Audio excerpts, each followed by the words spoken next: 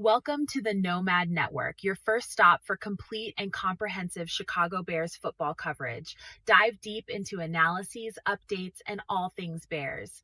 Subscribe to our YouTube channel today and never miss a beat. Thank you in advance for your support. We promise to bring you the best because together we're unstoppable. Go Bears.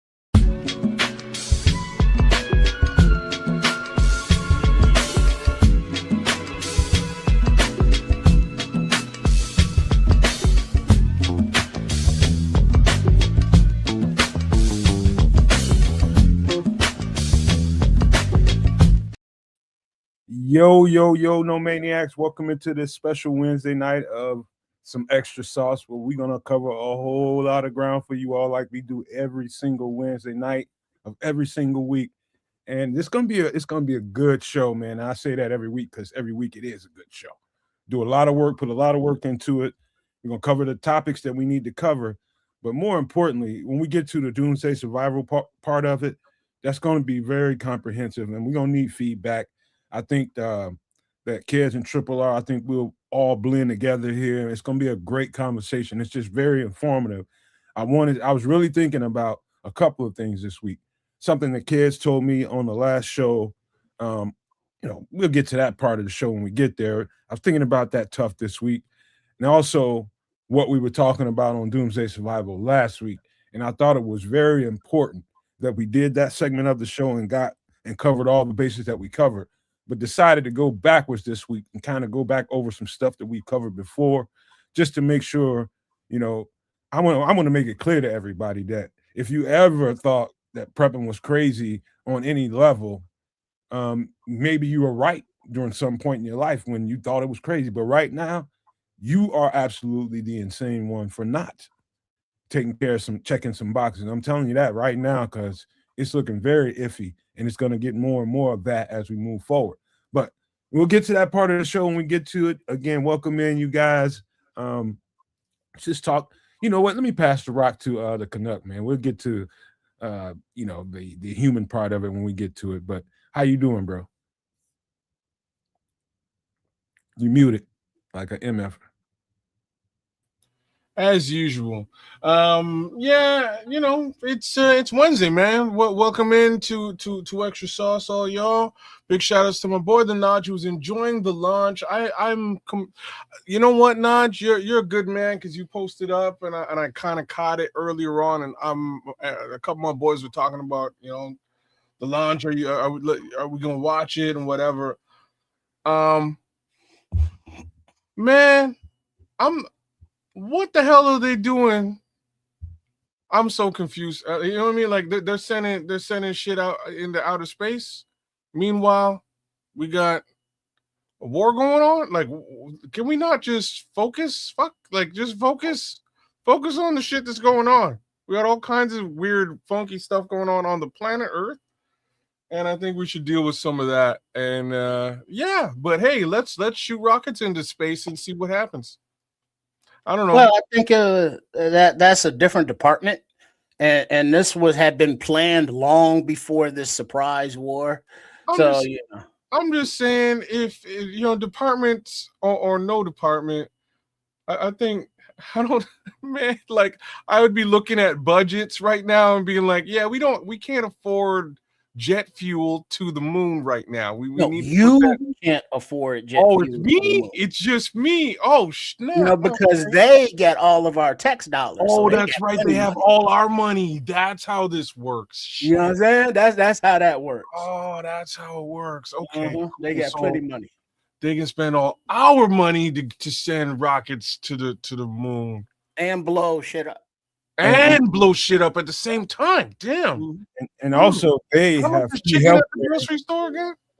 They also have free health care while other people in this country are struggling. Who's they? Them. Y'all talking about the day I'm thinking of is I'm talking about your government right now. So like y'all ain't got no health care. So our government is headed in the Middle East, obviously. Oh okay. We don't know what's going on. We don't know what the hell's going on. So we got healthcare over here, so I'll give you that. Welcome to the the North American the socialist experiment in Canada, live and direct. But in any event, I don't know, man. I was just thrown for a loop with this whole launch thing. It caught me out of left field. I was trying to take a damn nap, and I didn't see that one coming. And here we go. We are in space again, and like I don't, man. Like so unnecessary. Like what are we doing here? There's no, y'all can't figure out what's going on the ground or in the sea for that matter. Like nobody knows what's happening in the sea. Go check out what's cracking in space. It blows my mind, bro. Hey, I saw the launch thing and it's like, what? Oh, they sent some more shit in space. Ah, cool. Like then hadn't thought about it again until y'all brought it up. Because that's something that's like I said, above my pay grade, or I ain't even in that grade whatsoever. And whatever they find, maybe they'll tell us, maybe they won't. So it's like, cool, whatever. I got shit to do. Scrolls kind of nailed something there. So like just getting into like just touching on some of the stuff we were talking about last week. If we wanted as a North American society to maybe sidestep the whole oil thing and move towards an electric situation, you could take some money and dedicate it to the infrastructure and building that out. Except let's shoot that into outer space. Let's shoot the money into space. Kids. Hold on, kids. Sorry. I do you one further, kids. $1 billion. That's a lot of money, right? It's way more money than I'll ever see. Well, but thing is, there was a project for renewable energy. I believe it was a wind farm off the shore that was owned by a French company, and it was set up to do what you're speaking of and utilize renewable sources, to alleviate some of the pressure on the power grid and all that other related stuff, but our current administration is a fan of, let's say, dirty, fuels, the coals, the oils, and the renewable things are like, fantasy, bad words to them. So instead of completing this project for renewable, they decided to pay this French company $1 billion with a B to fuck off and not do any projects. No, he ain't kidding you. I wish the fuck he was. That's hilarious. Like I just want to before we get into the show. You know what I mean? Like we kind of do things very specific. I just want to give him a huge middle finger to the elites out there. Like y'all so short-sighted though. You guys own everything as it stands today. The fact is, like, you would own the electric infrastructure too because you own everything. And I'm talking like, let's just say Ford Motor Company, as for instance. They have a major foothold on North American automotive. There's a lot of money there. And because of that, there's a lot of money in the oil patch as well. So that goes hand in hand. End of the day, you guys would own the electricity. Like you would own EVs. I don't understand. Just own it then. You know what I mean? I'm not. It's not. I can't. There you go, thinking logically, kid. Stop it. I'm sorry, man. I don't like. What are you gonna do with logic? Greed is crazy. Like the level of greed is crazy, bro. What are you gonna do with logic in this world? I don't know, man. When is too much enough? I watch way too much Star Trek, man. Spock got to me, bro. I'm just saying, Spock got to me. Yeah, this is much illogical. I'll tell you something, man. The funny thing about fate is all trips just got through telling you, and the surprises you were at as surprised as I was at when I found out about that story. Funny, fate would have it be extremely hilarious because we're getting kicked out of the Middle East at the same goddamn time. We're being just completely we won't have a footprint in the Middle East where all of that shit comes from in the first place. I mean, that would have been a great idea if you planned on having a strong footprint in the Middle East for the next 80 to 100 years, but you're being completely kicked out of there now. When this is all said and done, we're going to get right back to that what we just paid a guy to get out of here for. We're going to go right back there. We have no other choice. There's a new big dog in town, and his name is Iran. Well, I wouldn't even say that. It's just short. It's just short-sighted. If you're really smelling what I'm cooking right now, it's just short-sighted. This plan to do what they're doing has been in place for like decades.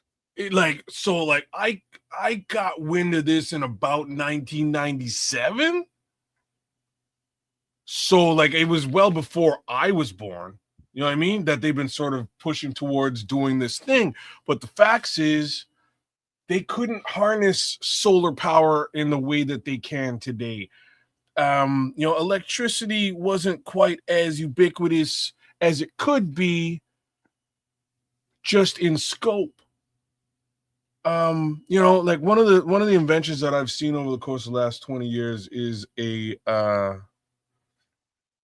was real cool. And I think these folks are Canadian. I think they are, but it's just like a panel that you would put on a road, and cars would drive over top of it. And what this panel basically does is, like, one of the things that it does a whole bunch of really cool things. But one of the things that it does is it would like pull the electricity from an EV, share it panel on panel, and extend it out across the infrastructure, as well as push it back to the car. So charge your car, pull from the car, and extend that across the infrastructure. And you would just connect these things to each, like bumper cars upside down, brother, like bumper cars. Or like another way to explain it would be like, like a race car track, an electric race car track. How you start, exactly. So that's kind of how this thing would work. And then on top of it, it's got like lights and directions and all sorts of real cool stuff built into these panels. Yeah, the LED illuminations. You got all that baked in, but most importantly, it would extend the grid and recharge the grid. These people been trying to sell this thing for about, it's 1997. You know what I mean? They've been trying to sell it since about 1997, and everybody's like, "Oh no, like we can't have that. Like that's not a smart idea."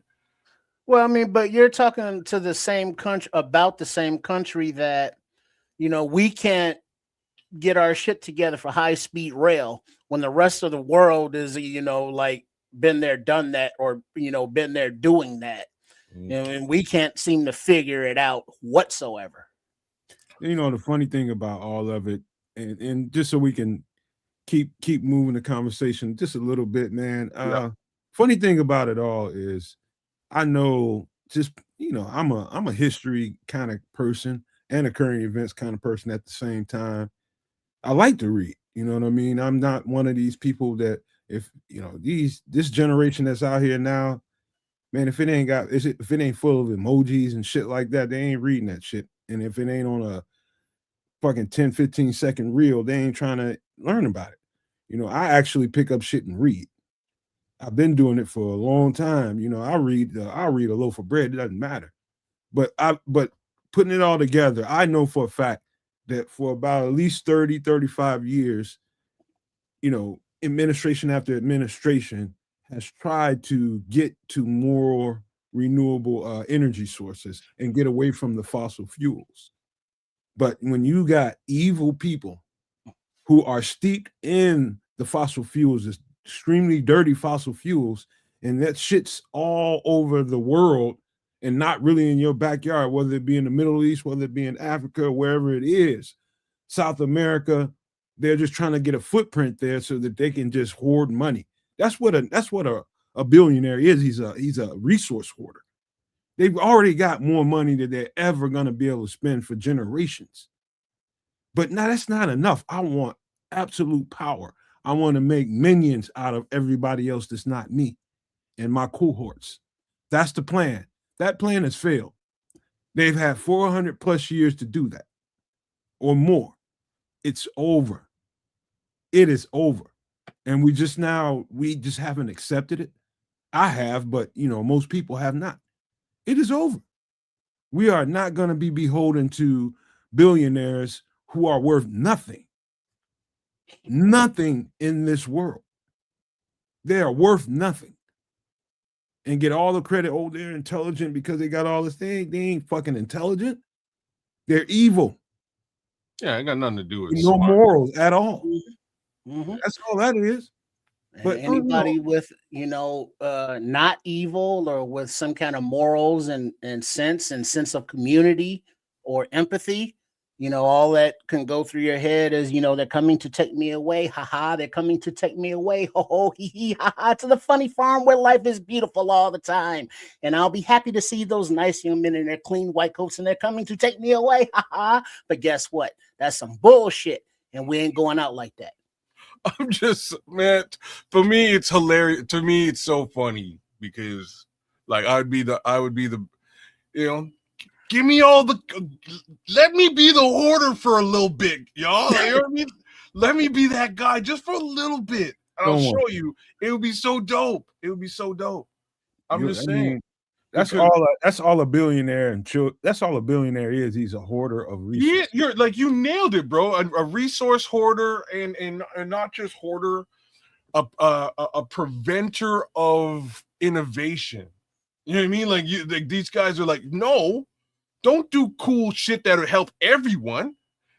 It's gotta help me first. Like if it doesn't help me first, screw the entire planet, burn the planet. You know what I mean? Like, and that's the wrong, like that mentality is gonna cost them, and we're seeing it cost them now. Yeah, we're gonna burn this torch down. Hey kids, I said something real. I don't know what you might think of it, but a lot of people reacted to. I said something on social media. I said it's not that we don't have the money and resources to feed the poor. We just don't have enough money and resources to satisfy the rich. To feed the poor, we can feed the poor all over the world. We have plenty. Brother, like that we just don't have enough to satisfy rich people. That shouldn't even be in feeding. This is what I'm trying to say. Be a thing. We're shooting shit into space, but people are hungry.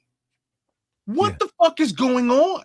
Exactly. Whose idea are these? Like whose ideas are these? Like I don't understand. There is no shortage in anything. There's no shortage in knowledge, know-how, land, that's the thing. Actual money, manpower. We have a system in place that runs by a lot of the status quo, and then that gets influenced by the lobbyists who represent corporate interest, and they lobby our elected leaders to change laws and standards and parameters. So you look at how the food situation, instead of utilizing the technology to convert old shopping malls into greenhouses, that could healthily feed the population. No pesticides, no GMOs, none of the bullshit that they've been, putting in the food for, however long. But that is, pie in the sky. No, we don't need that stuff. We'll just rely on the old standard of, relying on the crops in the ground. And if they can get the resources necessary, to produce it, like the fertilizer and the seeds and all of the things that go into that, and then they have the tractors that they can't work on themselves because, the John Deere people, had laws passed that said, hey, this is our property. You can't, tinker with it. You got to bring it back to the factory. And so you have all of these corporate roadblocks and red tape that is made by the government through the government because of, the almighty dollar. So that bastardizes everything. Whereas if we just, combined as a human existence said, hey, food should not have a cost like that. It should be abundantly available to whoever is hungry, because guess what? We can plant trees on the sidewalk that will bear fruit instead of having, signs or trees up there that, are just decorative kind of shit. There are ways, instead of, big luscious grass and lawns, you have individual gardens and that are productive and useful for something.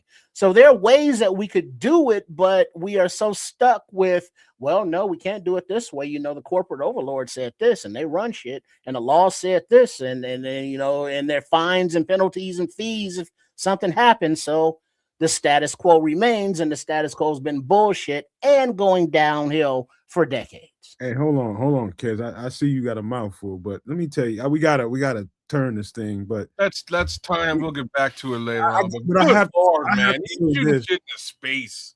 I have to say this, man. A couple things here. It's like, if you like, I don't know about you two guys, man, but my girl watches shit that I don't want to watch, and me too, man. I had to dip today. Yeah.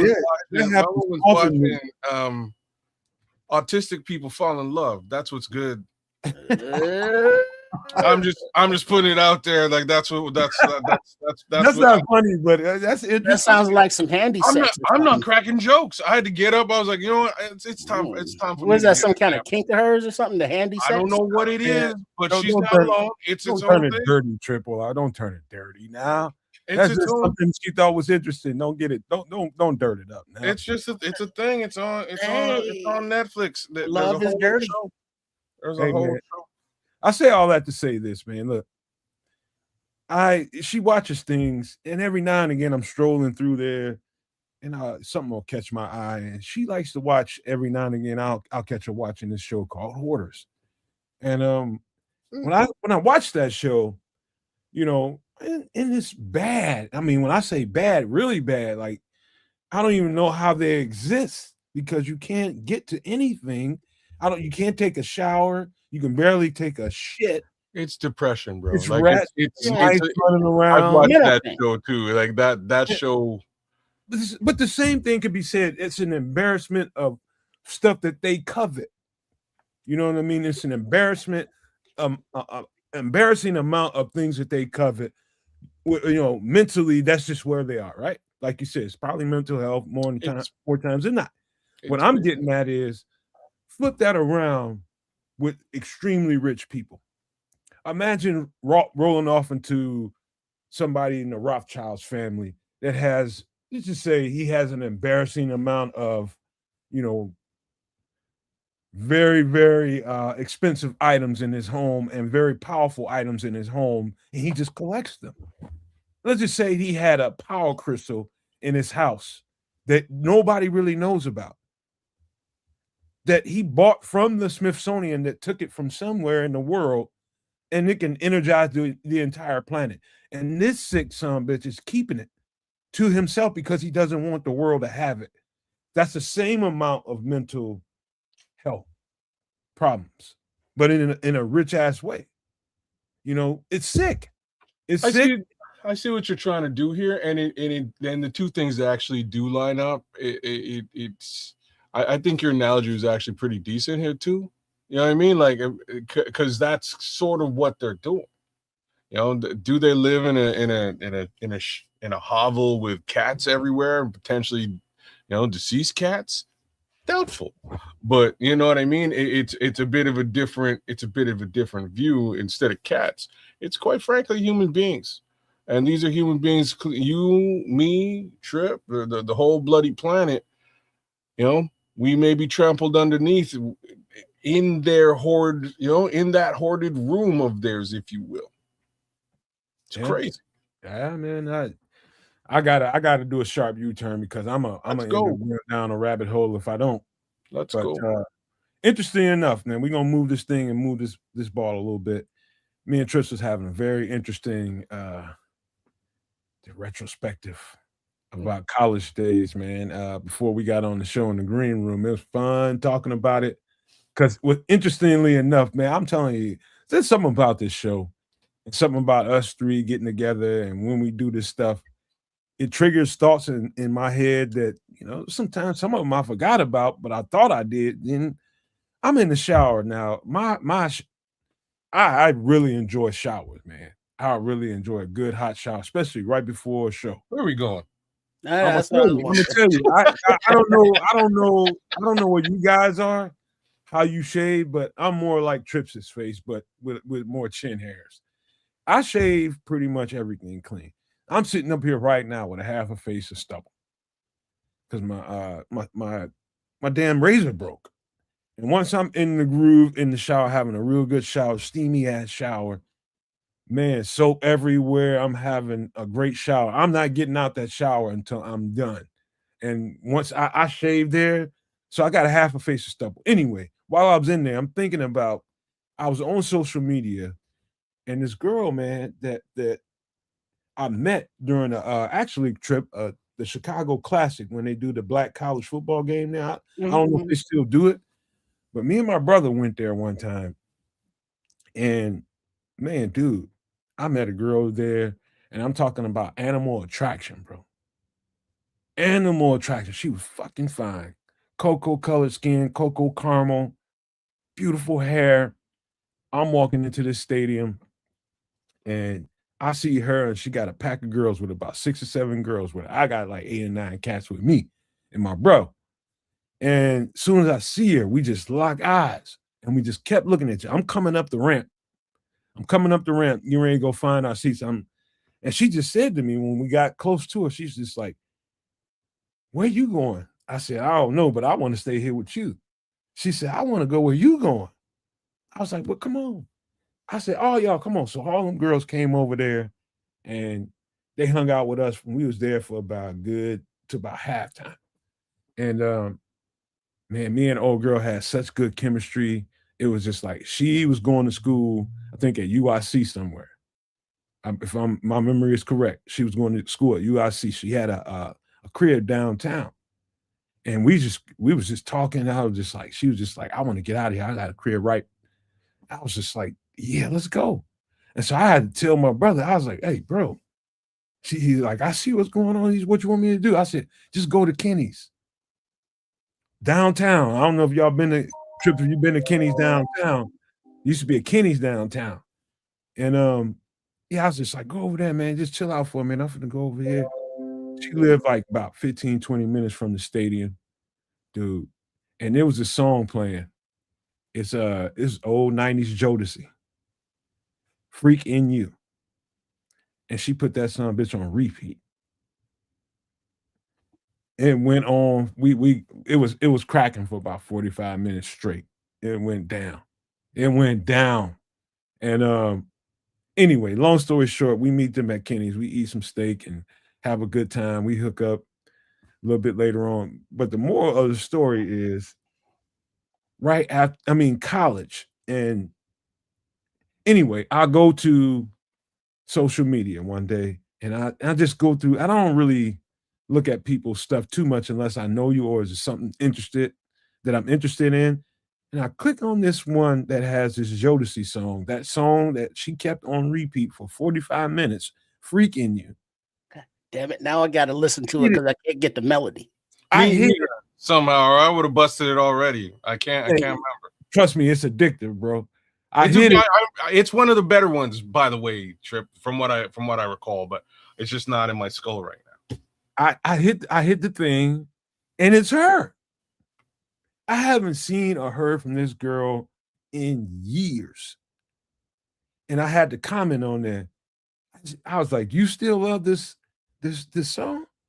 And she couldn't believe it was me. She said, "I've been looking for you. You know how long I've been looking for you?"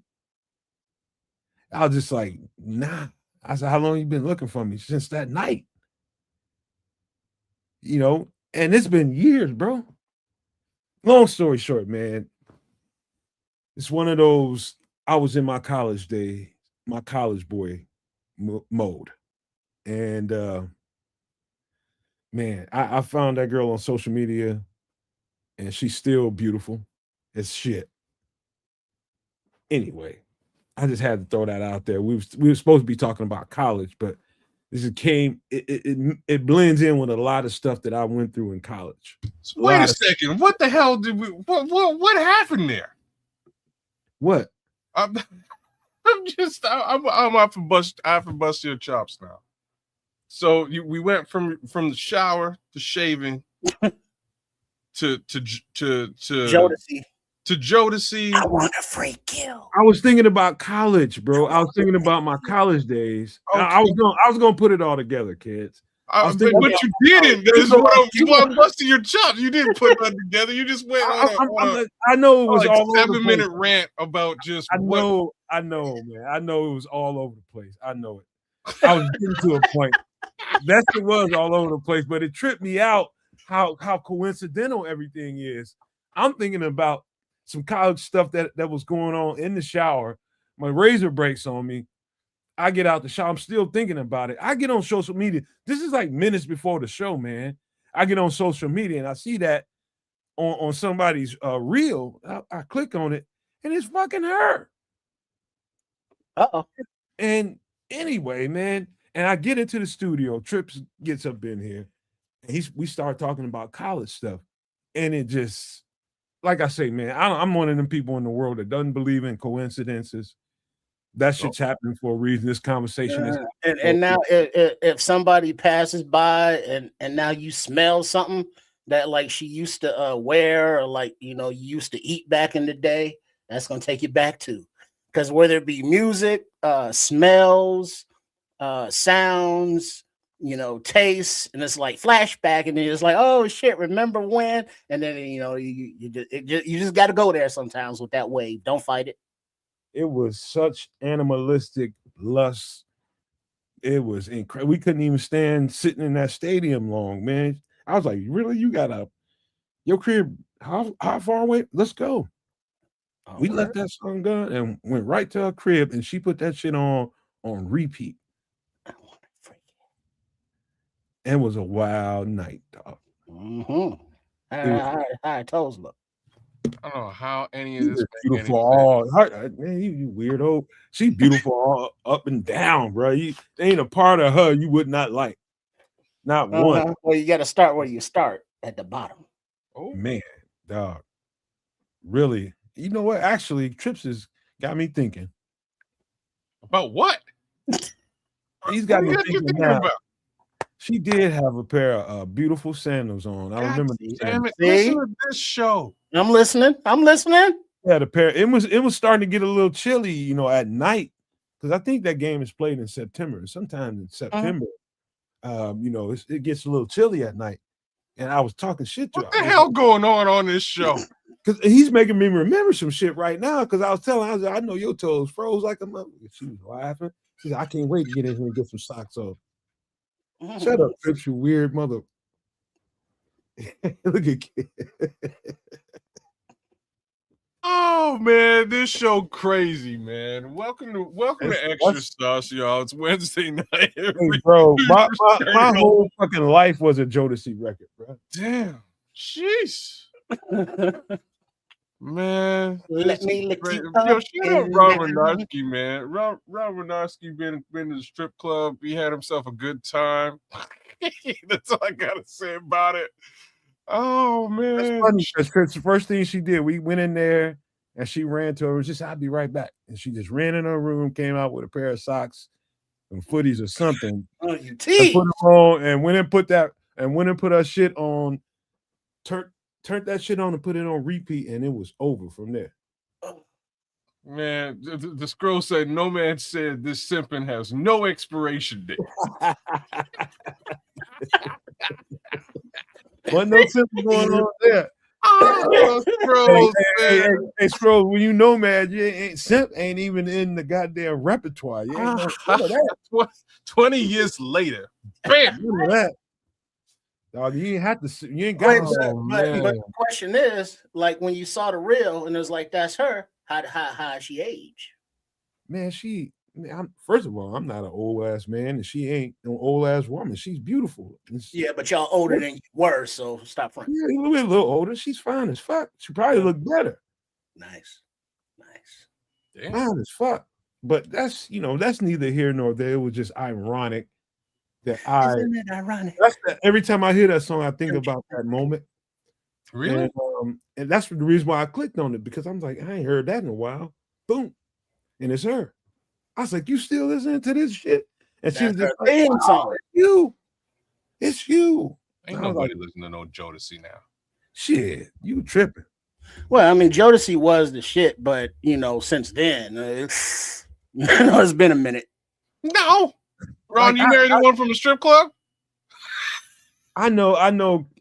Like my nephew Turned into a housewife. My nephew has a girlfriend, like one of the girls that he was messing with. I know for a fact that likes 90s R&B, and Jodeci is one of them. And shit, people love 90s R&B.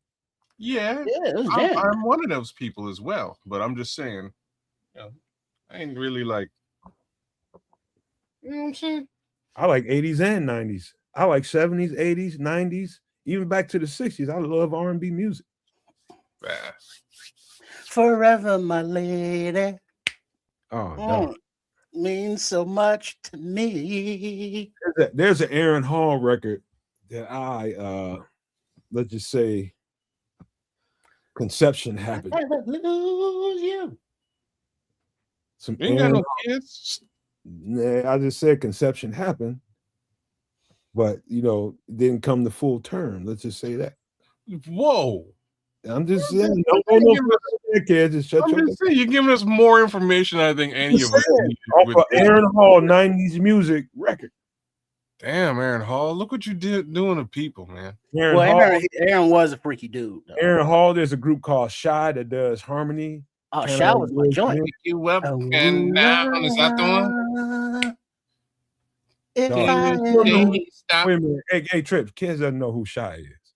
You don't know who Shy is? I know who Shy is, man. You don't know who Shy is. But I'm not like, to me. man, I really want to know your name. I really want to. Yeah, that was a jam. I was tripping out my nephew's girl. I was just like, what you got? What you playing over there? She's like, oh, I love 90s R&B. I said, how much? Let me see what you got in there. Man, she had it all, bro. And that girl is like, what is she, 16, 17 now? Yeah, they own that shit. Like retro is where it's at. Now, come on, now, just I know people like maybe in the chat, whether you're watching on the Nomad Network or at Kids of Canuck or Sports Chicago Style, make sure you are subscribed to all three. But if you hear the songs, and if I ever fall in love again, I will be sure that lady is a friend. You hear that song, and it's like, I never know who made it, but that was Shy.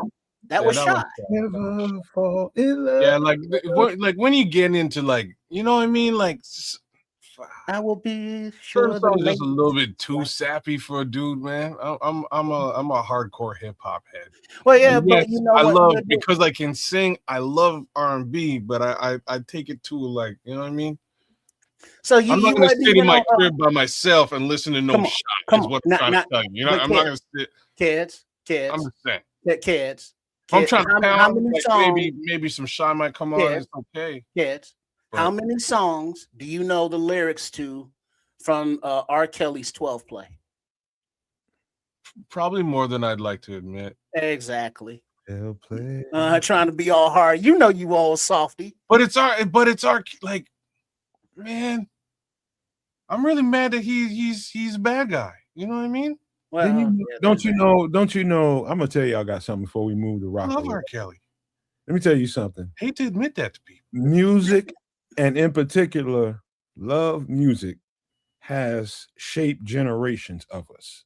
And I'm talking about generations. I'm talking about for hundreds of years, maybe even thousands. Rhythm, sound brings togetherness, promotes love, and that music is a certain energy and vibration to it, and a frequency.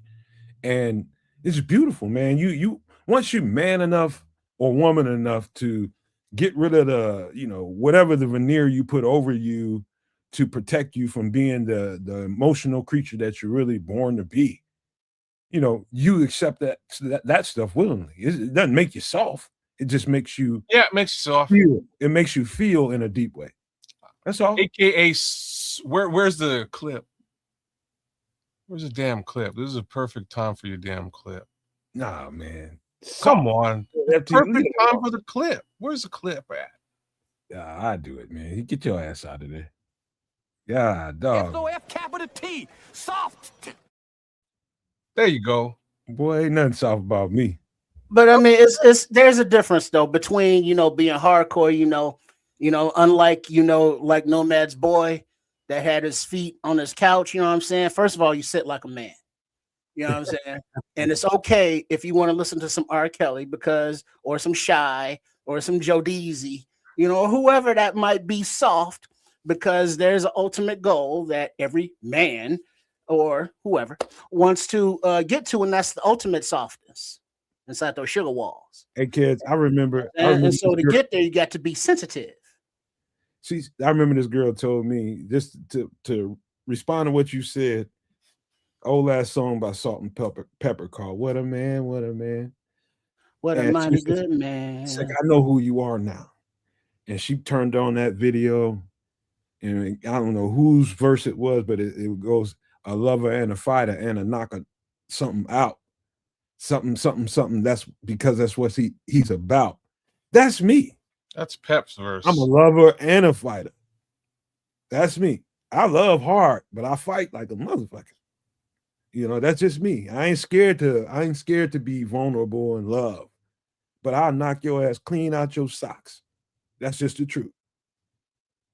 And that's a man. That's a full, well-rounded man. You gotta say this like, where's that clip again? S-O-F capital T. Soft. Yeah, okay. I'm just saying, I would never put a Salt and Pepper lyric and myself in the same sentence. Look at what they was talking about. They was talking about their guy. They was talking about their guys, man. I'm just saying. I've never in my life said, "Damn, Pep, you put it down lyrically." Oh, you never, was looking yourself in the mirror while you was putting in work and start singing to yourself and doing the rhythm. Push it good. Oh, well, push it a little bit different, because that's just like real good. Damn thing. You know what I'm saying? But you are embodying Salt and Pepper by pushing it. Now, granted, you was love making, if you will, I'm embodying something completely different. Yeah, you soft because you scared of your soft side. I'm hard as a fuck. Why you soft? I'm hard, bro. That's how they raised me. They raised me hard. They raised me hard. No pauses. Amazing. No pauses. No pauses. Hard as fuck. Man, your ass soft. You were rubbing maple syrup all over your nipples. Hey, man. The nipples are hard as fuck. And all sweet with maple syrup dripping. All right.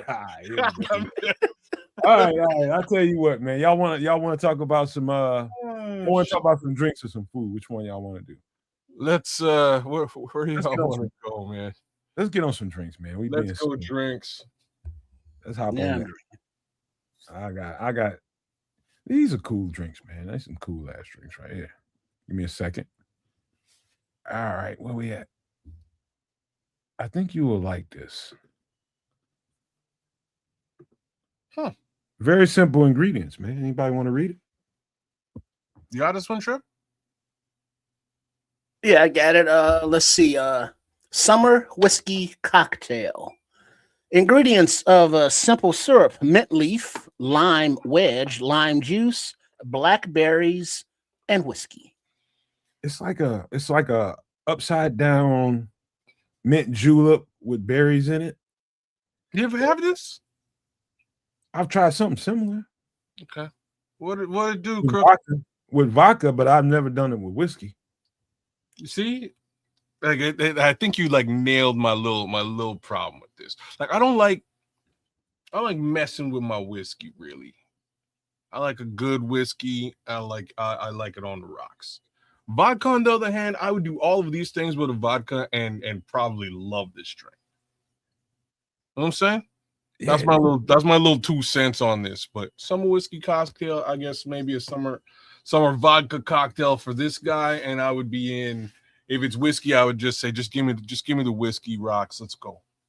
No, I mean, I think like in the summertime, I'm more open to these kinds of drinks. More in the wintertime, I'm more like what you are now. What you I just see what you're said now. saying.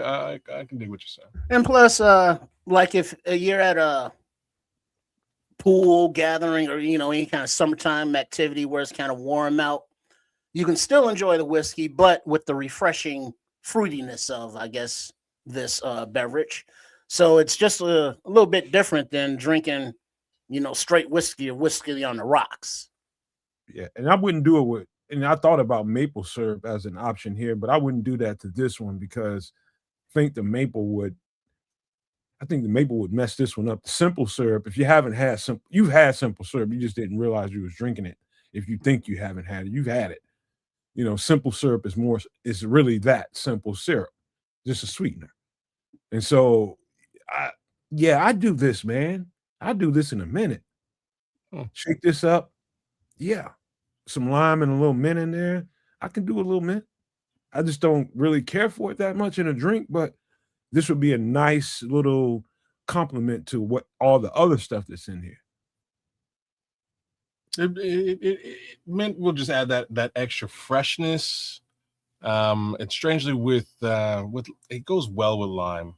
I just have to say that. But yeah, like I say, if I'm at the pool party, I got scotch on the rocks. I'm good. Big old piece of ice in there, and I'll crush that and pour myself another one. Hey, kids, I don't know if I said this to you, but here in North America, I know in my part of the North America, these blackberries grow wild around here. Oh yeah? Oh yeah, man. I told you I got 2 trees out in my yard. I get these. I have these all year round. I do have them all year round. They're in my freezer now. Oh snap. Yeah, so I love them. I grew up eating them. You know what I mean? Coming home, my grandma always telling me, "Boy, stay out them goddamn trees. Boy, you eating too many goddamn berries. You been in the trees today? Mouth blue as hell." Nope. Yeah, we got raspberries and strawberries that grow kind of like that out here. Less with the strawberries, more with the raspberries. But my backyard is over. Last year, my backyard was overrun with raspberries. I got to get out there this year and just cut that whole thing down because it was a little bit crazy. These is Trips. What you talking to somebody in your background? Mind your business. Oh, how about that? A prickly son, bitch. I'm just trying. Like you just met me. Hold on, man. God, dog. There go Miss Nova. Hey, but Miss Nova, what up? You see what just happened? I just wrote myself. What you just fucking say, man? I just wrote myself a check my ass can cash. What you just say, man? I gotta get out in the backyard and cut down the raspberries, and she heard it. So now I'm gonna have to hire somebody to go ahead and oh, so you actually cutting it down was a farce. That's not happening. Fuck that shit. Anyways, back to the show. Well, question, Red Baron. This drink, cool. But he's saying that vodka is too rough on black people livers. What does he say about gin? I say it's the other way around. I say dark liquor is worse. Really? And I think good vodka, depending on what you're getting, is you better off long term with the vodka than you are with the dark liquor. I don't have an answer to this. I've seen all different types of liquors wreak havoc on black livers. I'll be straight up and down about this one.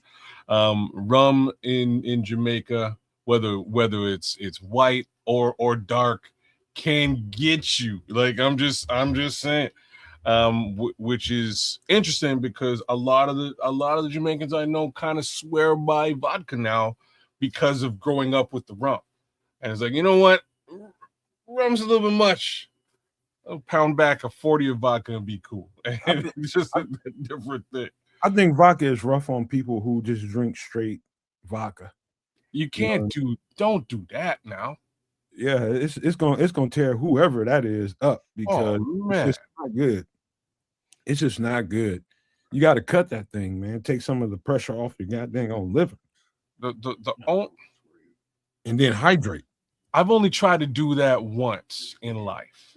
My wife prefers vodka, but like only one time in life, I had a bottle of vodka. I'm like, man, I got to go to this party. I'm just gonna pound this thing back and party, and I just pound this bottle of vodka back and I'll instantly regurgitate the entire thing. And after that, I kind of learned my lesson, man. I'll just take that and I'll take it piecemeal with a little simple syrup, mint leaf, lime wedge. You know what I mean? I'll take it piecemeal and get to the desired drunkenness. But I can't drink it like that. Not anymore. I know Russian male lifespan and female lifespan is very short. That like that Russian vodka, they don't have any kind of. It ain't because of vodka. No, it's because they don't have any regulations on the people that make them. Make those vodkas. They don't care nothing about. They just want to sell the shit. They'll make it themselves. A bunch of drunk ass people there that love to drink and stay drunk. These motherfuckers get up drinking vodka. There's a reason. It's very cold. Oh, you know what I mean? That ain't no reason. They just alcohol warms you up. They need to be drunk to ignore the fact that there's also nothing to do. So when there's nothing to do and it's freezing cold, vodka. Nah. You know what I'm saying? I'm glad. I'm so happy that I cannot drink any of this shit straight. I don't know what to do because I always got to cut it with something, and I always got to drink a lot of water. So if I'm drinking, I guarantee you that next day I'm gonna drink a whole gallon of water. Well, you need to hydrate. You got to hydrate. Yeah, I'm clearing that shit. You know what I mean? So it's just. Well, I mean, you mean you're flushing the poison out of your system?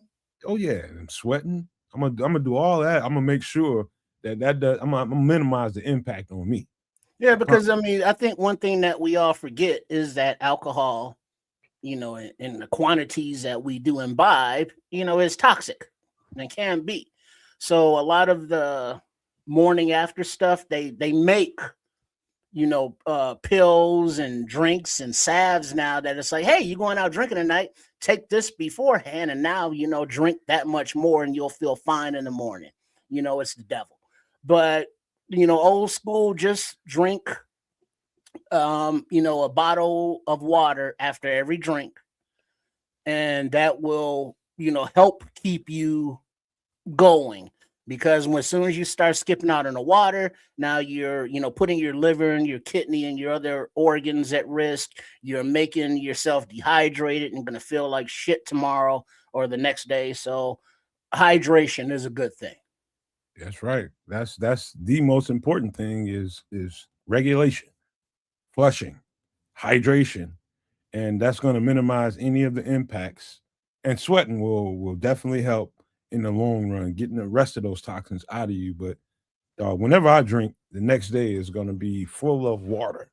Well, that what Red Baron is saying here in the chat, he just stays away from all hard liquor now. And I know other people that as they've matured, for a nice word, you're welcome, that they've moved to wine, you know, as opposed to spirits. Oh yeah, so they're still getting a little, you know, they buzz on, but they're just doing it in a more refined way. Yeah, not this guy. So I can't do the wine. I get angry. It makes me vex. It makes me mad. Wine does. Yeah. Yeah, dog, you got some fucked up body chemistry. I'm just telling you. I get mad. That's fucked up, no man. He can't help it. I have never heard that. Well, you know what? I've heard white women say that. It makes me angry. I get upset. So I don't like to drink that. I will drink hard liquor. And the other thing about hard liquor is that if you don't do any of the shit that we're showing you, like I hate to put it that way, if you don't mix these drinks with and you're not cutting like potential sugar into your booze, you can get away with drinking real Like having a real good night of drinking and have no hangover the next day. Okay, all right. Little tricks. I would say this, man, and this is to anybody listening or watching. I would say, what do you do when you drink has an influence on it. So, well, it's like when I'm having a drink, like me and my girl are having a drink. If we're not watching something that we focused on or just being together as a couple, we listen to some music that has a very good energy to it. Very good energy to it. And I'll just say maybe that might help. Maybe that might help. And Missy is right. Miss Nova is right. It's sometimes for alcohol is evil for a lot of fucking people. And that's why they call it spirits, because it does it like whatever inner crazy you have inside you, whatever inner mean and Demons. just belligerence that you have inside you, that shit will erect that. No doubt about it. No doubt And about then it. If also, you don't counteract it with something yeah. that has a better frequency, like music. But then also the choice of alcohol or liquor does not matter because it's not for everybody. Some people have addictive personalities and they won't be able to say no. Some people have a chemical imbalance where the alcohol, like those people that are quote unquote cheap dates, where you give them one beer and they act real drunk. Because I got a buddy who drank a lot. Let's just say, redefine that. He would have a 6-pack and it would be like he drank a case, and it would turned out that his body just couldn't process the alcohol, metabolize it. So it's a different thing. So everybody is different. It's not just, some people want to drink or can't drink or shouldn't drink. There's a little mix of all of that. So people who try to drink that maybe shouldn't be drinking, they're the ones that have like a lot of the issues. You definitely got to get your shit together, or you are having. It should be some kind of protocol for people that can buy liquor. You need to get your shit right. You need to get your shit together before you even can purchase a drink, because it's just going to trigger the belligerence. What does that mean, though?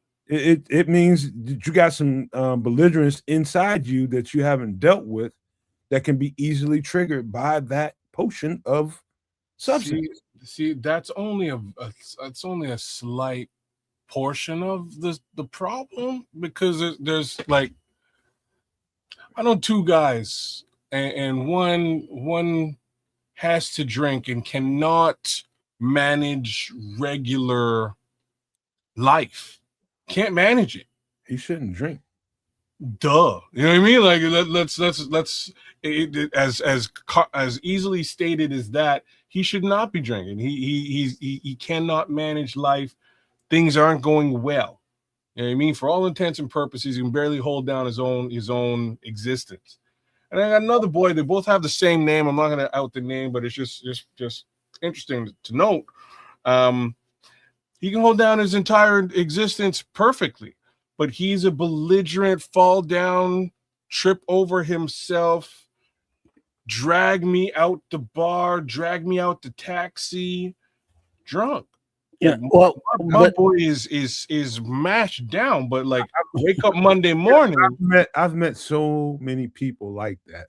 Monday morning, bro, he wakes up, go to work, cleaning the whistle, gets. Well, isn't that what they call a functional alcoholic? That is functional alcoholism. You know what? I have no problems with people that drink. I've met so many people like Kez just described. I know those people. I really know those people. And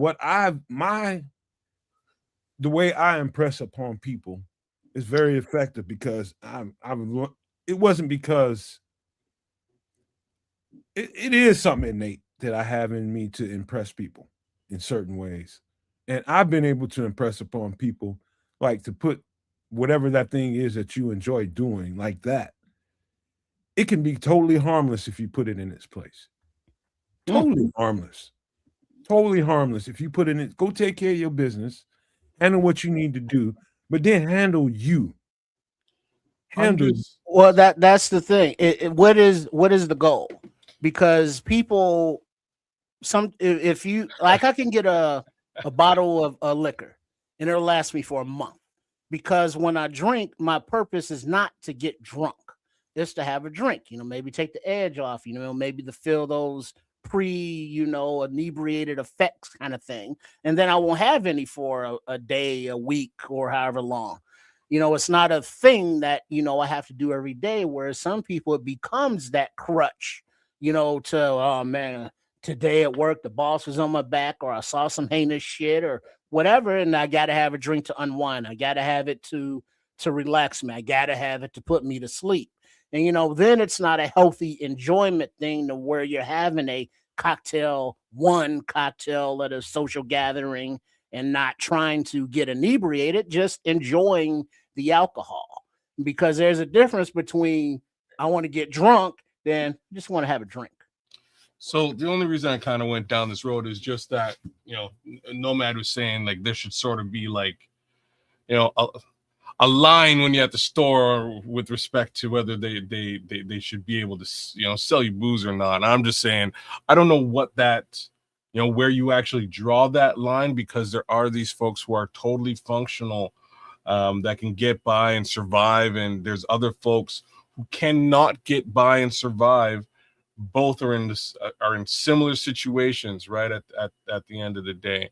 And Cyrus McDougal, you're clearly a Trailer Park Boys fan. Shout out to you. Big ups, big ups. Jim Leahy, rest his soul. You want to read one of his quotes? Sure. I got a lot of people who don't know how to drink.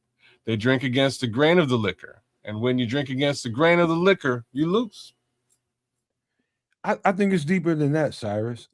And the point that Kez is trying to make here about, I do believe that they should put some restrictions on who could buy alcohol, because it's too many people with unresolved issues that are absolutely out there just buying all and really just masking, the stuff that they haven't resolved in their lives. I don't want to call nobody crazy or some kind of mental health case, but sometimes it absolutely is that. I've actually helped treat people most of the time. I've helped treat people like that, kid. So I know it. I tell people all the time, you haven't resolved some stuff. You got to resolve some stuff in order for that you enjoy drinking like everybody else does. I think you should be welcome to it. However, if you haven't resolved some things in your life and it's triggering some of those things in your life that you haven't resolved and it's causing you to be belligerent, then maybe not. You know what I mean? I've dealt with that shit too many times in assistance with police and different things that I've had to deal with in my work life. I think we've all dealt with that. Like I know you have a social work background. I'm just saying, I don't think I've ever met. Sorry, let me rephrase. I think every single drunk that I've ever met has at some point decided to sort of delve into their own personal misfortune, for lack of a better thing to say, their own personal story of disdain, general disdain and trauma. And that's sort of their night with the bottle. Well, that is a coping mechanism for some. Yeah. But then also there are many in recovery for whatever substance they were addicted to, whether it be gambling, whether it be drugs, whether it be alcohol, but they flipped that addiction into something healthy, quote unquote, or people that have never had those particular vices or still have an addiction, and it's called the gym or the health club or working out. Those are the people that are, very quote unquote driven and have to be at the gym, whether they're sick, holidays, days off, bad weather. And it's like, you look at them and it's like, yeah, it's cool to be healthy, but you don't look healthy. You're in shape, but you don't look healthy. And it's that kind of thing. You can tell that, yes, they're doing a healthier addiction, but it's a coping mechanism. And there's nothing wrong with that. But Before You know what I mean? anybody goes further, I'll say this, just What to up, take Levante? all the ambiguity out of it, just to take it out of it. If you drink and at any given time, like let's just say you're at home with your people, you got family, your girlfriend, your kids, whatever, who's ever around, and at any point in that night while you're drinking, and just to take the ambiguity out of it, if you get tight while you're drinking and something happens during that evening that makes you tight, and I mean by tight, I mean it gets you uptight. That's a first sign. If you don't drink and you're around your people and don't experience a little love and everything slows down for you and you just enjoy each other a little bit more, which is what it's supposed to do. It's kind of a depressant. It's not kind of, it is. It's supposed to kind of calm you down. But if it does the opposite, that should be a sign to you that you need to get some shit straight. If it brings out the belligerent in you and you're around the people that you love and care about, not to say that they can't trigger a bad reaction, they can, but think about it in the way that I just told you. If it makes you tight, and the more and more you're sipping and drinking whatever it is, you probably got some stuff you need to clean up. And I'm sure I don't have to tell, or we don't have to say this to grown folks, but sometimes we do. Levante. You know, if you don't want to drink, or you don't feel like drinking, or it doesn't respond, or your body doesn't respond to it well, but people be like, "Oh, come on, just have one." You too old to be falling for the damn peer pressure. Be like, "No, I'm good. I'll drink water. Now to stop fucking with me." Yeah. Well said, Trip, man. A lot Yeah, of people feel obligated to do it, and it's funny, man. I had to make fun of this one homie at work because he's buying mocktails, and like they're so obvious. He's got like like Roy a little. Rogers, I don't know what he's drinking. Shirley Temples. He's like a Shirley Temple, but he's got like an umbrella in there. Yeah. So what are you drinking? And he looked at it and he's like, I don't even know. And I'm like, what do you mean you don't know? It's got an umbrella in it. You clearly ordered that. What was that? And he's like, I don't know. And I was like, bro, you're not drinking at all, are you? And he's like, no, I'm not drinking. I was like, well, you don't have to order bullshit. You know what I mean? Like, you can just get a ginger ale, and that's cool too, or a Coke, or like whatever you want to drink. It doesn't need to have a you know what I mean? Kids, it doesn't need an umbrella. Give me a Long Island iced tea minus the Long Island. Hey, listen, I guarantee you this. That's the most dangerous man in the room. Brother, he is. He was an evil, conniving, skeeving SOB. But I come to find that out later on. It was just, I was just like feeling the room out, and I'm like, this cat's wrong. Man, just drink a ginger ale, bro. You don't have to front like you're doing something different. You ain't even drinking. Like, he's at the bar with us too. That man knows why he's not drinking, and he's dangerous. Because he's collecting information on people while they're drinking. He's selling it to the KGB, bro. I'm just saying. You know what I mean, to use that later, when they are weak, and he can take advantage of the situation. All right. I'll tell you what, I think you guys will enjoy this drink a little bit more, given everything we just talked about. When we're just talking about the enjoyment of a good cocktail, I think you guys will enjoy this one. Okay, this has got me written all over it. Then go ahead and read it off. Apple cider whiskey. Ingredients. Maple. See, yeah, for sure. It's got me written all over. It is.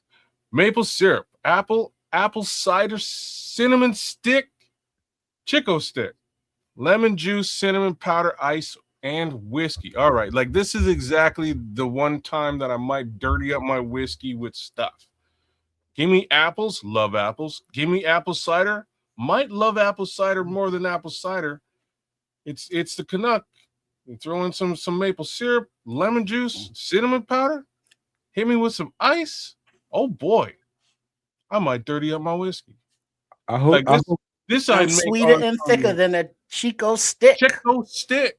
You know, an ice cream cone, honey. Look, take the lick. I would do this over some some Canadian Club or some Crown Royal. I wouldn't do this over like a Glenfiddich, a Glenlivet, or anything like that. But So like, none of the top shelf. no. I'm not putting my top shelf through this pain. But I think this over some Crown would be bomb. All right, now one question, maple syrup wise, being that you are Canadian, does the apple cider whiskey maple syrup need to be the grade A? The apple cider whiskey, you say? No, it's the maple syrup. You know how they have the A? I don't do anything but like 100% maple syrup, man. You know what I mean? So y'all just no imitations, no fronting, watered down, no B, C, D. No fronting, no BS. God, and like just the flavor of true to life maple syrup is worth it. It's like vanilla. You know what I mean? They sell that shit. They sell that shit for like $12 a can or a bottle, if you will, in Canada. Like it's expensive. It's like buying a bottle of booze. And the can is like an ounce. Something like that. I'm not sure. You know, I mean, but it's a small quantity. No. The can for like $12, you get it's like I'd say it's like a shit, Americans. What's a liter? Hey, fuck you too. So I'm like, oh, it's like a liter, and like y'all don't. Yeah, we don't fuck with the metric system. Yeah, I mean, you don't do this metric system. So I was like, oh, Americans. I don't know what a liter is in the U.S., but like a good bottle. You know what I mean? A good size bottle. $12 Canadian. You know what I'm saying? This is like you go to the store and get like some Aunt Jemima's, who I've come to understand doesn't exist anymore. Shame on the planet. I don't know what y'all did, but you know, that'd be like you get a full bottle of imitation stuff for like $4. The real stuff about 3 times more expensive, but good Lord, no preservatives, no BS, and it's a beautiful thing. Natural sweetener. Beautiful. All right. Well, let me break it down for you, and let me tear down some international borders. Mm-hmm. All right. So this right here, you see that? Oh boy. That's a baby I love right there. That's it. That's exactly what you look like. All right. So this is get that for about $12. 100% pure Vermont maple syrup, grade A. Yeah. Dark color, robust taste, or should I say, robust taste. He rolled the R. It's 1 quart, 32 fluid ounces, which is the equivalent of 946 milliliters. There you go. Yeah, so about a liter, about a liter, right? A liter is 1,000. So that I buy virtually the exact same bottle. You get it at Costco.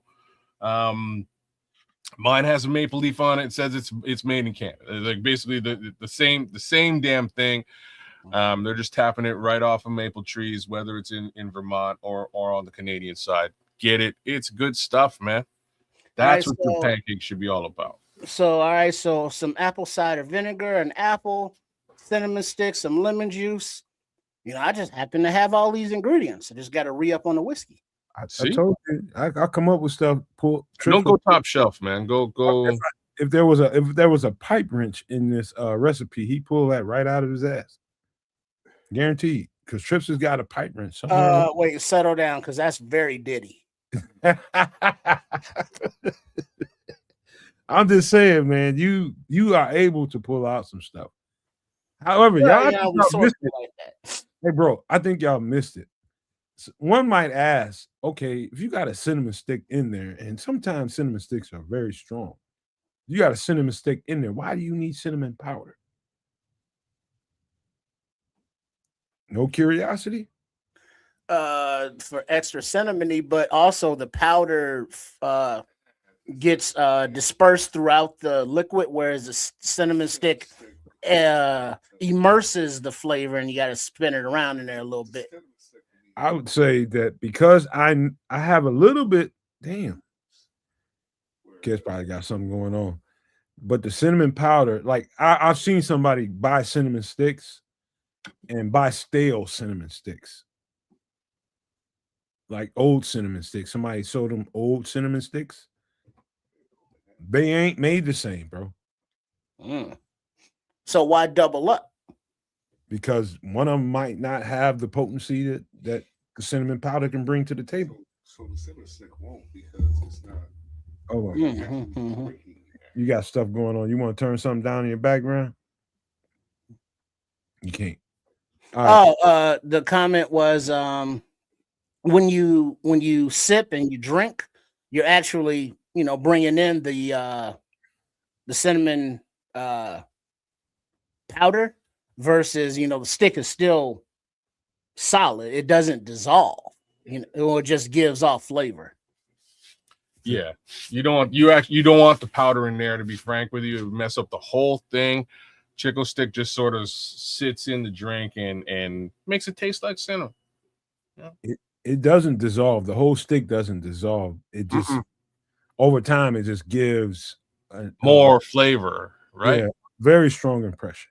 Yeah, very strong impression. And I wouldn't have known that until I bought that cinnamon, that apple pie moonshine I told y'all about from my aunt. Yeah, that triggered. I tasted it and then sent it to her, but I was like, damn, I didn't know. I never would have imagined anything apple pie tasting in a drink like that. It never crossed. It was so new to me. And after that, later on in the fall, in Atlanta, there's a lot of people that's, growing a whole bunch of craft beer franchises and different, businesses like that. And they got a lot of flavor profiles to craft beer. And I don't like craft beer. I ain't gonna lie to you. A lot of people might like it. I don't, but I like to sample and see what stuff tastes like. It's not gonna be like I'm gonna buy a whole bunch of this product. And I got to taste a bunch of stuff. And the more and more stuff that I tasted with cinnamon and apple in it, the more I liked. I just like that flavor profile in a beer. It just tastes good. But in liquor, it tastes equally as well. Right on. But you go ahead and get that apple pie Astroglide and that apple pie lube. Oh Lord. Yes, wow. Lord. Yes, y'all. Hey, Mrs. Why are we down that road? Because we talking about liquor, and that's right. The road that liquor takes. If that got you down that road, let's talk about something. Lick her. Let's go down this. I see what you did there, Canada. Let's go down this road. Just so because my boy was on my mind. Cares was on my mind. Me. And I did. You were. Okay. And I'm trying to think of some things that I know that really helped me change my diet out a whole lot. And this ain't 100% keto friendly, but it is keto friendly. It's just the panko breadcrumbs and the flour. It says no. But let me tell you something. You talking about, because I know you like potatoes, bro. I know you like potatoes. They're a good friend of mine. Yes. Yes.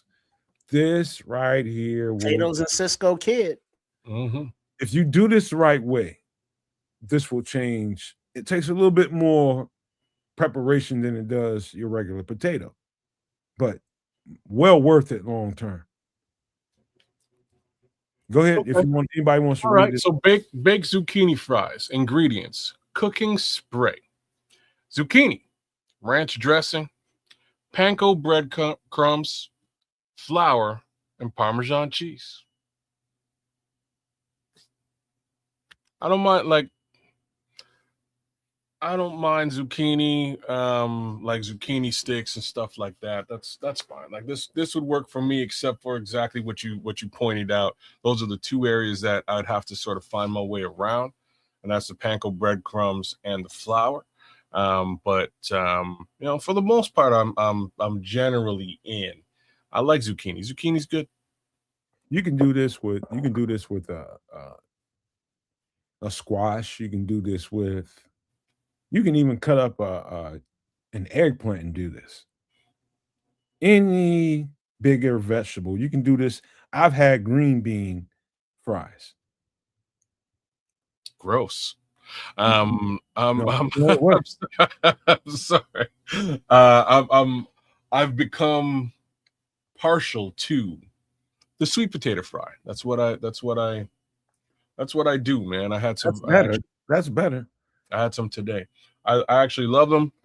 They're really good. I make a little, much like your ranch dressing, I make a little sriracha mayo to go alongside of it, and it works out very well, man. It works out very well. I have to say.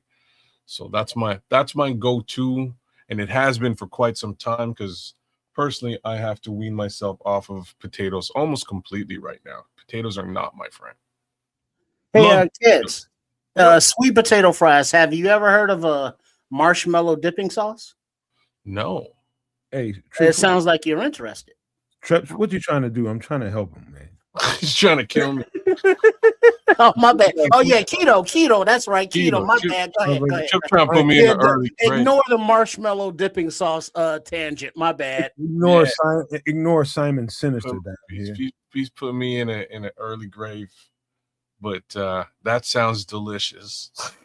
just to put it out there, that sounds great. Any strange excuse to incorporate marshmallows into my general food intake at one point was definitely I was definitely for. At this point, not well so. do you use mayonnaise or ketchup or anything for your healthy fries? Yeah, so what I use is a sriracha mayo. I put sriracha in with my mayo and I stir it around, and that's a sriracha mayo. What kind of mayo? Hellman's. So not healthy per se. How's it on? How's Hellman's? Well, in general, isn't mayonnaise? I mean, well, keto is maybe different than like a fat or you know what I mean. So I'm not sure how keto works with mayonnaise, but typically speaking, mayonnaise isn't the best for the human body. No, for keto, mayonnaise is king. Yeah, you can have all the condiments, man. Yeah. Well, you should skip ketchup, and that's actually something that I've really learned. I've really met De La Soul when I was much younger. R.I.P. Dave.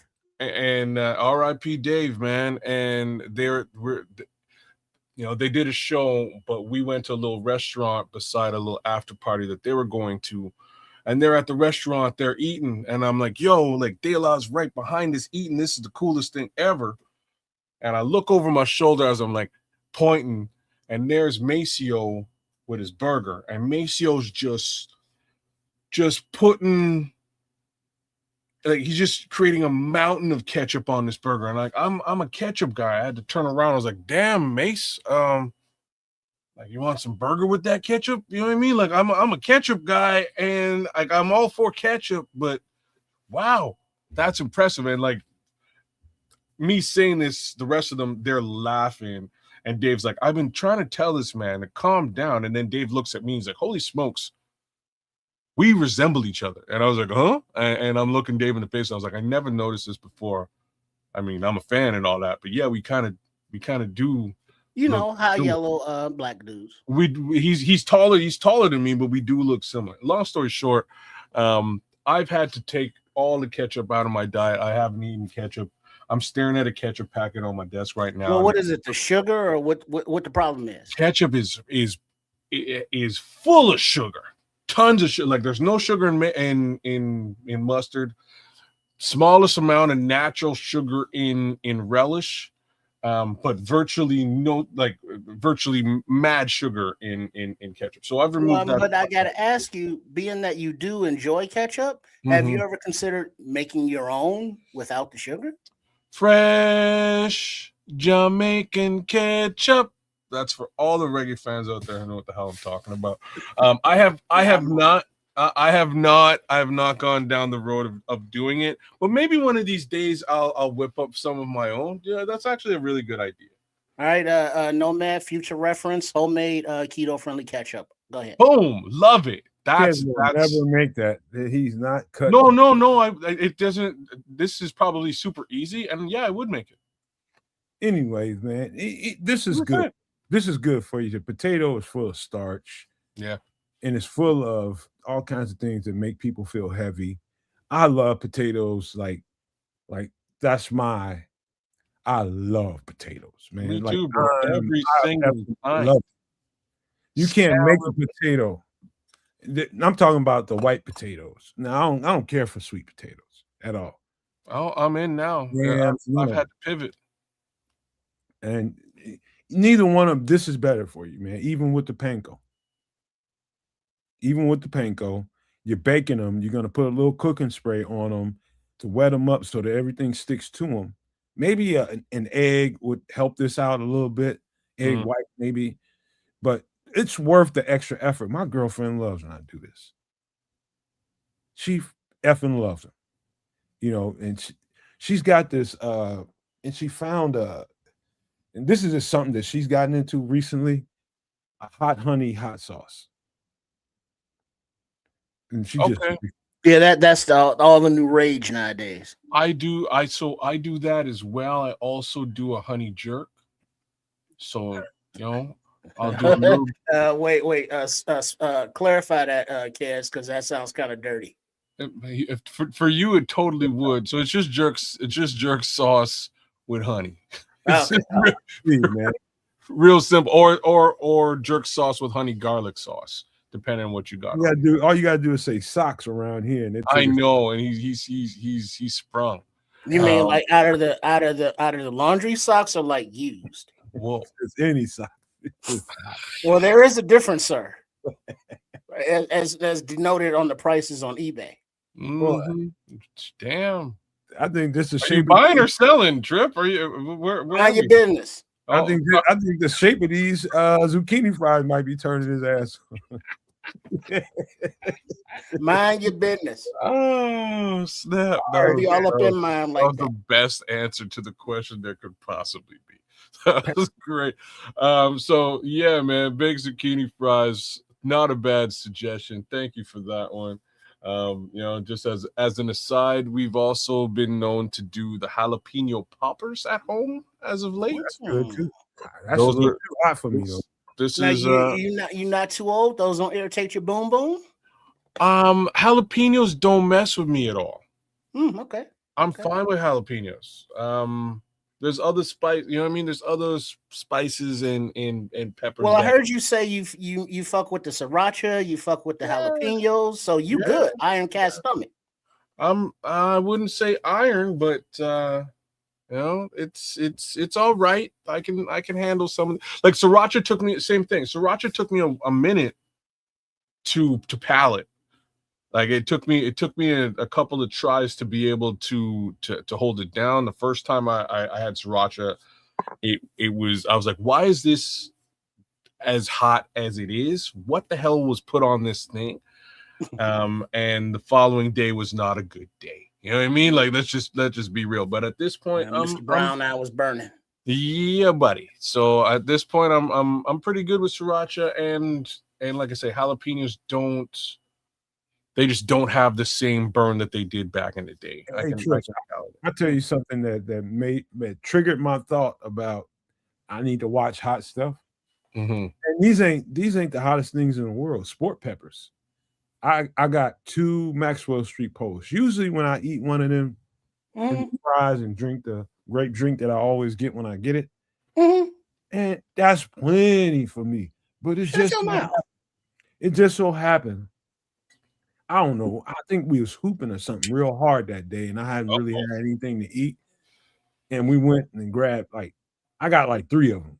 Yeah, that's probably not good. No. I only ate 2, but that was still not way good. more than enough, dude. And they got all them sport peppers on it. It's like 3 or 4 to each sausage, man. And dude, I was just mowing them down. Fries, everything.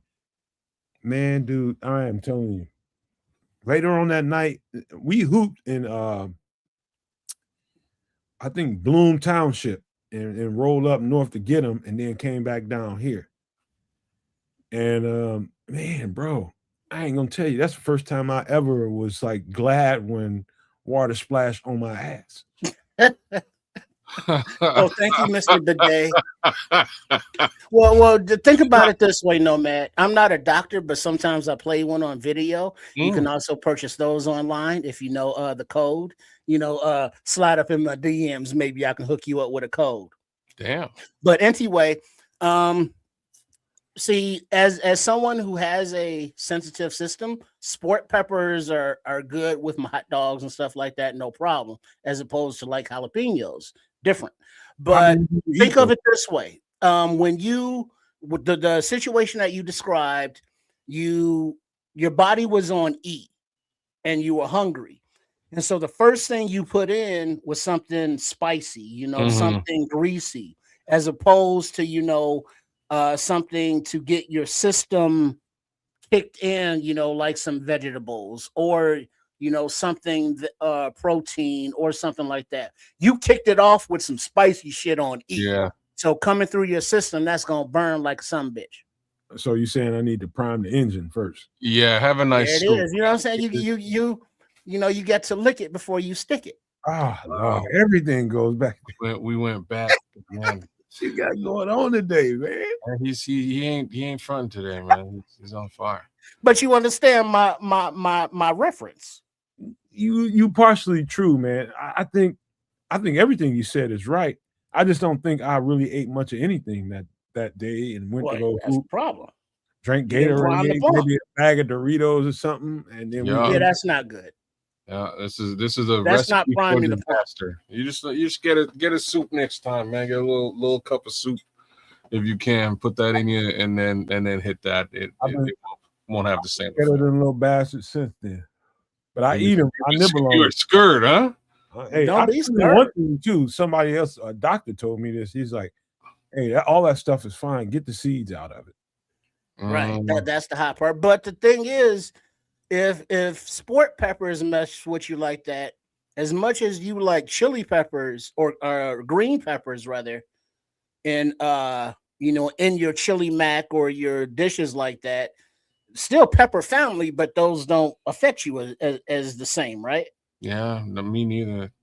I can eat green peppers. I could probably eat a raw ass green pepper.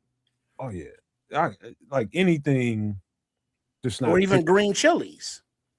I can eat a little bit of green chili. I don't know about that one now. I think you might have got me there. Very little. I can eat. I take it all very sparingly, man. Once in a while, I'll do a little too much, and I'll pay for it like dearly.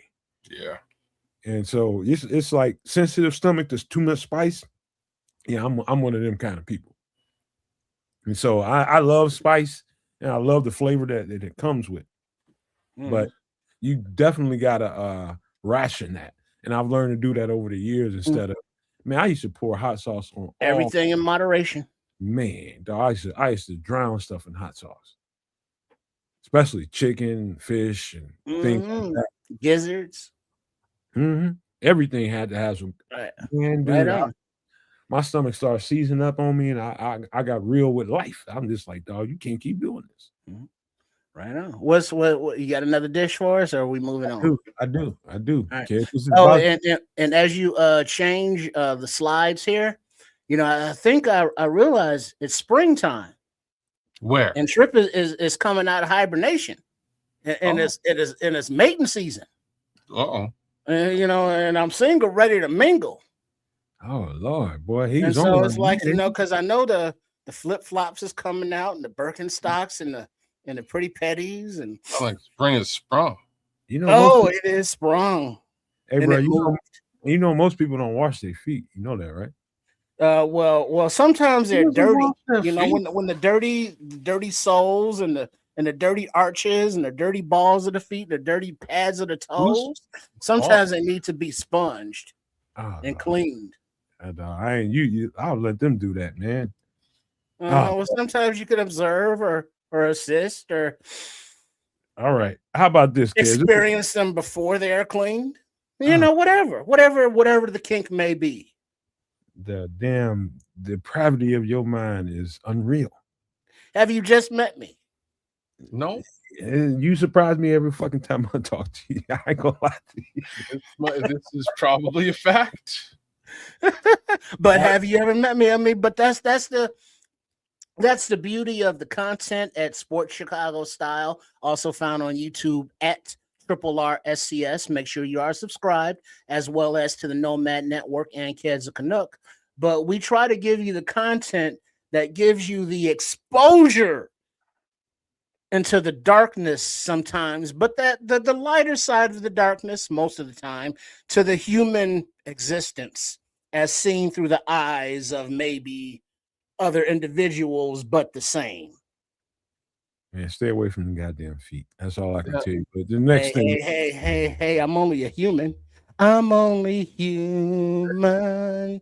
this is also flesh and blood I'm made. This is I also am just a man. All right, on the screen now, we are looking at eggplant parmesan. Ingredients Parmesan of olive oil, bell pepper, onion, basil, garlic, tomato paste, eggplant, of course, Italian sausage, Parmesan cheese, and the mozzarella.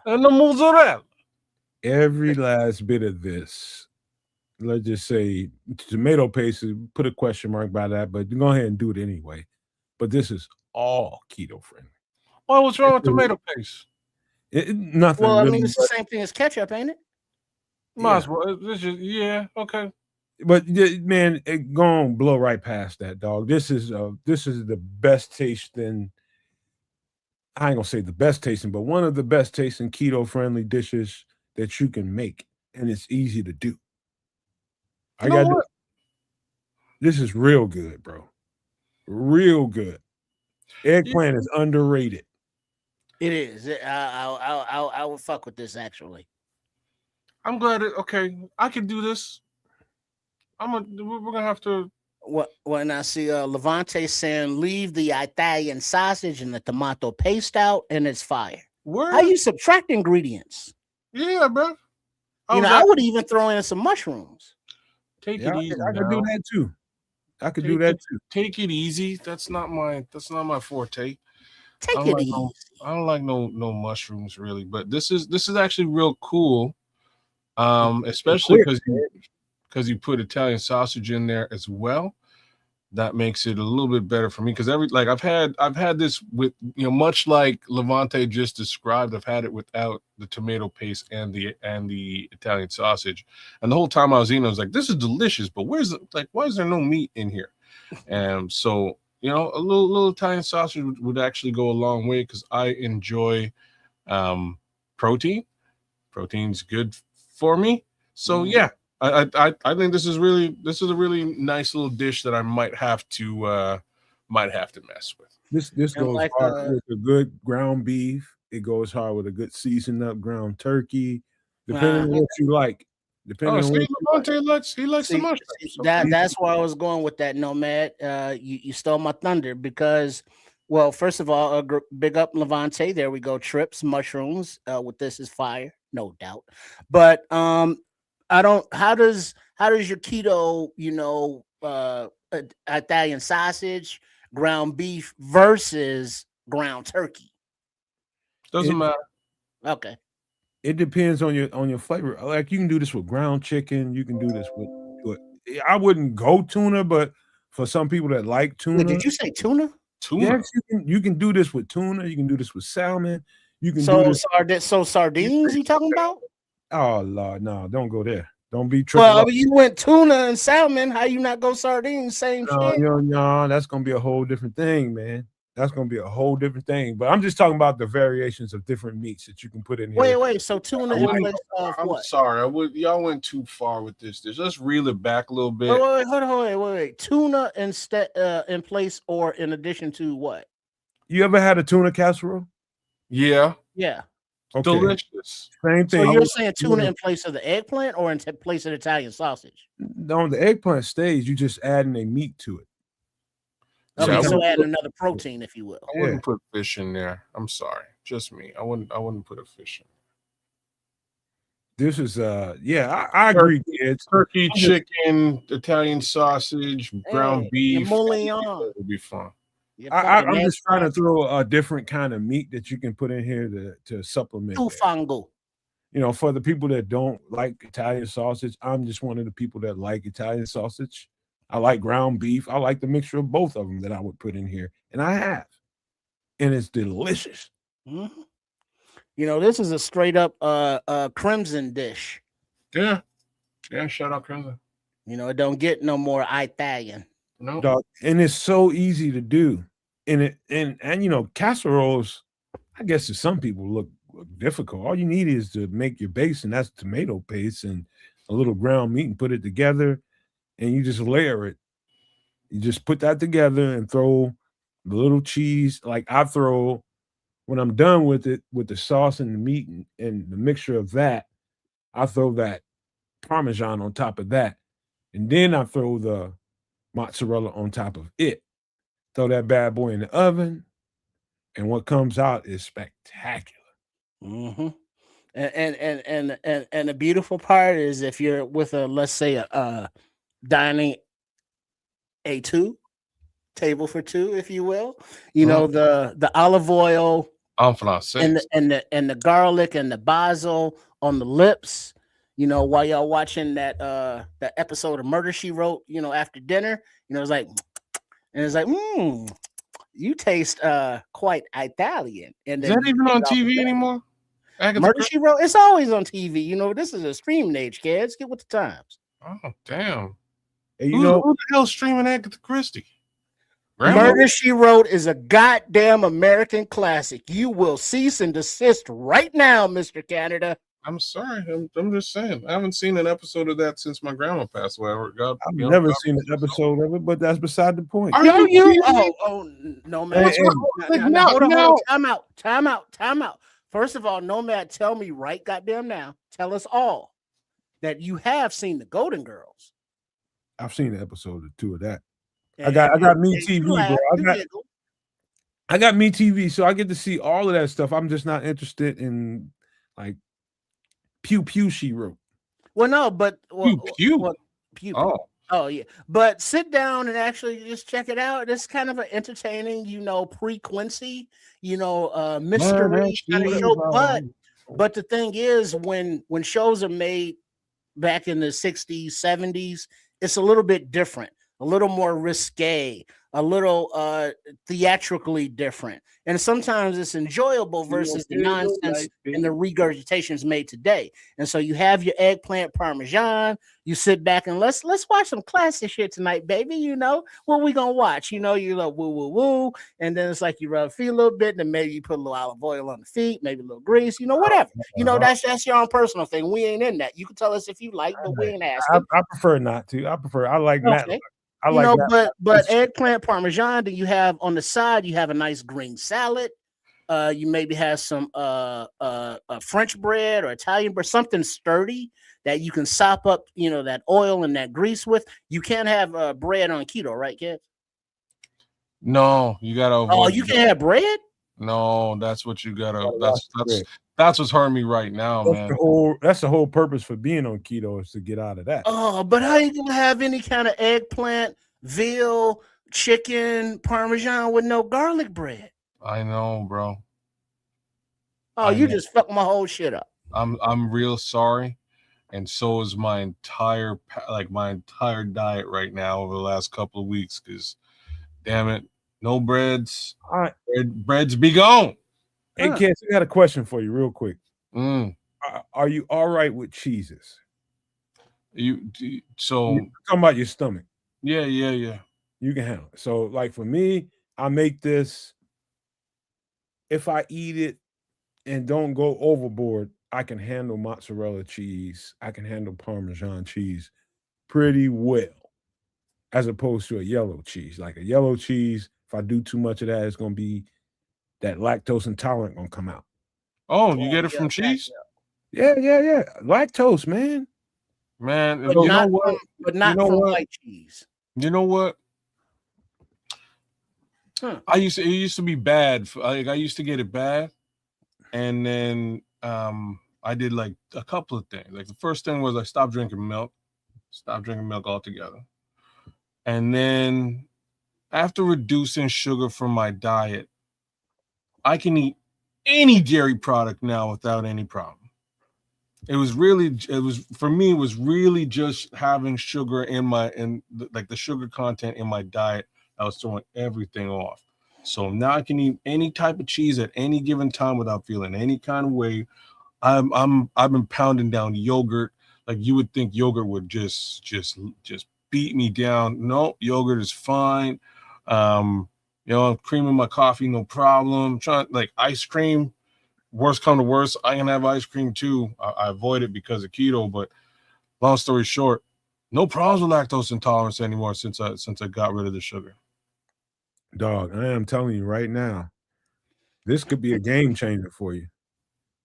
It definitely looks tasty as all sin. I've kind of been avoiding like pasta type dishes. I would love to have something like this, to be honest with you. This would be a great addition to my little to my little diet right now. That's for sure. This is definitely a game changer for me, my girl, and in the summer, my mother and my aunt are like, especially my aunt, lasagna queen.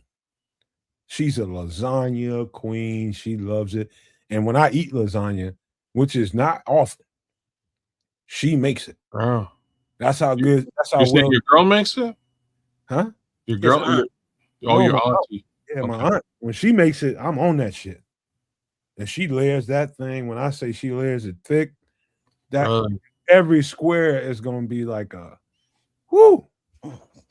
My mother-in-law makes a killer lasagna too. Makes it with love.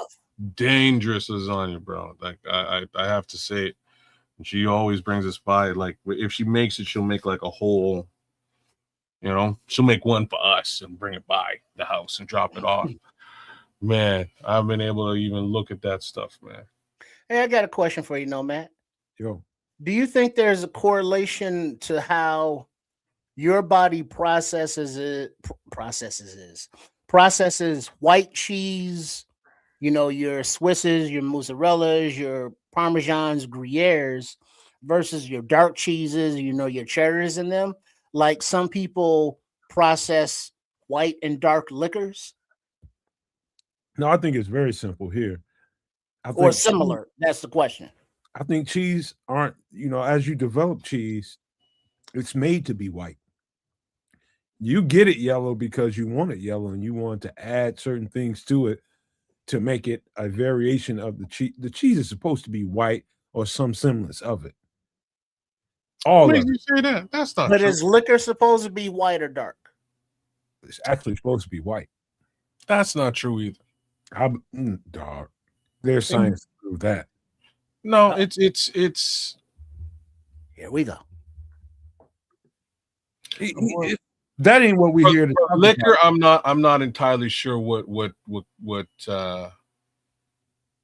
manages the color aspect of liquor, to be frank with you. That's an interesting question. So there's a coloring agent, I think, that comes with dark liquor.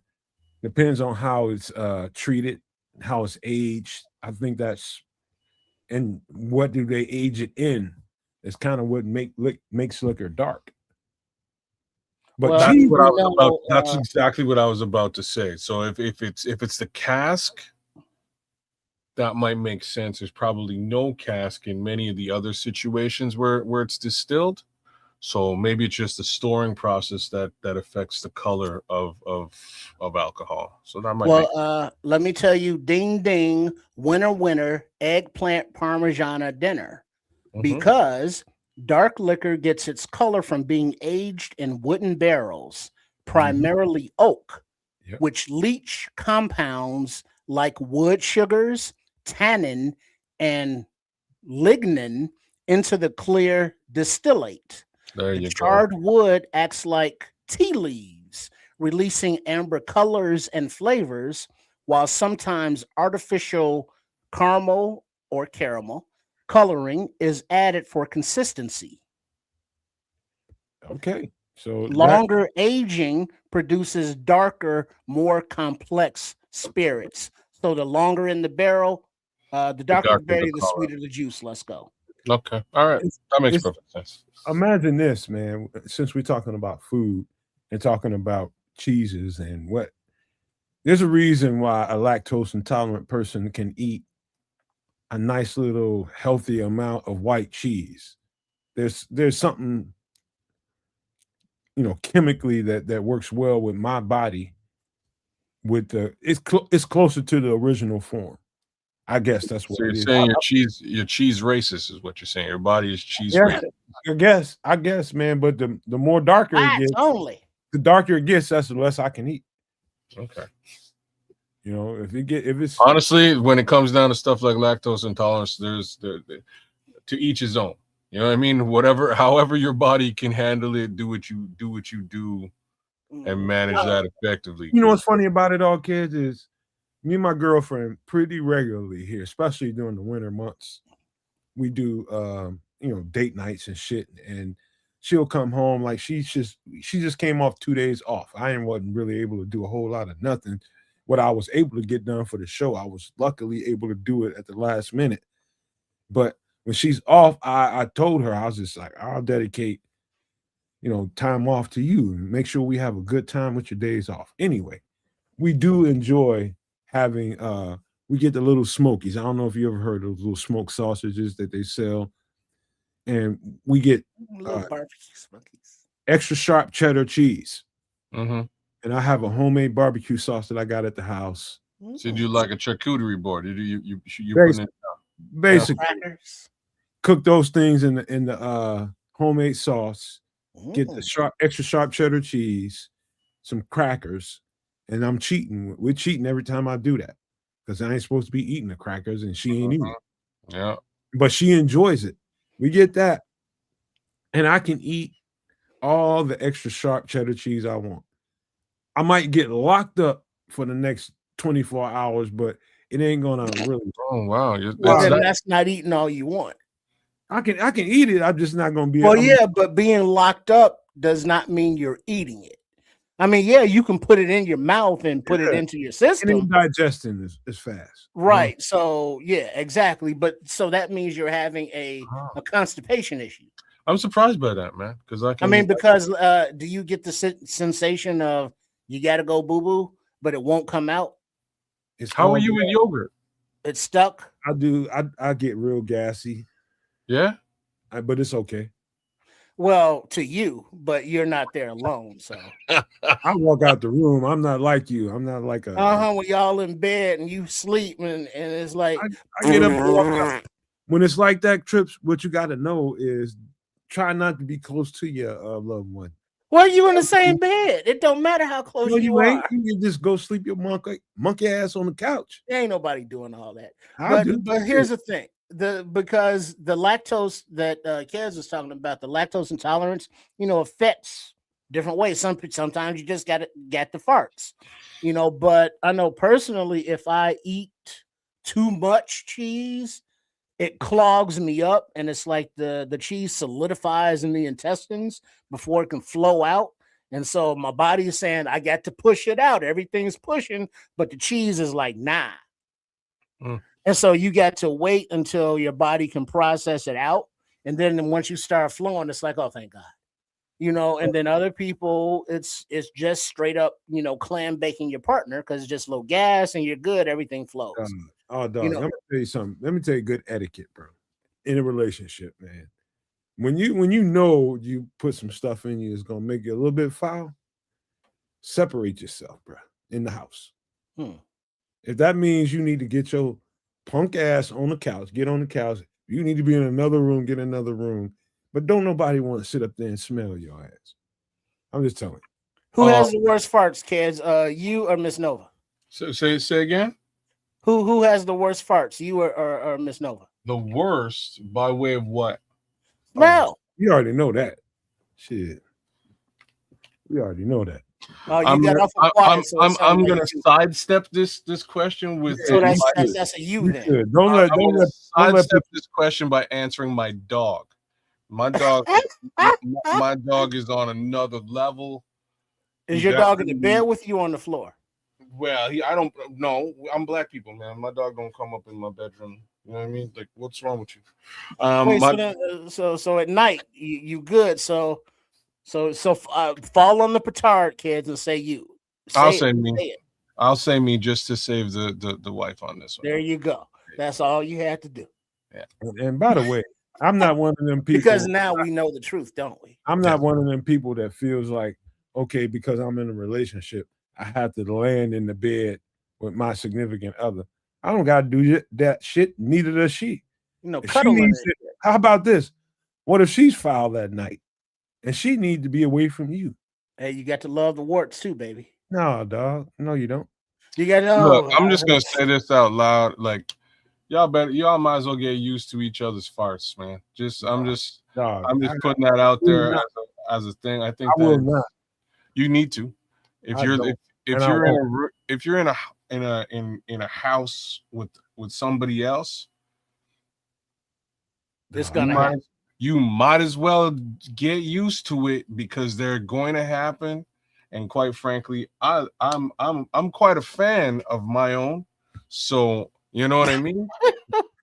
I'm quite a fan. Enjoy the bouquet, baby. You know what I'm saying? There are times though when I offend myself, and those are terrible times. Number one, I mean, but it's like hold on, Tips. Let me tell you something, man. Number one, the way my diet is, my farts typically don't stink. Listen to this man. Well, hold on. I'm gonna tell you this. Really smell like poo. I'm gonna really tell you by way of what my girlfriend tells me. She told me that, and I'm just like, she's gassy. Well, let me finish, bro. Let me finish. I get out of the room when I do it, and every now and again, she just so happens. I'm putting up air quotes right now. She just so happens to have to come out of there. I'm like, what the fuck? You just like to be in the crop dust? What are you doing? She's just like, they don't stink. You don't even know why you're leaving. And I'm just like, because I don't want to do it next to you because I don't want you doing it next to me. And hey, don't get somebody's yum. We leave each other's presence like good human beings, not lazy as fuck. Get up and go. If you feel like that, go and fart somewhere else. I don't want to smell your ass. Like what's funny, Scrolls, with what you're saying is women have a way of like hiding them. It's kind of comment. Hold on, kids. His comment says 25 years, and I've never smelled my wife's farts. She farts, but I just don't smell nothing. Go ahead, kids. It's true. Like they have a way of hiding them. It's funny. I remember like the first few times that I was like, damn, like where did that come from? But it's just for the most part they'll hide them. They are embarrassed by them. They don't like to smell under any pretenses. But here's the thing, though. I don't care. There's a difference between trying to hide the sound. But how do you hide the smell? You don't control that. Well, typically, Triple R, it's your diet. Oh no! Because I knew a chick that grew. No. You shouldn't have the nerve to be farting in front of people. No, hold on. I knew a chick that grew what do you call that? Wheat germ in the bathtub. Because she was a strict. Is that what they're calling it now? No. Well, no, not that. In the bathtub, actual wheat germ, because she was a vegetarian. But when she went poopy and boo boo, it was like, oh my god, you couldn't light enough sticks of incense because it was just so bad. There was no bad stuff like that would cause a stinkiness. You think because it was just mostly those green. Veggie drinks, full of protein and all that healthy shit. But it was like, oh my god. So that was a healthy ass diet, but it smelled like hey, let me tell you something. Boopy. Let me tell you something. Scrolls kind of hit it on the head. I'm gonna read what he says. He said it depends on a person's gut health. My wife eats a lot of Asian foods that are good for gut health. Let me expound on that a little bit. Good comment, Scrolls. Scrolls also says that Nomad has the farts of a 12-year-old vegan, pure and fresh. Well, I'm very regular, and so what I would say to you is, Remember what I told you guys the last time we was on the show? I had to make some ribs for remembrance of my girlfriend's mother. Uh-oh. We ate them, and we ate them, enjoyed them. They were good. Good. However, let me tell you something. Whenever you putting that kind of protein in your diet, that kind of meat, it doesn't smell good coming out. It does not. You eat enough ribs, and I ate salad. I ate corn. I ate. Let me see. Make sure salad corn. I ate greens to make sure it flushes out good. But I have a regular system, and so that only stunk one time. And so for somebody that has a different kind of diet, and you got all kinds of other greases in your stomach, because ribs are extremely greasy, and that's going to cause a lot of gas bubbles that really, once they start to fluctuate and come out of you in that end, they might not smell as bad coming out of your mouth when you burp, but when they come out of your other side, that shit stinks. Just meat itself, too much meat will mess up and make you stink bad. And so when you have regular good gut health, your gas doesn't smell as bad.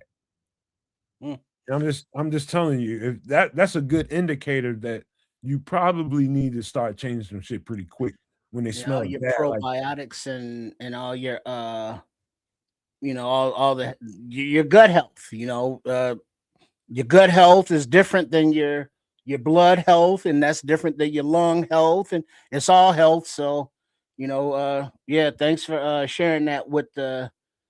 It took us a while to get there, but it's all the nastiness we got to go through, whether it be solo or in couples, because the body does things that are kind of unpleasant to other senses of the body, go figure. So as we age and progress through life, figure out what alcohols, what cheeses, what spices, what foods, your body reacts to, good or bad, and don't be stubborn. Listen to your damn body and live long and prosper. Hey kids, another reason, as much as I love potatoes, another reason why I have to watch it is because they produce so much gas in my stomach. Okay. You get gassy from potatoes? Potatoes make me gassy. The starch. I don't get gassy from potatoes. Do you eat white rice and get gassy? I don't eat rice. No, I don't get gassy from white rice either. I don't eat rice at all. Y'all got to get that shit out your diet, bro. Well, I mean, rice, potatoes, spaghetti, all that shit, man. I love rice though. Like I'm trying. I haven't white rice, brown rice, it don't matter. I grew up. Come on now. Don't make white rice. Not a difference to me. Well, because what I've tried to do is understanding that the pastas, the rices, the starches are bad for you. You either give them up or you substitute and make do with what you can. So instead of white potatoes, where you can do sweet potatoes, like Kez was saying with the fries. Instead of white rice, do the whole wheat brown rice. To get the white flour out of the equation, out of your body, out of the system. So whatever it is you can do, try to substitute other things, because even though you're trying to be healthy, you still want to enjoy the taste, the flavors of life where you can, when you can. So big up to Chef Trips. Make sure you show him some love at his channel at Chef Trips, and enjoy the meals that you can, and make those adjustments. If you're allergic to allergics, we haven't spoken on allergies. That's a whole different class of people right there. And their menu preparations and how to adjust for flavors. So do what you got to do, because there is no set way to enjoy these recipes, whether they be the drinks or the food. So using these as a guide, adjust to your taste preferences. Hey, let me tell you something, man. White rice don't taste like shit. Don't taste like nothing. It only tastes like something when you add flavor to it. So what it is we're used to white rice. We're used to pasta. The best thing for you, if you're going to eat rice, is wild rice. grab you some wild rice, really wild rice, and do the same thing you would do to the white rice. Do that with wild rice. And so you go grab your bouillon, whatever you use. I was talking to Trips. He put the au jus on it and cooked it in it. That will work great for wild rice, and you would enjoy that as well. It's just what you're used to. People have a hard time breaking from tradition. And That's it. that's Kids, it. kids, you use that au jus sauce. You know, when it's in the refrigerator, it kind of solidifies on the top because the grease rises. You put that in the rice cooker or the Instapot or the pot, wherever you cook your rice. Then you give your brown rice a little rinse under the faucet. Then you dump that rice on up in there, and then you let it cook in that sauce. And so all of the au jus sauce flavor, or if you want to do a water and do a bouillon cube, or do flavor the water that your rice is hydrating in, and that will actually give it a flavor profile that you want it to have with whatever you're hydrating it in.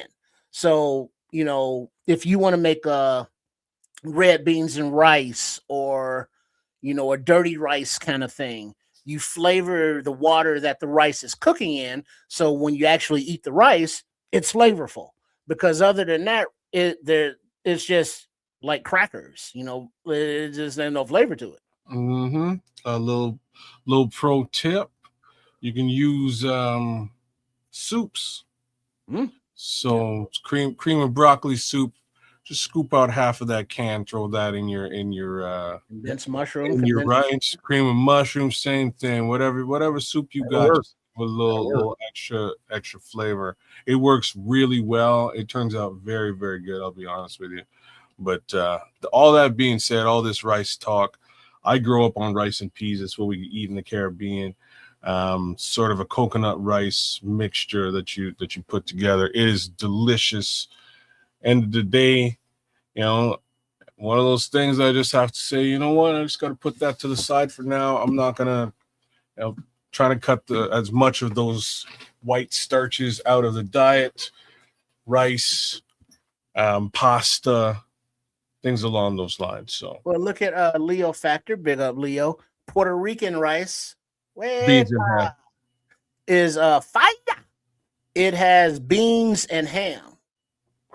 I mean, so you put the beans and ham in there with the dehydrated rice, and you let it simmer and cook with all that, and all that flavor is up in there.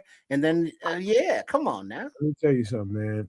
I've been around some Puerto Ricans, man, and That's y'all. they have some of the worst diets I've ever seen. But they make it work because they are who they are. You know what I mean? They eat rice, they eat beans, they eat fried hard pork, they eat pork of all kinds. But that's a whole conversation for another time. Whole different flavor profile. Yeah, man. It's Rico. I had some good Puerto Rican food before. I've had some good Cuban food before. I've had great Mexican food before. And I love it all. You know what I mean? So it's an experience for me because they cook with different flavor profiles. And so it's great, man. But we do have to do some Bears conversation if y'all ready for it. Let's go. All right. Let me move us to the side for a minute and get into it. Let's talk about this guy first, because there's a lot of people that come into the comments in after the show, and I'm not saying they saying bad things or good things whatsoever. They're just like, hey, yo, Nomad, why you ain't talking about Caleb Banks? He seems to be very popular in the Bears conversation. Clip this. I don't think that the Bears would really covet this player, and there's a couple of reasons why I think that. And I'm not saying he's not a good player. I think he's a good player. He's going to be solid for somebody. But what we're trying to do, I don't think he really fits. Why do you say this? Because he's big and he plays high. And he doesn't have the suddenness that you're looking for. It's almost like Javon Dexter, but it's really Javon Dexter, but plays way higher than Javon. And Javon plays pretty high. He's 6'6", about 315. When you say Yeah. high, you're talking about pad level, correct? Yes. He plays very high, and he gets away with it on a college level. When you get to the pros, it's gonna cost you because you just really made a bigger target area for the guys getting off the line of scrimmage. It made it easier for him. How tall is he? You know? 6'6" and about 320 something pounds. Yeah. Maybe I mean, 330. I think he's 330, as a matter of fact. If he plays here in Chicago, he's definitely gonna have to lose weight, and he's definitely gonna have to get his pad level way down. so there's also the fact that he's injured, which I think plays a factor in just with Ryan Poles, considering how frequently he's drafted injured people. Right? He wants an impact player this time around. I think that goes without saying. I'm going to sit here and say that Caleb Banks is an impact player. I think that he is and will be in the NFL. It might take him a little while to get that pad level down and get acclimated to playing with it down. But I think he's going to be an impact player. But that injury case scenario, very recent, might push him out and cause him to potentially miss training camp for whatever team drafts him. And I think that's a risk that Ryan Poles won't be willing to make this time around. Kids, I'm not gonna sit here and tell you that he's not a fit. He can fit in any I defense. think he can. I think he can too. I don't think he's what they're looking for. I don't think his body type and his play style is what they're looking for. With the draft picks that we have, I don't think so, but I can be proven wrong come draft day. But I'm personally, I just don't see him in the mold of any defensive tackle. And I know that we brought up Akeem Hicks that played in New Orleans while Dennis Allen was there. That was at a time that Greg Williams was running the defense, not Dennis Allen. So Remember, Dennis Allen was still the he was there. he was still the DB coach at the time, is what you're saying. Yeah, he was there. Okay. He just wasn't. He wasn't calling those shots like Greg Williams was. I just don't think he's a guy that, based on the recent film that I've seen, he doesn't fit that mold. Okay. Like I say, I do agree with this take. Once more, I think he's a talent, and I'm sure he'll have a fantastic career in the NFL. I'm just not so sure that it will be with the Chicago Bears. I don't believe so. Yeah, Leo Factor says, what DT prospects would be a fit for Dennis Allen? Peter Woods? ? He's definitely a better scheme fit for what I've seen Dennis Allen mold defensive tackles look like. He's more lower to the ground, quicker, more explosive, gets off the ball, low pad level. He's exactly, and at times when he gets tired, Peter Woods plays a little high, but it's not, even his high ain't as bad as Caleb Williams at 6'6". I mean, Caleb Banks. Yeah, at 6'6". When he gets tired, he gets really, really high. Okay. So I don't want to take nothing away from him and dog walk Caleb Banks. Fair. I think he can be a really good player in this league. I think he's a one technique. But if you, in certain systems, in a two gap system, I think he'll fit well at his weight at about 330 pounds. He can two gap very, very well because he's big. Now, in a one gap system that we play, Caleb Banks is really not ideal, in my opinion, based on what I've seen. Sure. Any thoughts, Trip? I believe the procedure he had was a tightrope surgery on his ankle or foot. You said that a couple weeks ago, didn't you? Yeah. So, he's a big boy. That's not an injury that, I think has, I'm sure that maybe he can recover, but I don't think it's something that a lot of teams are going to, throw those dice on. So he may, fall down further in the draft, obviously if he was not coming off of a surgery. So he could be a little, a later round pick for somebody that turns out well. But I don't see Ryan Poles not only taking him because of the injury, but not being a scheme fit. Yeah. All right. We can get to the next guy if y'all want to. Yeah, we can move on. I But want to talk now, about one question: as you are bringing up that picture, I wanted to ask you a question. sure. Go ahead and take Caleb down. I bookmarked something because as we look at these prospects that you've broken down and that we are continuing to look at, there are some that are not on, these sites, as eligible guys to be drafted, like a lot of the HBCU players. But I saw this week that the Bears did visit the Hokies. What is that, Virginia Tech?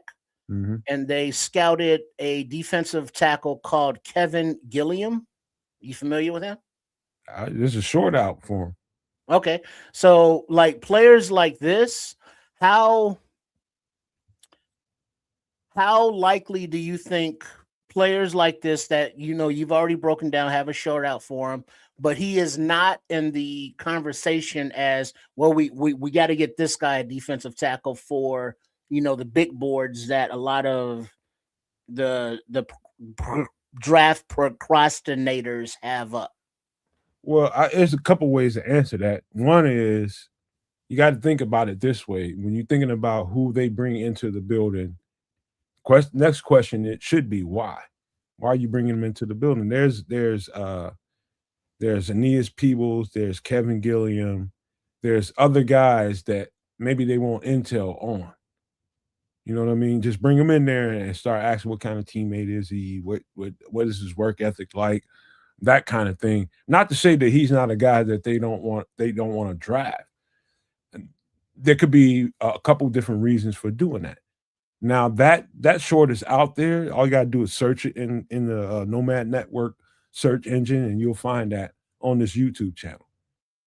There is that guy is exactly what I just got to describing. A little bit way lower to the ground, a lot quicker, and actually pretty textbook for what Dennis Allen likes per his history of drafting defensive tackles.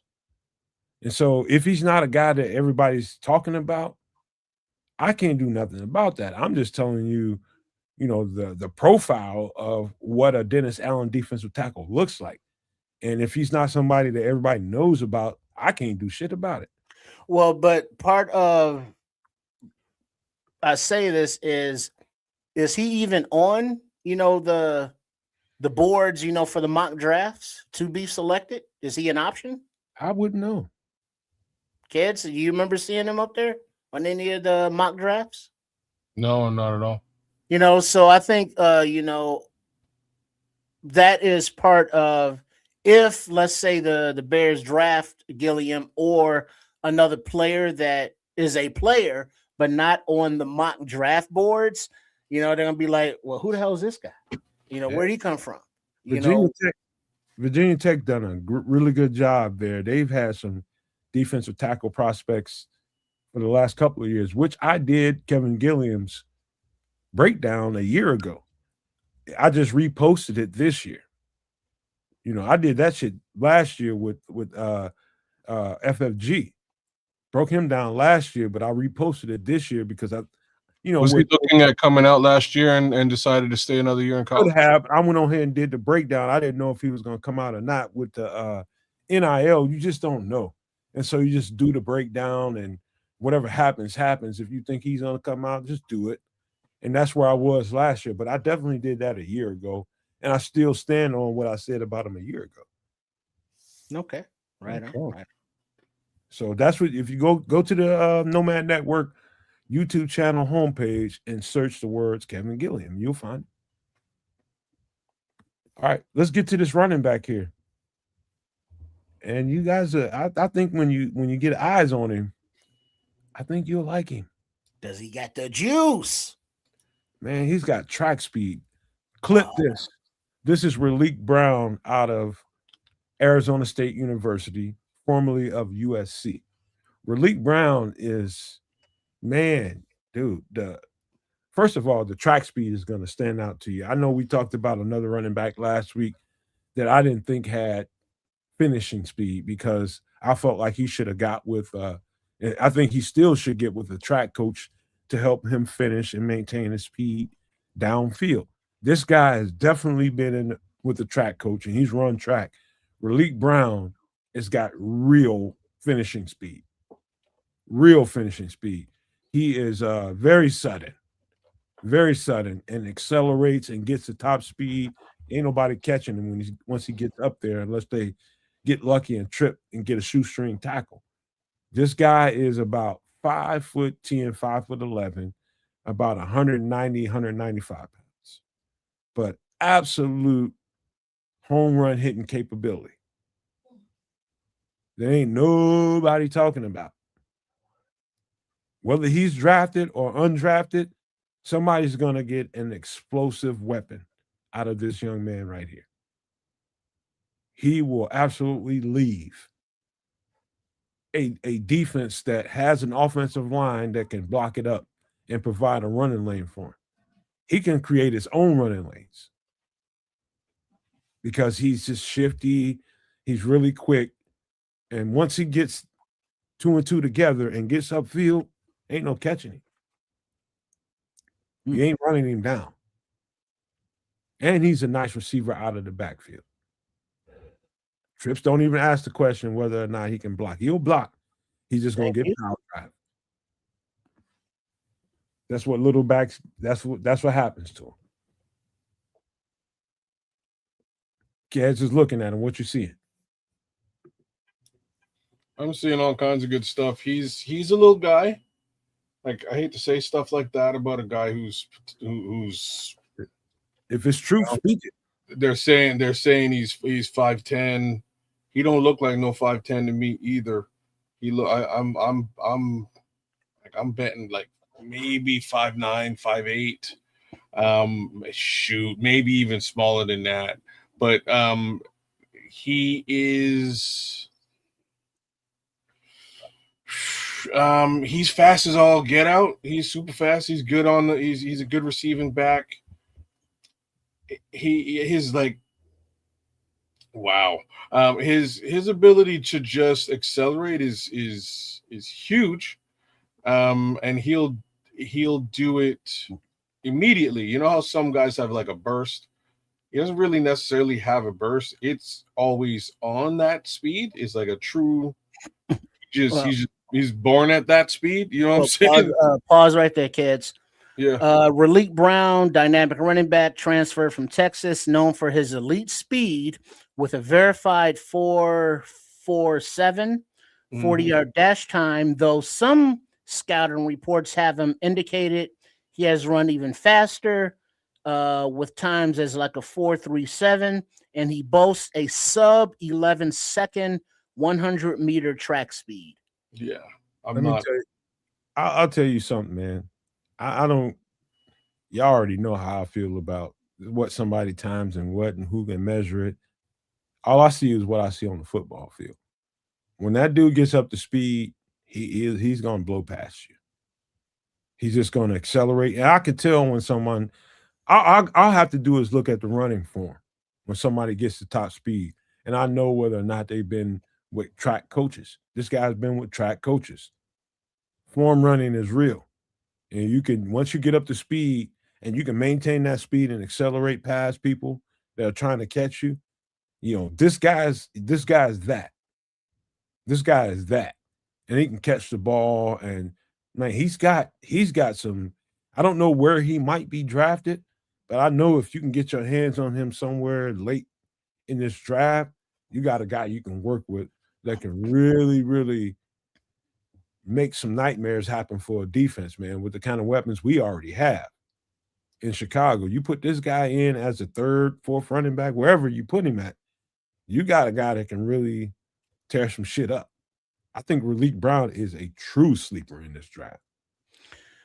You know, funny thing is I looked at a couple of the, draft prospect boards and the big boards, and he ain't on none of them. That's okay. That's okay, Trip.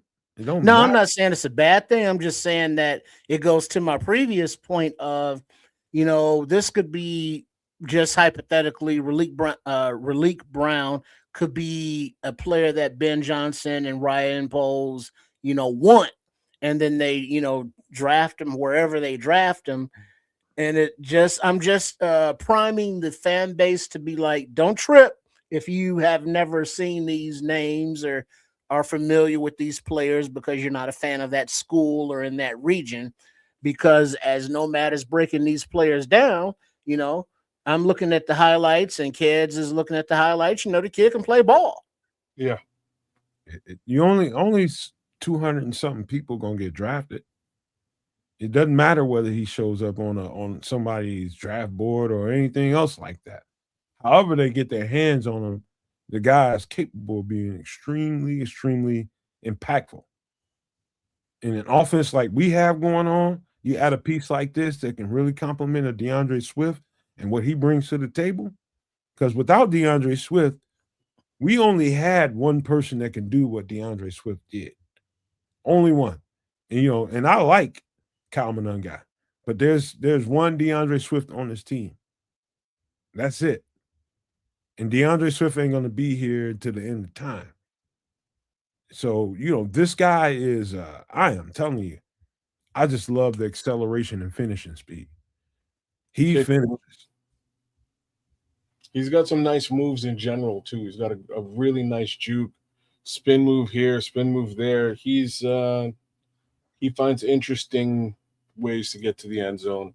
I wouldn't say the field vision is spectacular, but I'd like to think that that'll grow on the kid down the road. In any case, he's creating space. So, field vision be damned.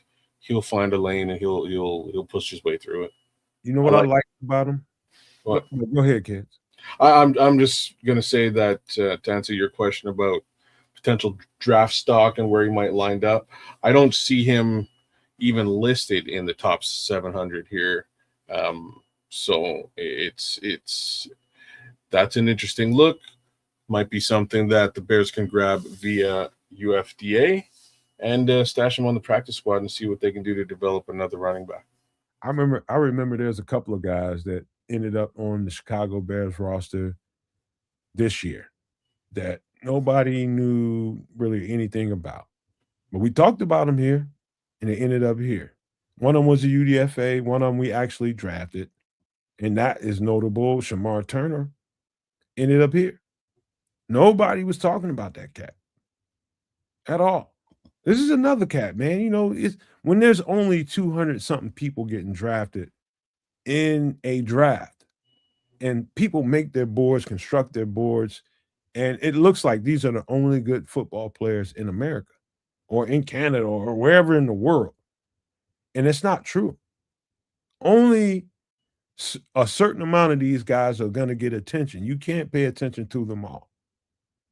And so the ones that are talked about, the ones that show up on these so-called professional draft experts boards, give credence to it if you want to.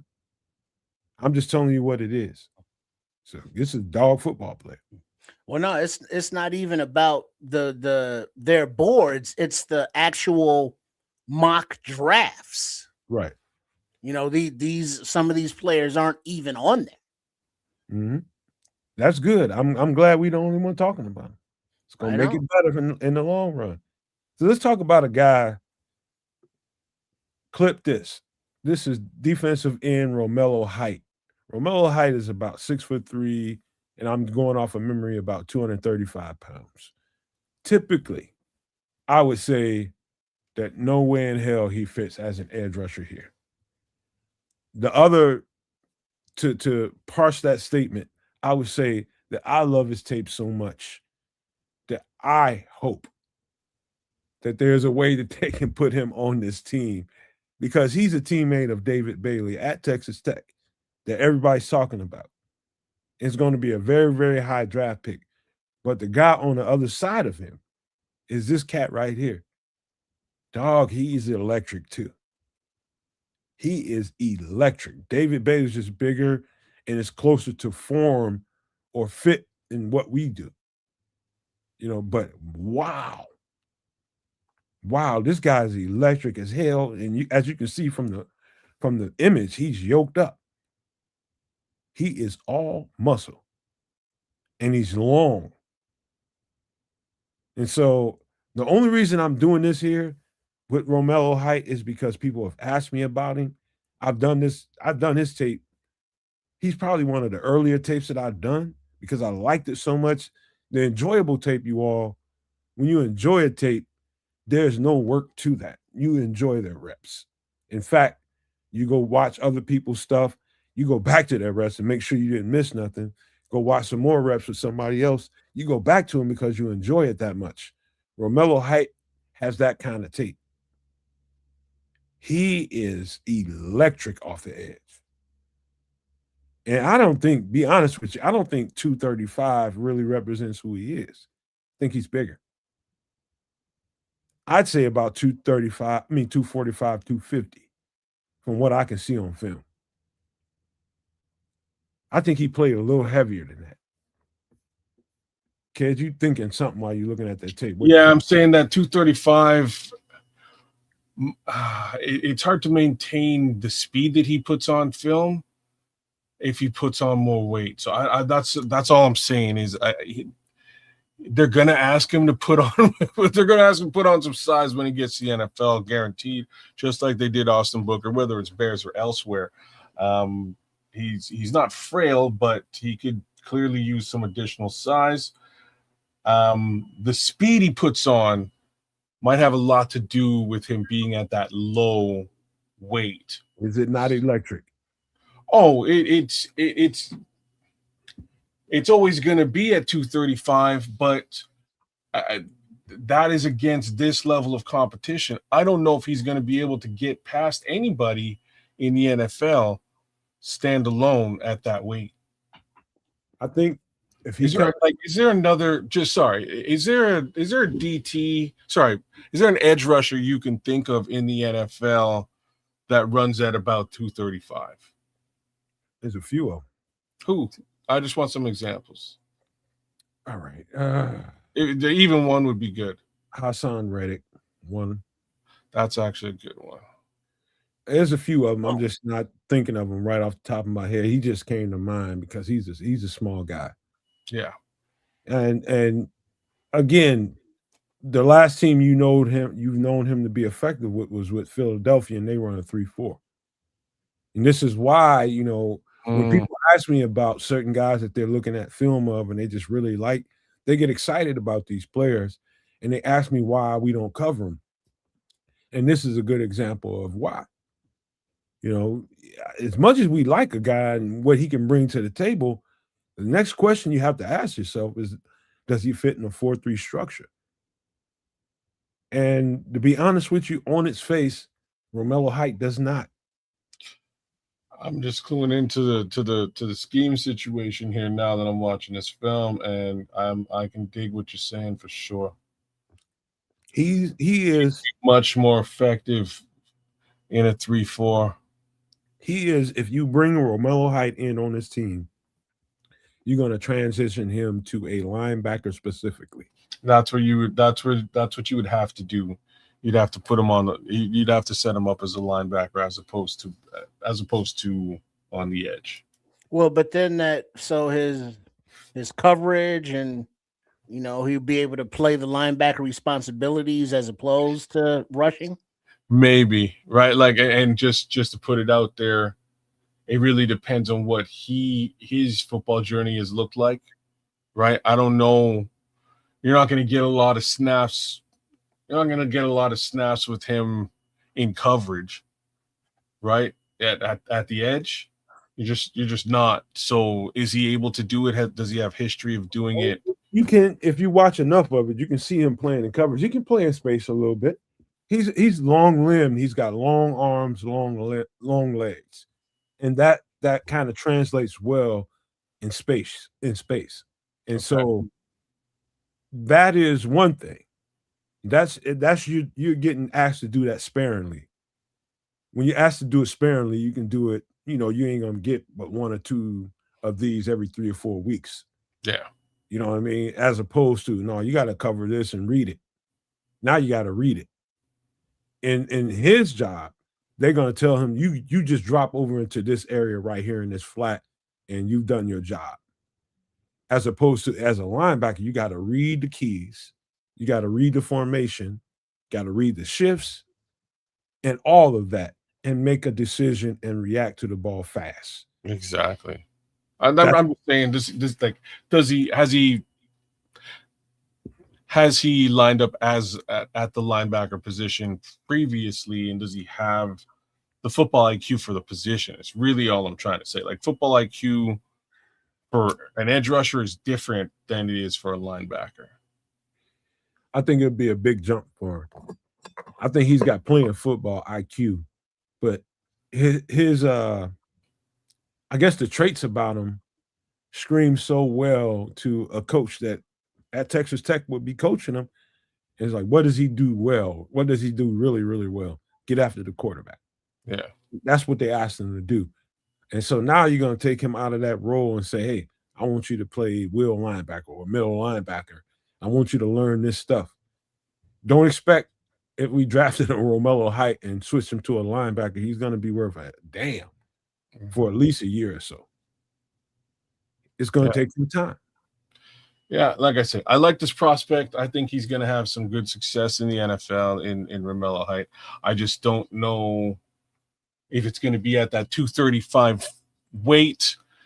The last thing to say is more directly in relation to what Nomad has sort of laid out here. He's a better fit for a 3-4 defense than a 4-3. Agreed. Y'all want to get to the next guy? Sure. Keep it moving. Send it.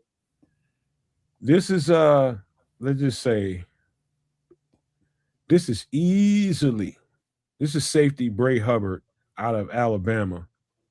He is, and I'm just off the top of my head, 6'2", about 212 pounds or so. But boy, this is one of the guys I keep going back to. Bray Hubbard is his football intelligence is extremely high. Number one. Number two, field awareness, really good.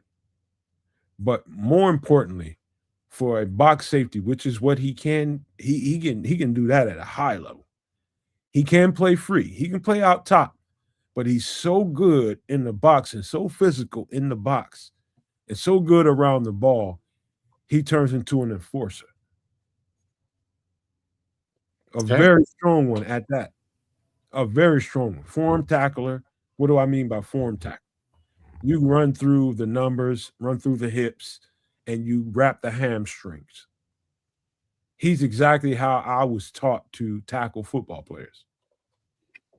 He does it well. Sure tackler, great FBI, great just awareness all in general. Wow. This is another guy, Trips, ain't nobody talking about either. But hell of a football player. He is a dog. In every sense of the meaning dog. Yeah, I'm searching for him now on the list of prospects for this upcoming 2026 draft, and I'm not finding his name whatsoever.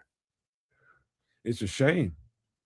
I've been saying for years, since y'all have known me, that we don't draft enough football players. In fact, that the NFL rosters are too small. It's not fair that Bray Hubbard ain't one of the guys that people are talking about during this process. He is that good. Interesting. Tripp is right. I don't see him anywhere. So there is that. Again, this may be another one of those, especially at a position of need. If they can zero in on a safety prospect towards the end of the draft that they can scoop up as a UDFA, I think that's a brilliant move. This might be a very good look for the Bears. The physical presence he's going to bring to your team, you can't really buy that. Yeah. You can, but you can't. You got to identify it. You got to know it when you see it, and know that when you put this cat into your building, mix him amongst the players that you already have, his intensity that he plays with is going to rub off on everybody. And if you see nothing when you're looking at his film, you're going to see intensity, effort, and straight out just presence, man. He makes himself, you're going to know when Bray Hubbard is around. You're going to know. And that kind of guy is priceless in a league that is as physical as it is. You have to have somebody that emphasizes physicality. And this guy has a PhD in physicality. Do you not see that on tape? I know you're looking at him, kid. Yeah, no, he's a sure tackler, man. A little bit of a heat-seeking missile. I'm not sure if one would call him a ball hawk, but he can get involved. Got a good eye. Clearly super high football IQ. So I'm interested in Bray Hubbard, but again, it looks like it would be something they would, an investment they would make after the draft. Now in Alabama, where he played, they have such good athletes that you can really, really morph coverages and play with kind of a hybrid kind of a look and kind of move guys around. So many times I see him playing as an extra linebacker at safety. And that kind of versatility is attractive to defensive coordinators anywhere in the league. He knows the role. He can play, he knows the safety role at heart. But coming down closer to the box and playing linebacker is not a big shift for him. You can take a linebacker off the field and go and play a safety in that role. It just made your defense a little bit more hybrid. I'm not saying he is the bomb.com in coverage. He can play. He can play in space and cover. He can. Is that his strength? No. His strength is down low, cracking your ass. That's what he does. He's going to crack you. And I like guys that have a major in cracking people's behinds. That's what Bray Hubbard brings to the table. So, man, this guy is so very underrated. I think he's going to be one of the better safeties drafted in this class. He's just not being discussed very much, if at all. Interesting. Very cool. Nice. All right, we got one more to get to. Another edge rusher. And this guy is right there on the edge of where I think, and actually Samo said it last time he was on the show. He was just like, the next time they draft an edge rusher, he's going to be about 260 pounds. This is Nadame Tucker, about 6'3", 250 pounds even. Now, his play strength says bigger than 250. His play strength says about 275. He is powerful, explosive, quick, sudden, and absolutely relentless when it comes to his motor. Clip this. The Nadame Tucker is going to be a monster in the NFL. His engine tells me that, number one, but his skill set tells me that he fits in either a 3-4 or a 4-3 at 250 pounds. He is a horse at Western Michigan. Absolute horse. He's playing at Western Michigan. Take that for what you will. But man, the skill set, man, kiss my behind. This guy can play football. And at the end of the day, what are guys looking for in those buildings? Guys that can play football. Okay, does he fit the size criteria that you're necessarily looking for? Maybe not so much, but I like him. These are conversations being had at House Hall right as we speak, just like we're having them right here on the show. He's 250. He's right there on the edge. He can do it. He can do it. But the bend, the slip, I mean, he can. I mean, Nadame Tucker can bring it. I just want to know if one of you guys are looking at his film. I'm not looking at it just now. I'm about to pull it up. I've seen a little bit of his film previously, and I kind of wanted to speak to you with regards to this guy. This guy might, in my opinion, he might be a decent fit for Dennis Allen a little bit later in this draft if for one reason or the next they don't go edge rusher early. He's the kind of guy that can easily fly under the radar because of where he played at and because of what all the attention being given to all these other guys that everybody's talking about. This guy is extremely good. It's exactly sort of my thoughts. Like he may sort of slip in and be a solid selection at the edge. He's got decent bend. Looks like he's got a long arm stab as a general move. He's slippery as hell, man. He can be slippery.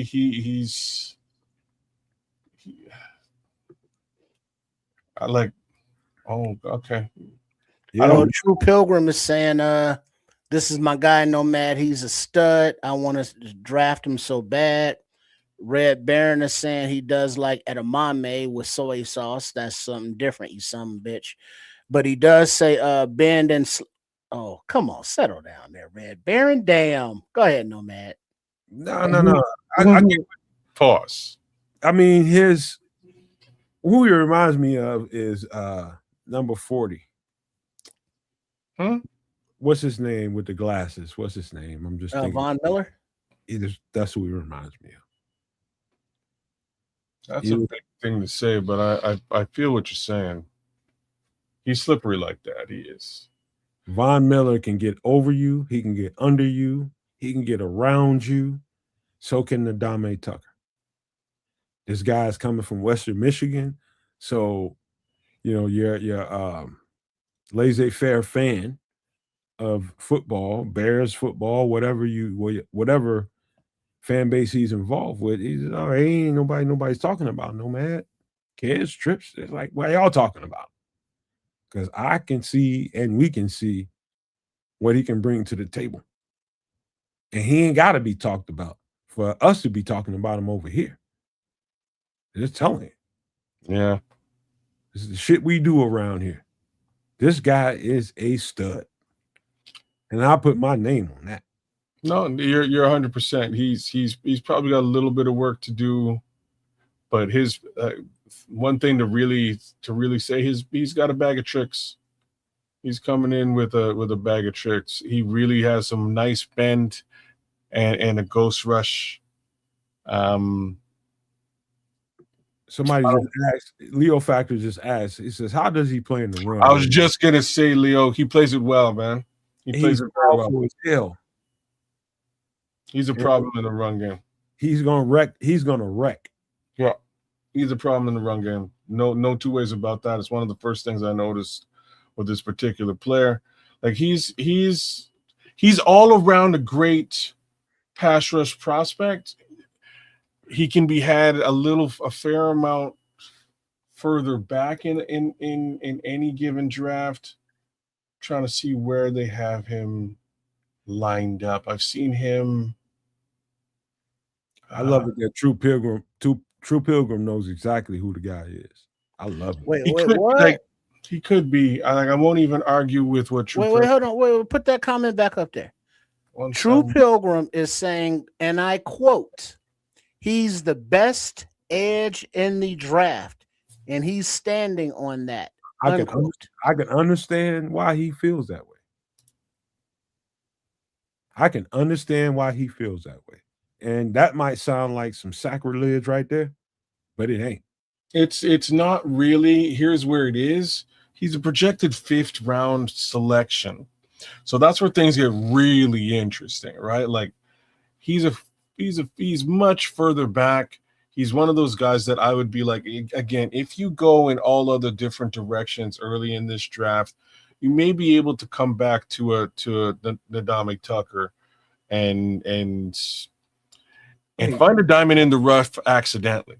Kid, you talking about the truest thing you ever heard or sacrilege, and talking about how systems are controlled. And you know what? The NFL is a big corporation like any other big corporation out there. They don't want certain names to be talked about as much. And I'm clear about that since I started doing this podcasting thing, but I was pretty clear about that before y'all ever met me. Because there's too many really, really good players that came out later in the draft that nobody was talking about. Like he is definitely going to be one of them guys. Ooh. Oh, He is okay. All right. he's Now, definitely going to be one of them. well, what I'm looking at here, obviously Nomad has seen more of the, the film, but just first impressions, he's slippery. And how he bears what? Can you give me a comp or two? Help me understand. And Miller. Nomad said Von Miller.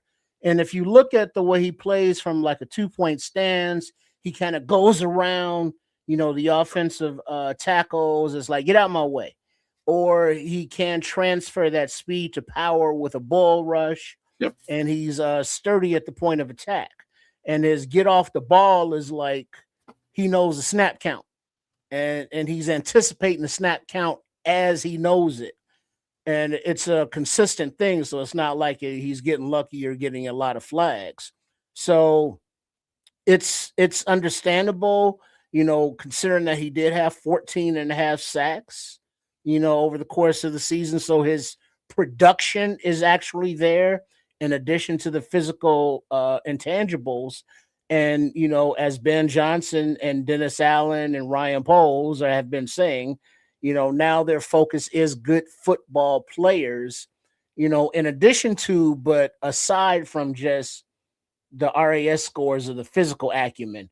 But it looks like Mr. Tucker, he got that both. He got that, playing to the echo of the whistle. He doesn't miss tackles when he gets his hands on, the ball carrier. He lines up on both sides of the field. He can, he has a bag of tricks. He can go outside. He can go inside. He has, violent and quick hands.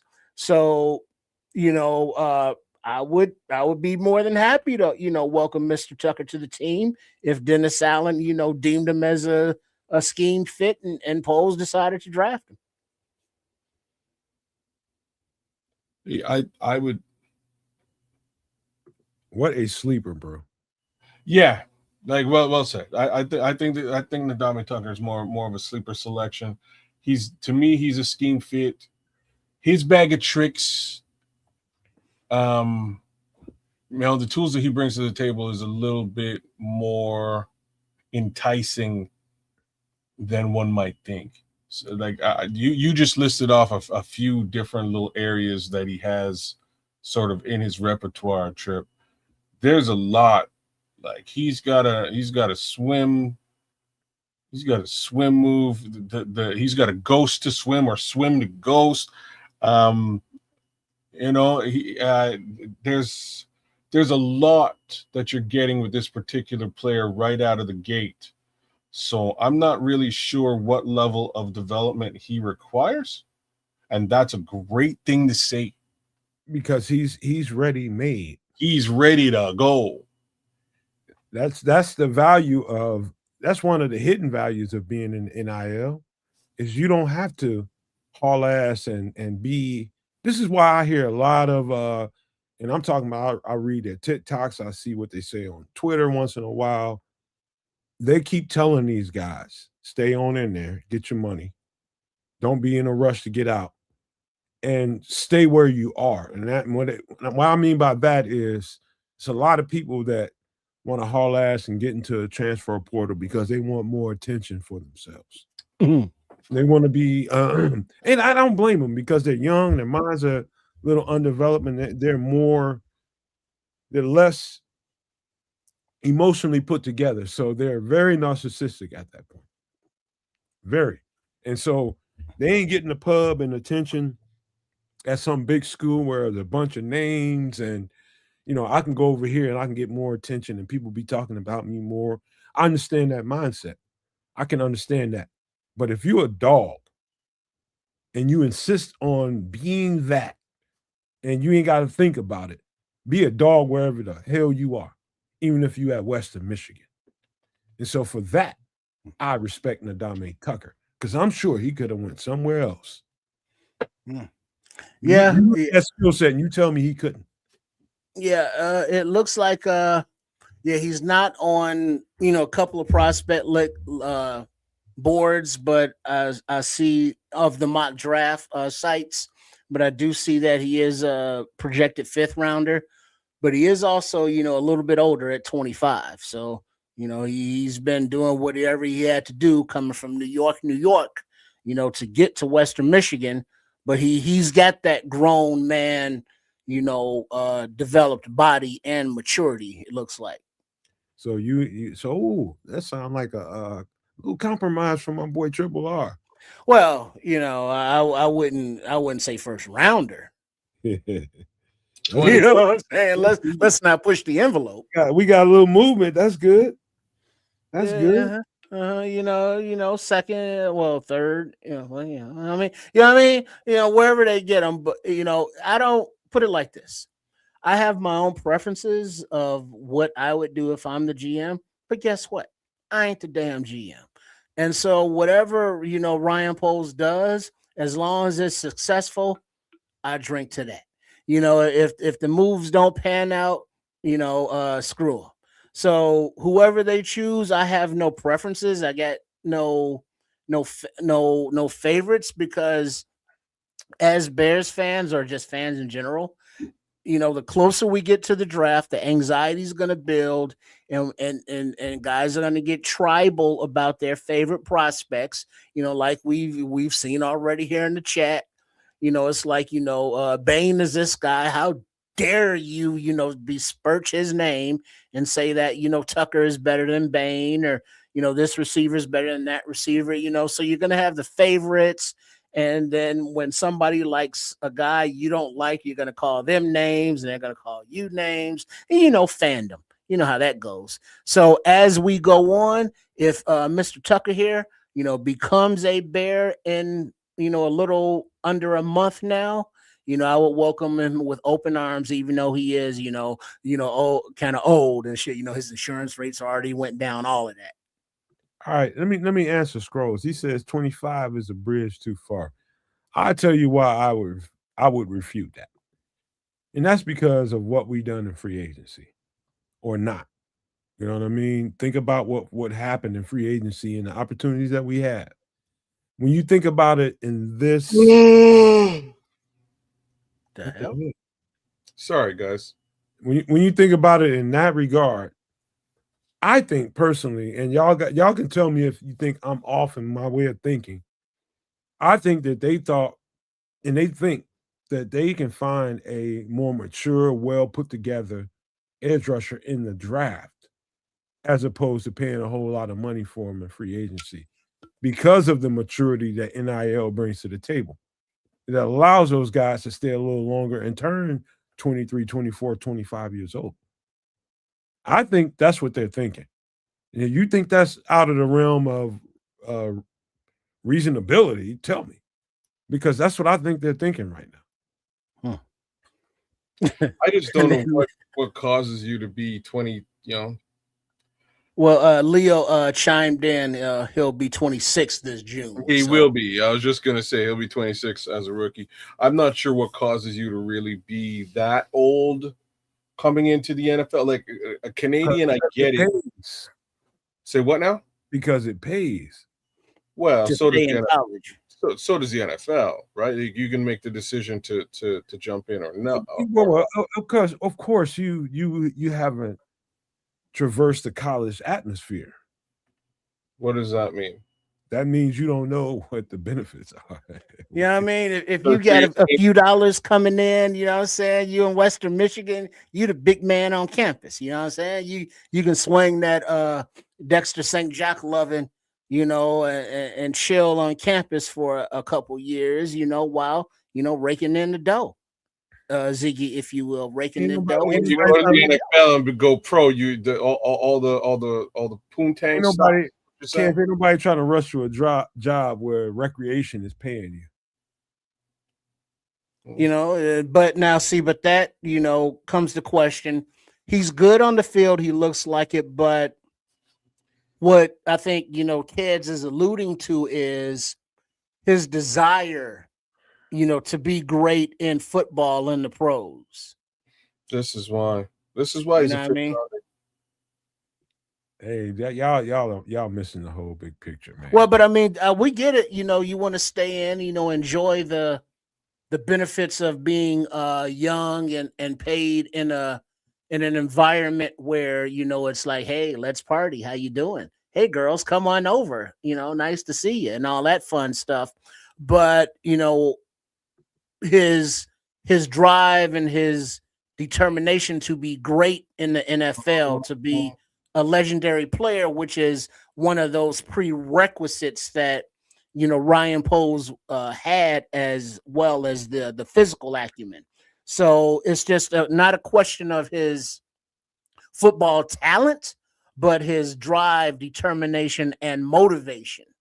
Less important than I can eat free at Shoney as soon as I wake up.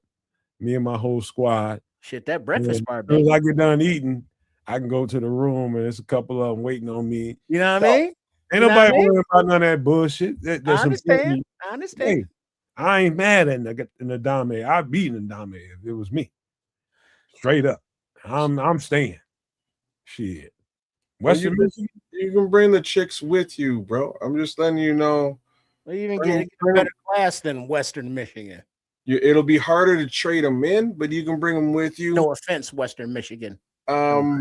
So part of his thing is he You didn't know where start it playing is. football until senior year of high school. What a great skill set if somebody who never played football until a senior year in high school. Well, I'm sure he's put all of that together in the collegiate ranks, right? So the other piece is because he didn't start until late, he wasn't a highly touted draft prospect, so he went the JUCO route to get to where he is. So he went through JUCO, spent a couple of years, doing his thing there, then eventually found his way to where he's at. So it's not so much a situation where he was stuck and staying in for the sake of staying in. He had a bit of a different path. Like his path looks, smells, and feels like a Canadian kid. The difference being a lot of these Canadian kids have played their entire lives and have just, they still have to go the JUCO route to get to where he's at.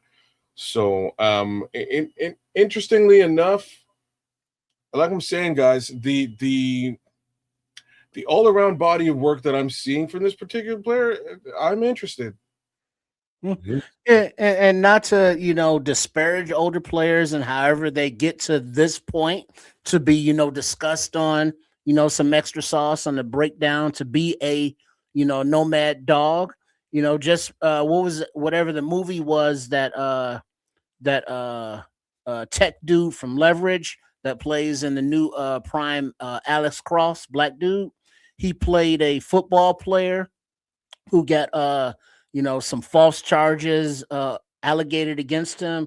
He went to prison for a little bit, but then when he got out, he still worked hard and he finally got a tryout, because he was good. You know what I mean? So he still worked hard and he was older now, obviously, because of the time behind bars, but he still was able to produce. Now, granted, that's a totally different person, and I'm not saying Mr. Tucker here, went that route, but whatever route it took, whatever obstacles he had to overcome, and maybe it wasn't just, hey, I want to hang back and kick it for a little bit. He had to get to where he is, and now he's there, and now he's here. However he does it, if he can be a dog for the Bears, I will welcome him with open arms. All I can tell you is two things. The NCAA is the new professional football, number one. And number two, I just don't know how the hell we got to discussing geriatrics with a mid 20-year-old. Well, 26. We That's got past into, mid. we're like, oh, he old. come on. Well, I mean, for a rookie, Come on, man. that's added. That you know what I mean? So, if he's good and it's like, yeah, we want to re-sign him in 4 years, it's like, well, damn, he's 31 already. It, it, 30, you know what I mean? Then it's like, well, can we get a 21, 22-year-old model? I'm But then they don't have the maturity and the size. I'm like Pilgrim, man. If we talking about Ndame in the third round, he'd be hyped. If he lasts to the third round, I think it's a miracle. He will because of He will not. No, he will, man. No, he won't, bro. There's a lot of prospects in front of him.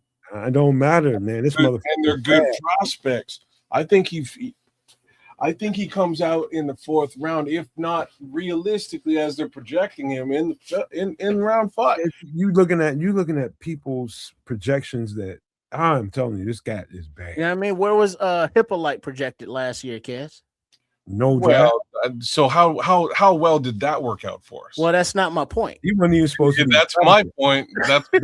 That's my point, right? So yes, he was projected as a UDFA, and we went out on a limb and selected him, and here we are. But yeah, somebody could jump out and pick up this guy anywhere because I think he has that kind of talent. I actually do, just from what I'm seeing on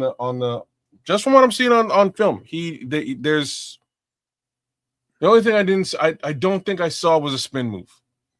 Just putting it out there. Like if there's something I didn't see, I don't think I saw a spin move, but I saw every other potential pass rush move that you can pull off, and he's executing them with like the greatest of ease. You know what I mean? Let me ask you this, Nomad.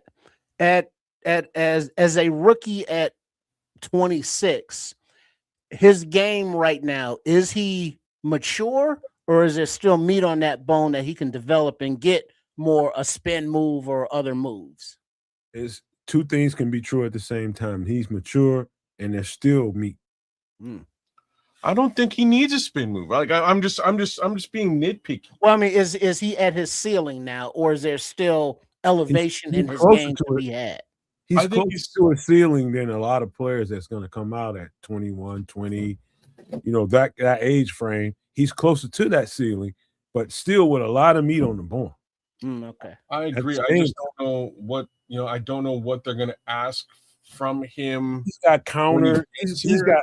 Hold on, Kaz. He's got his pro move. I'm talking about his primary move when I say pro move, and he's got a counter move to it.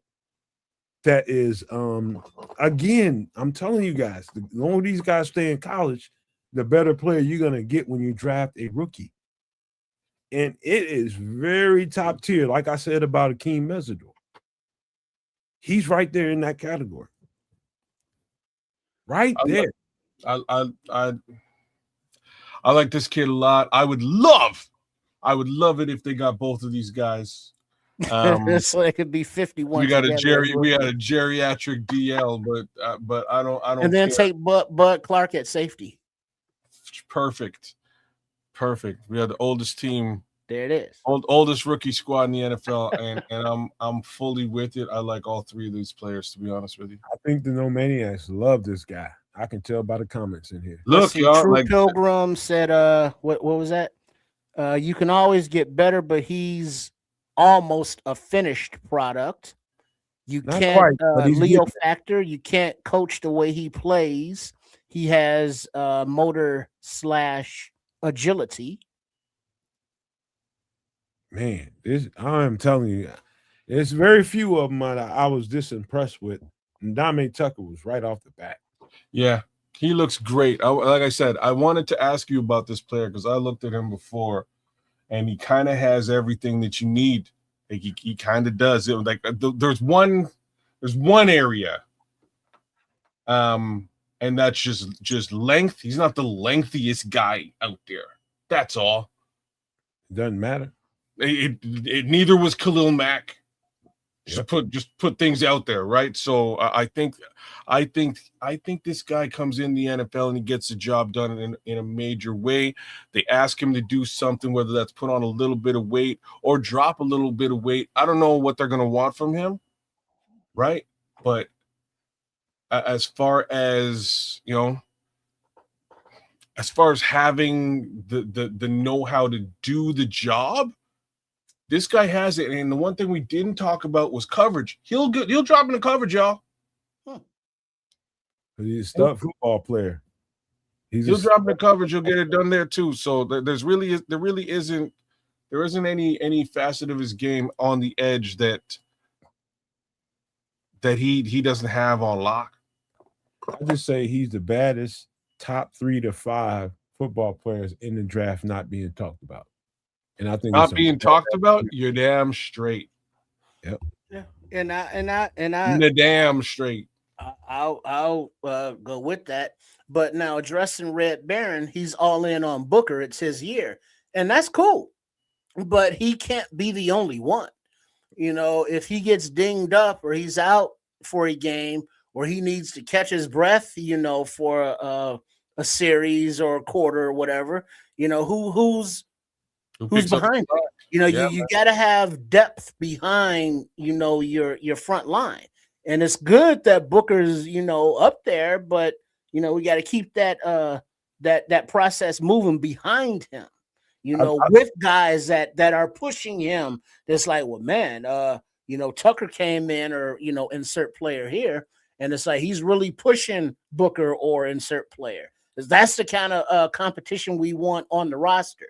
So yes, this is not a slight or a detriment to Booker, but you know, you got to have that next generation coming up as well.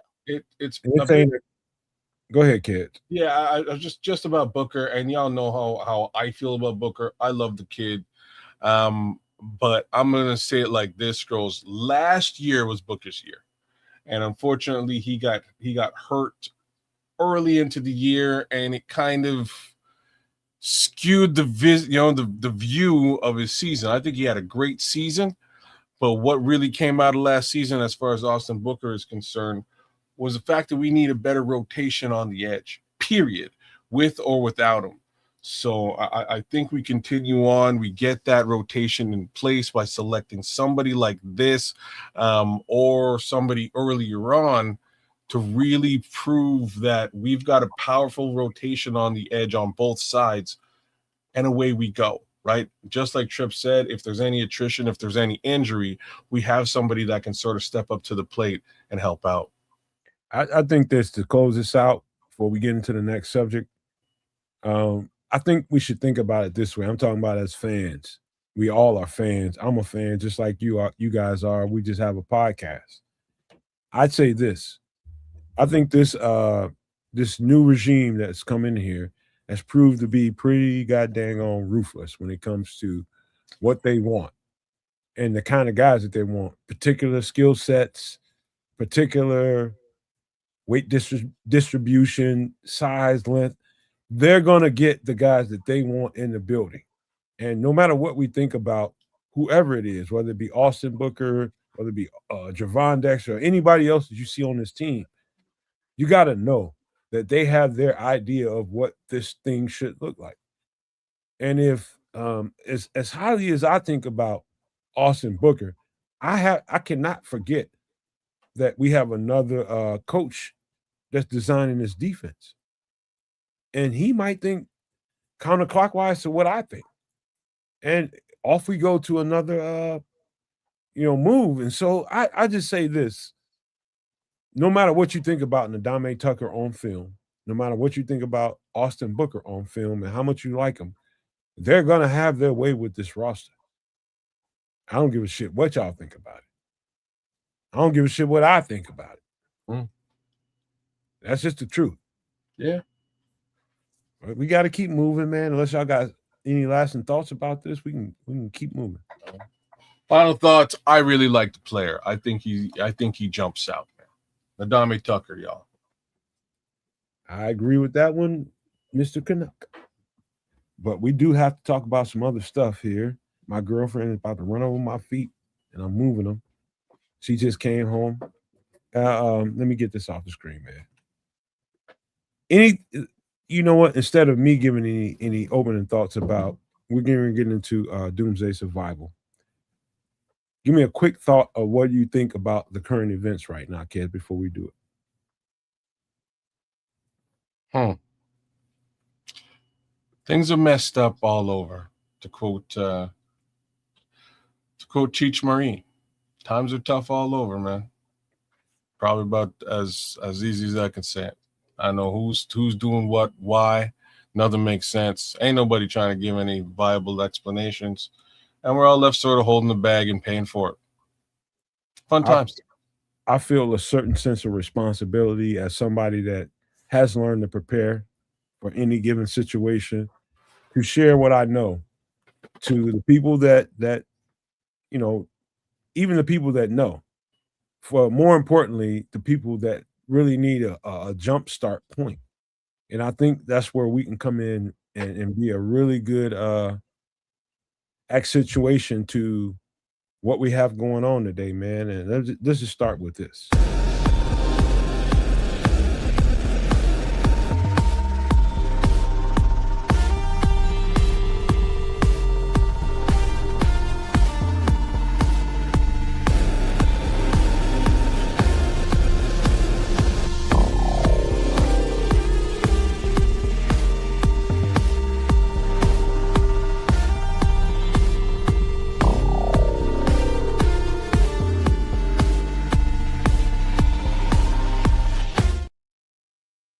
Kids, trips, either one of y'all that wants to read this out. If you don't, let me know. I will read it out.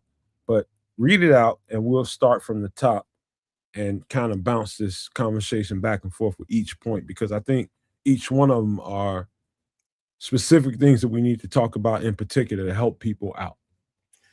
All right. Going one at a time.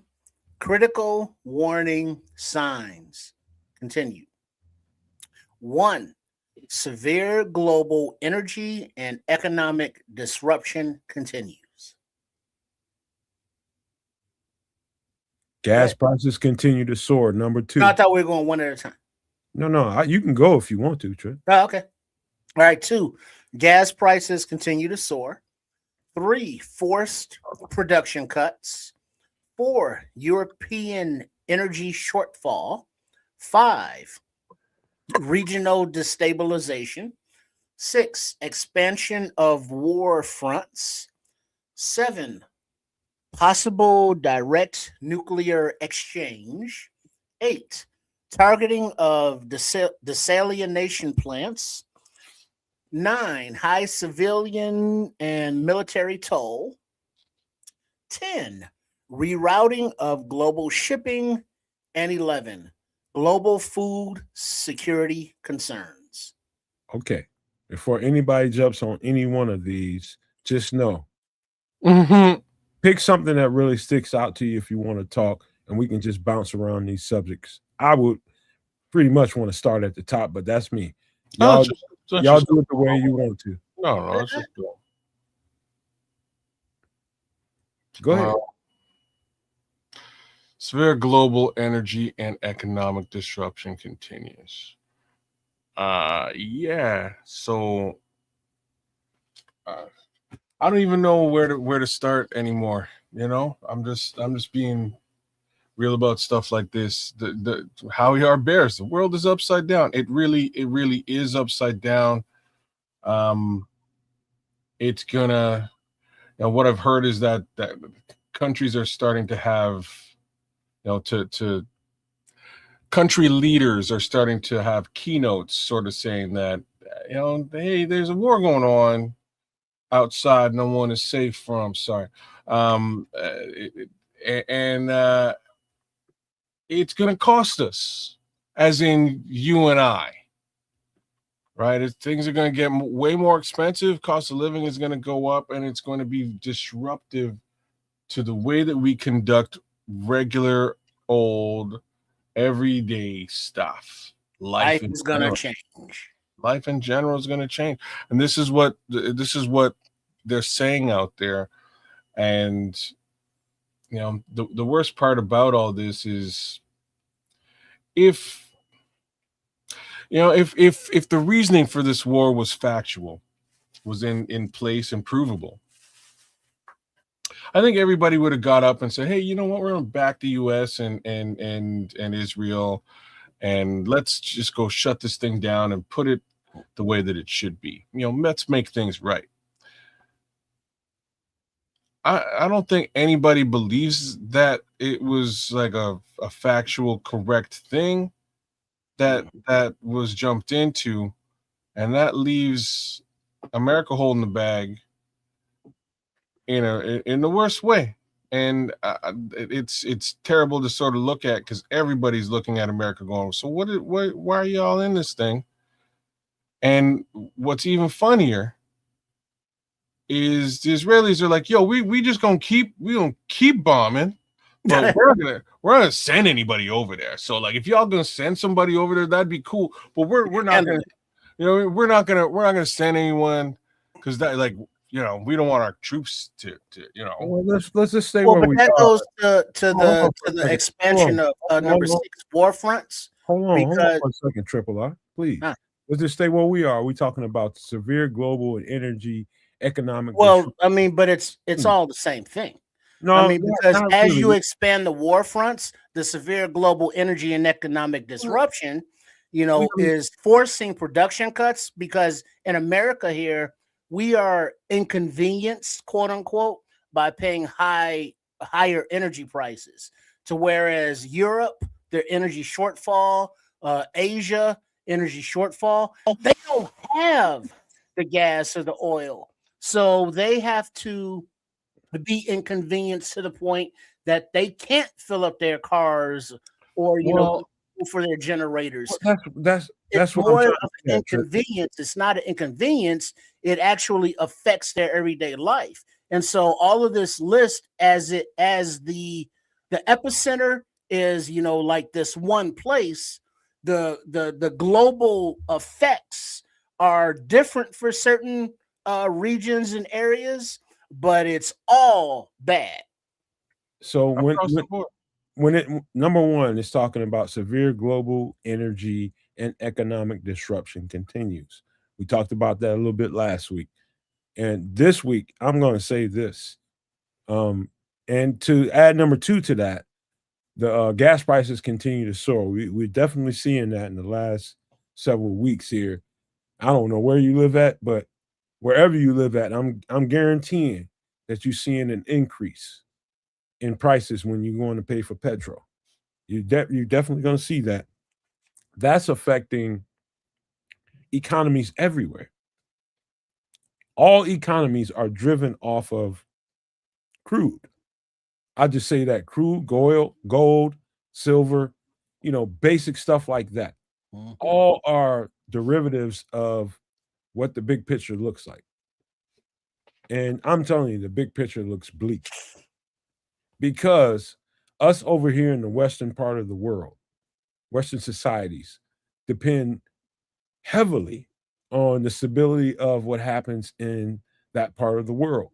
And because we have been shunned in that part of the world based off decisions that are made here in this country and by the state, not state, these evil sons of something in the Middle East that are claiming that land over there, they have put, you know what, I ain't even going to put it on them.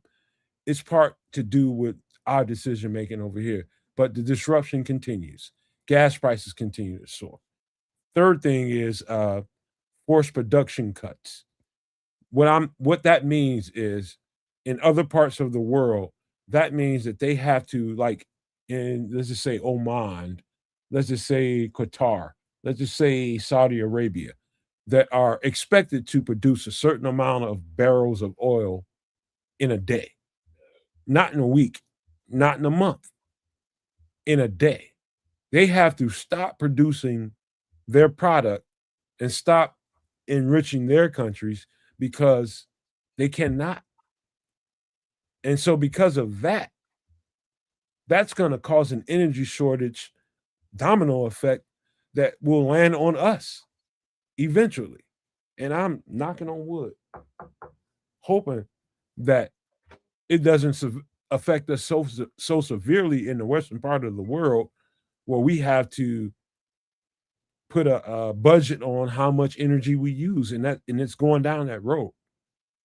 And so when we get ready to get into these hot summer months, how many hours can you use your air conditioner, your central air, whatever you got going on inside your house?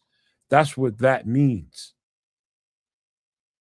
You might get 2 to 3 hours out of the day, where your neighbor gets another 2 or 3 hours out of the day to use your central air or your air conditioning. That's where this is going. And so the free flowing of those goods coming to this part of the world where we need them more than that part of the world needs them, it's going to definitely affect us. Our way of life is going to be affected. I can promise you that. And that's what this means at number 3, force production cuts. We're going to have to conserve.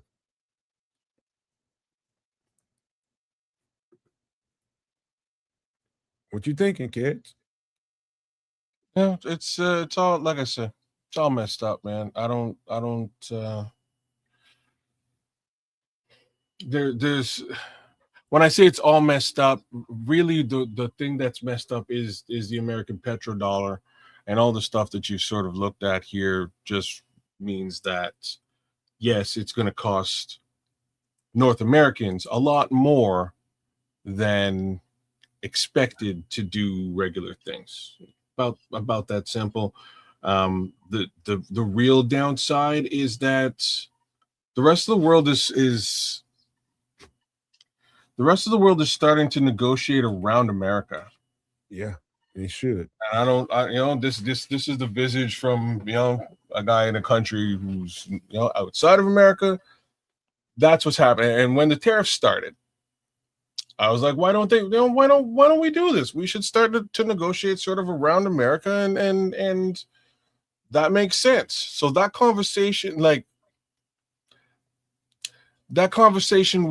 conversations were spurred, and a fire was lit underneath them even before this war.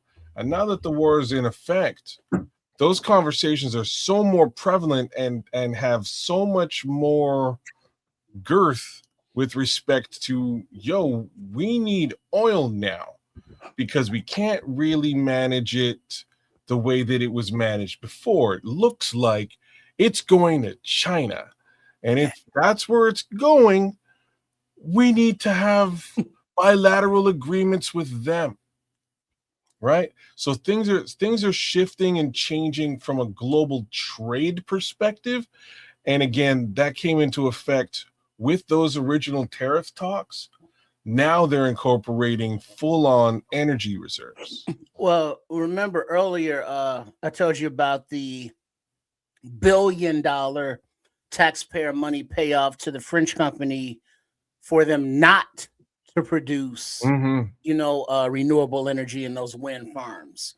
So we look at the reliance on oil, and it's a finite substance. There's only so much of it on the planet. And there's a thing here in this country. We got this American exceptionalism. We're the world police. Fuck yeah. And so we can do whatever the hell we want, when we want, wherever on the globe, because we got the baddest military and we'll kick your country's ass. So if there's somebody that pisses us off, or if we decide to send in our, covert intelligence agencies to, poke the hornet's nest or disrupt another country because we have our sights, and I say our as a country, set on their resources, whatever they may be, or we decide to, literally bomb Venezuela, take their leader and be like, hey, y'all oil? Yeah, that's our shit now. And, that is literally what happened. And so it's like sucking up the world's resources as opposed to doing renewables. That's still a thing. But when you look at it, it's like we are programmed as Americans to have, love for country. Why before every goddamn sporting event do we have to say the national anthem? What does that have to do with the game that's about to happen? When every politician says, America is the greatest country in the world, on earth, and all the Americans go, yeah. Or when Kevin Warren or any other president of an organization says Bears fans are the greatest fans on the planet, yeah, we are.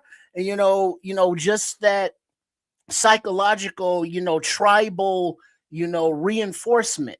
We do that as a country a lot, and as citizens, we've been dumbed down through the education system, through the filtered media, so we aren't taught or share to what our leadership, our government is doing abroad. They don't tell us as citizenry. So when we see another country, send a shitload of caravan of migrants over here, it's like, whoa, we don't want all that. But it was us that made the situation in their homeland that caused them to come this way in the first damn place, to start off the cycle. So as a country, we start a whole lot of shit. And a lot of our fellow citizens are not with that, but a lot of our fellow citizens don't understand that, and they're very quick to wave the flag or disparage anybody who tries to say, hey, sit back, do some critical goddamn thinking for yourself and understand what's going on. And that's an internal struggle that we're having as a citizenry within these boundaries. Correct. And interesting. And I want to hold on, man, because go ahead. He said a lot. He just said a lot, and there's a lot of layers to what he just said. And just to keep this thing moving, we're talking about number 4 and number 5. He's talking about European energy shortfall and regional destabilization. Those two go hand in hand, in my opinion. Those two go together. That's a given, in my opinion, in this equation. Energy shortfall, regional destabilization, they go right together. But expansion of war fronts is another thing. And that leads us into the conversation that's been had about, World War III, which is everybody's worst nightmare. You've been growing up, if you're my age and anybody else's age that's alive right now and you're still relatively young, you always have been worried about the next war, World War III. That's the one, I guess religiously it says it's going to end it all for everybody. And so that's scary to think about. But the number 7 is the thing that I would circle and say that if you pay attention to what we do over here on this channel when it comes to doomsday survival, even before this thing happened, we were always trying to get people to give reason to getting certain items in case things go left. This is before all this. We were doing that over here on the channel. And I'm going to say this again. Possible direct nuclear exchange is real. It's very real. And, what's worse than that is the fallout from it. Contamination, air, and all that comes with it is So you think this is real where? I think what's real where? What are you talking about? Nuclear exchange. Well, who's exchanging these nuclears? That's what I'm asking you. Do you think nuclear exchange is real in North America? Yeah. How? I mean, who's firing at who? I think it can start in one part of the world and can end up here in North America. Yeah, I believe that. Call me crazy, but I believe that. I'm going to say you might be crazy on this one, and I'll get a little bit deeper as to why. There's only certain why they dropped the bombs in the first place is because they don't want Iran to ever get to the point where they might be able to, first of all, just manipulate uranium to the point that they could have a bomb. This is how far away. You're talking in proxy, bro. You're talking in basically propaganda and what we've been led to believe what Iran is. You don't like there's proxies going on here. Who are the proxies? China and Russia. Well, those aren't proxies. Those are the guys who actually have nuclear capabilities. You know what I mean? That means they're the real threats. All right, those are the real threats. The facts are neither one gives a shit about what is happening over here. They don't care because their thing's working. If there's a direct infringement on what's happening in China or direct infringement on what's happening in Russia, then yes, indeed, North America's in a tumultuous state. As of like in today's world, that's not where we are. Right now, Russia got its own thing going on. They're dealing with it. Ain't nobody really infringing on that. China got its own thing going on, which is let me get that oil, USA, you screwed up. China's positioning itself as the new world police, as far as Tripp just said. They're looking like the new world police. And if they take over that mantle, that's technically fine, because while they're taking that mantle over, they'll be reselling that oil to the United States of America at a premium price, which unfortunately affects the petrodollar, and the American dollar starts to devalue. So that's where we are. I just don't see anybody, again, unless and let's fast forward, unless the USA says, you know what, screw that China, and just bombs China. What do you think? We don't have stupid enough people? Well, but that's there's the thing, no though. shortage there. When you say that in the leadership and their lack of critical thinking and or just straight up intelligence, where they're more concerned about themselves and what they can gain and profit personally, and for what I mean, and have that attitude and mentality that, hey, guess what? I don't care what country you're from. I don't care what you believe in. We represent America now. We can just grab you by the pussy. So, when we have that, and like what Red Baron is saying here, don't say us, because as Black people, we may not have voted for this. But the thing is, it don't matter who you voted for, whatever country you're in, because just imagine your country is a ship. You vote for Captain Steubing, or you vote for Isaac the bartender to be the captain. Exciting. You know what I mean? So Captain Steubing wins, and he drives the ship totally to the right. Guess what? You're still on the ship, even though you didn't vote for this captain. You voted for the other dude. Well, guess what? The other dude, or woman in this case, lost. So you have to ride wherever this captain, crazy Captain Steubing, is steering the ship. So you don't want to be a part of it. You disagree with it. I get that. But we have to accept the fact that no matter how much you dislike it or don't want to be in it, you in it, in our name as a country. Let me tell you something. Simply put, and we're talking about direct exchange of those kinds of nuclear weapons is possible because the people with all the cards in their hands that can make decisions, there's some absolutely stupid people involved here. And so to just blow that off as crazy, that's being delusional. It's definitely in the ratio here. Look, stupidity and hubris trump all, right? Like they and I use that anyways. no pun intended. I'm just saying, barring stupidity and hubris, I don't see. You cannot bar that. Well, no, but there's stupidity, there's hubris, and there's evil, and then there's a combination of all three. Even hold on. Even then, those things are trumped by self-preservation. Okay, so that's the one thing that I'm going to say trumps all of it. You can be stupid.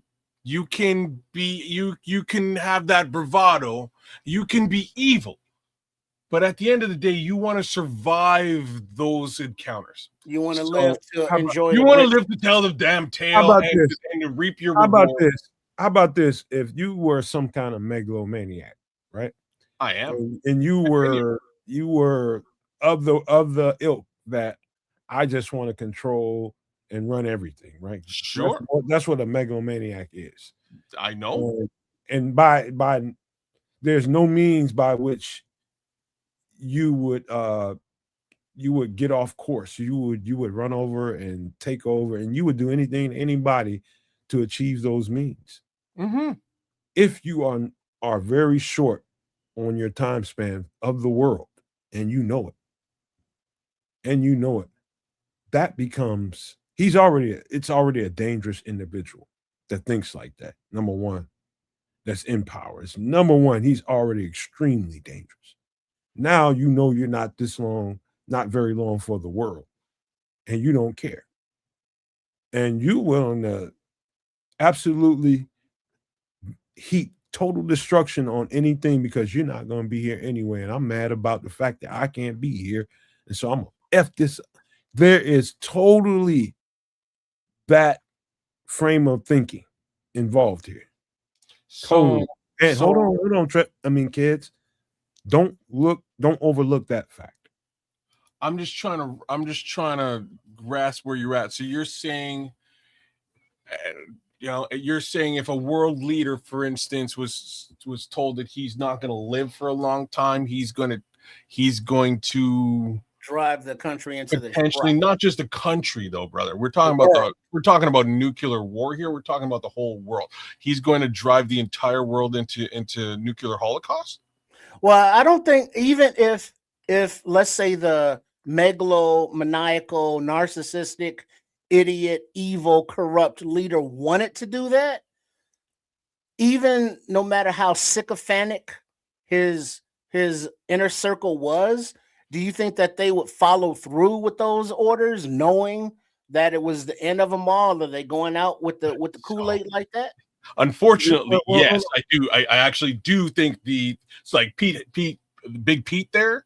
Yeah, he would just do what he's told, and you know what I mean. So that part, breath? Sure, yeah, however you want to pronounce it. Big Pete is a special level of lackey. So I don't see deviation there. Right. I do see. Again, self-preservation trumping all of what we've just discussed here. You're going to want to live to tell the tale. You're going to want to reap what you've sown. You're going to want to. What's that? That is too rational. No, that's not even rational. That's not even rational. I don't want to kill myself. I've seen thus far. You know what I mean? Like, I don't want to. Just to boil it down, you're offing yourself isn't winning. Everybody wants to win. It doesn't matter what game you're playing. You want to win.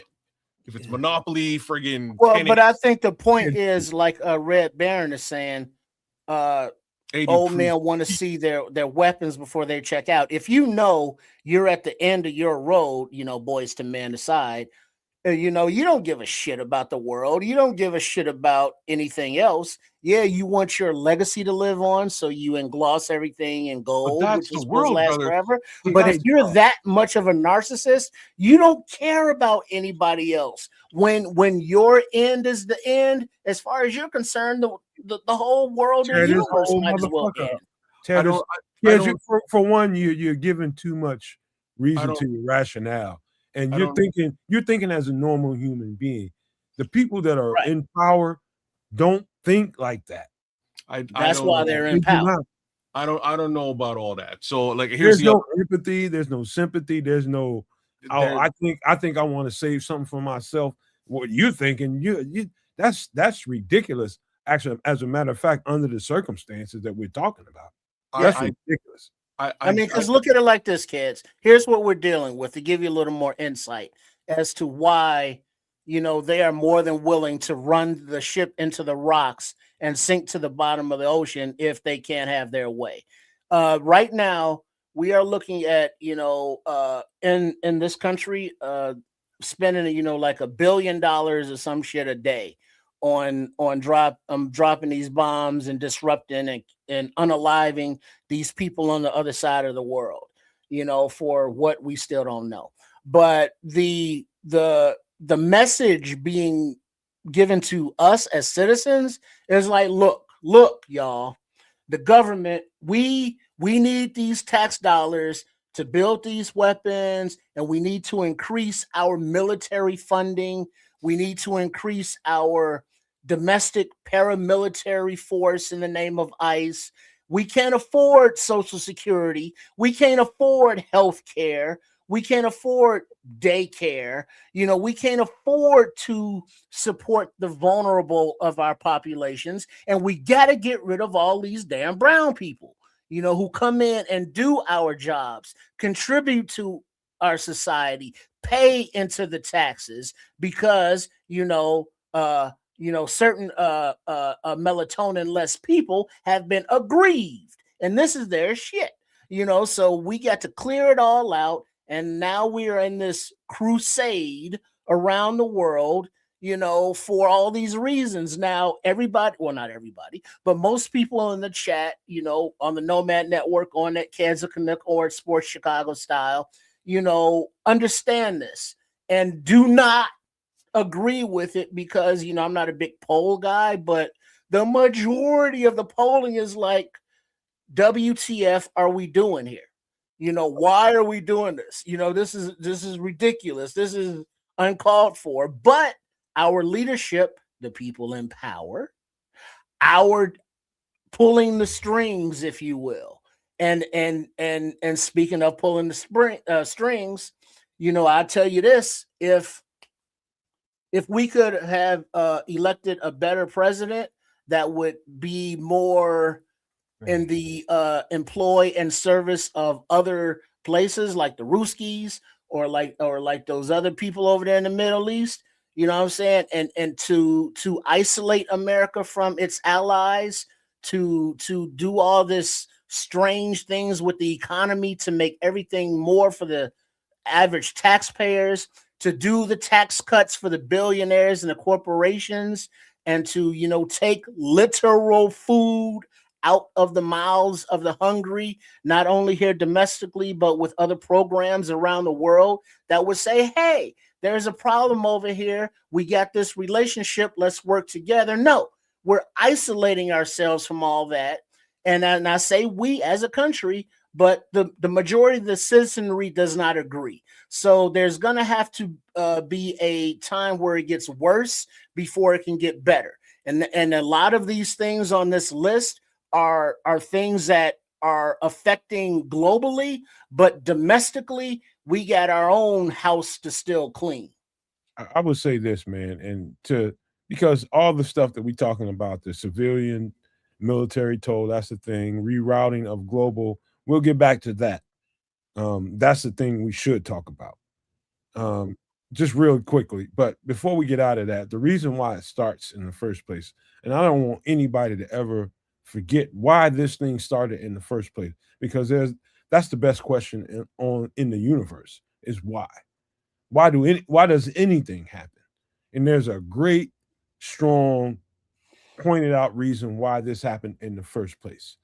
And that is create chaos to keep people from talking about the nucleus of the problem in the first place. And that is there's a clan of people that run the world, heavily involved in human trafficking, child actions that need to be covered up, because if that's exposed to the world and the world gets to see what these people really are, that control governments and control, the structure of societies, that control the dollar and every other currency across the world. Not even gonna say every other currency, but at least over here in the Western world. If that's ever shown to the world, people will see who exactly we are, and they'll want to rip us apart. And that is, let me tell you something, the stimulus for all that you see here. Everything that's happening right now is a stimuli. It's a stimuli, and it happened for a reason. People were getting closer to truth about what the fuck happened to all these kids all over the world and what people did to them. Now, before we get into all that conversation, I'm going to shift it because I don't know where this conversation is going to go. And I don't want to say the wrong stuff, and I don't want nobody else to say it. And so let's just say, don't forget that. But rerouting of global shipping, that is probably the strongest thing outside of the exchange of nuclear weapons that we can talk about today. And to reroute global shipping that has been there for at least, I'm talking about in the regular, let's just say, technological world, been there for about 80 years. About 80 years at least. As it stands, in order for the western part of the world, where Kedge, me, Triple R, and everybody is, the way I see it, it's going to have to be rerouted. It's going to take at least 10 years to do it. So we're going to struggle for a long time. Elaborate. The global shipping and goods that come out of oil in the Strait of Hormuz, where all of it really comes from, most of it, and the countries that really control it and ship it in large quantities. If we don't have a footprint there, which we won't have, Canada may. I think the people in Canada are intelligent enough to know that what we're doing over here in America ain't conducive to what they want to do with the country. I think they will find their way through that channel and y'all will function normally. I don't think the United States will. I'm gonna speak to this a little bit differently. Yeah, your guy in office fucked up. I don't even know how else to say it other than that. He went out with a vendetta coming in this time around and basically told all his friends to fuck off. Hey, neighbor, fuck you. You know what I mean? He told all his friends to go pound sand, and nobody understood why. Not a single person understood it. Nobody understood. Everybody's scratching their head trying to figure it out. Didn't make any sense. It still don't make no damn sense now. Don't think I'm coming back around to say, here's why he did it and it made sense. It still doesn't make any sense. Unfortunately, what it forced the world to do was go and find other ways around this. So the fact of the matter is this: the United States of America is the largest population on the planet Earth that produces the least. Right. Basically, the GDP at this point, if it's not based on the petrodollar and oil, is based on AI and data centers, which require oil to run. You need oil to power those places. So wait. Two things. Let me enhance this for you, kids. Just add a little seasoning for you. Sure. Two things. Data centers. Those require computers and shit, right? You got it. And those require data chips and motherboards, which require hydrogen, which is produced in this region that we're talking about over here that's being shut down. And part of the other componentry is produced only in where? China. So we got to go to them to make our shit run. And then the other part of that is right now, because as a country, we don't produce anything anymore really like that. So being that the economy is basically a big, balloon, a bubble, if you will, based on AI data centers, and those investments come from where? Saudi Arabia, the Qataris, Dubai, all those oil money places that ain't getting the oil money like that no more. So if those investors go or unable to fulfill those quote unquote commitments, what's going to happen to the economy as a whole? It's not that they're going anywhere, that they're even unable to fulfill those commitments. To start off, it's that the U.S. has turned around and said to those folks, look, because we feel like it, you're going to pay us more. Because we fucking felt like telling you to pay us more, you're going to pay us more. So everybody for the past 9 months has been saying, well, we don't want to pay more. That's just ridiculous. But we do want to do business with a very large population, being the United States population. We want to do business with them. We want to do business with the U.S. dollar because the U.S. dollar is worth more than our currencies, and we make more money in that respect. So yes, there's valid reasons for us to do and trade back and forth, but in the meantime, let's figure things out around. Let's just circumnavigate this situation as best as we can right now, and then they decided to drop a bomb in Iran and they closed the strait, which completely exacerbates this as a general idea, and not only pushes those guys into each other's arms. See what I mean? It's like you punch your lover in the face, and then when you punch your best friend in the face, odds are they're gonna hook up tonight. You know what I'm saying? They're gonna smash. So that's basically what's going on. These countries are now talking, and trades are starting to likely happen and circumnavigate the U.S. What's going to kind of wind up happening is, as opposed to the U.S. sanctioning and imposing tariffs, they're going to be under tariff. Like the U.S. is going to be under, like, and it's not so much that these countries are going to turn around and say, "Hey, look, United States of America, we're tariffing you." It's just simply going to be that the dollar has sunk to a level that you've lost 15% to Canada, or you've lost 20% to the pound, or you've lost 30% to the UN. This is just kind of what's going to happen, because it's going to affect your actual dollar. The actual value of the currency is going to go down because you don't have access to the oil anymore. And then that also is going to exacerbate number 11 here on the list, global food security concerns. You know, global, yes, because it's already a thing, as we mentioned, in the Asian countries that don't have the gas, the oil, the resources that they, need to keep living their daily lives. But domestically here in the United States, kids, our food is processed, GMOs, all of that bullshit. And so the disruptions along the chain, as the government has given subsidies to farms that used to grow and produce, crops and or livestock. We're importing our beef from, I think, Argentina or someplace, down there. Our vegetables have the GMOs and need the fertilizers and such from this region of the world to grow.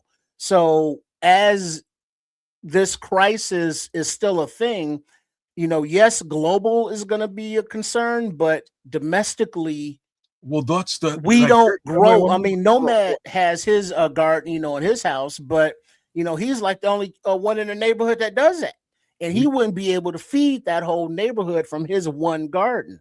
But in urban areas and even in rural areas nowadays, they don't farm like that no more. So the domestic food insecurity is going to be a thing I don't think most people are really aware of. Nobody is. I gotta say this, man, and man, dog, y'all tearing it up. Y'all tearing it up. But I don't think directly people understand. I could see Scrolls in there. He's getting it. Well, Red Baron knows what's up. He's getting it. Now, the rerouting of global shipping, I don't think people understand that takes years and years to infrastructure. When it's destroyed, to rebuild it, number one, it takes currency. And when your currency is not to the status of what it was, you can't go out and get those loans for and bet against your really, really strong economy and get money from anywhere in the world and get people to invest in what you do. That's what currency is in the economic big picture. Getting people to spend their money on what you want to do. That's what it is, period. And no matter what anybody tells you, that's what it is. Everybody is trying to figure out a way to not spend their own money. They're trying to get everybody else to spend their money for you. And so that's how you get fat cats. And if they can turn that investment that somebody made in what you're doing into something that really, really benefits them, and then you were able to benefit off of it as well, you turn into very attractive as an individual country. We are no longer that. Mm-hmm. And the quicker you guys understand that, the quicker you will understand why we do this particular segment of the show. We have lost our status Well, because of here's the thing, though, stupidity Matt. and fucking greed. Well, here's the thing, though, Matt.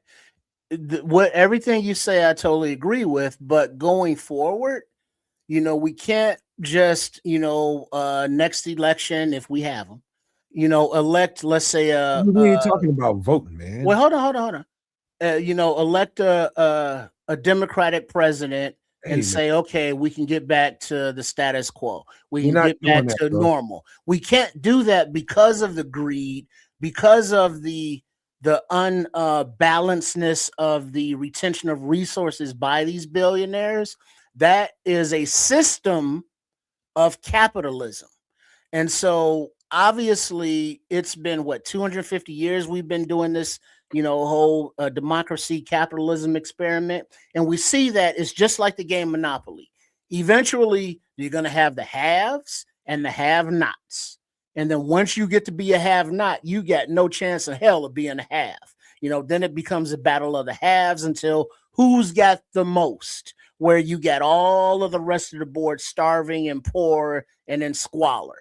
We can't go back to that system. So in order to change all of these warnings, we have to heed it as to how we got here and how to avoid it going forward. So as we come together as domestically as citizens of one country and of the world, we look at the alliances that have been made, and then we look at how, as a country, we've had these alliances since, World War I, World War II, or whatever, 80 years to build. And one administration in 1 year has, burned all those bridges. So going forward, how do we get better? How do we improve? Granted, it's going to get worse before it gets better. But I think, here at the Nomad Network and Kids of Canuck and Sports Chicago Style, we understand the negativity side of things in real life, if you will.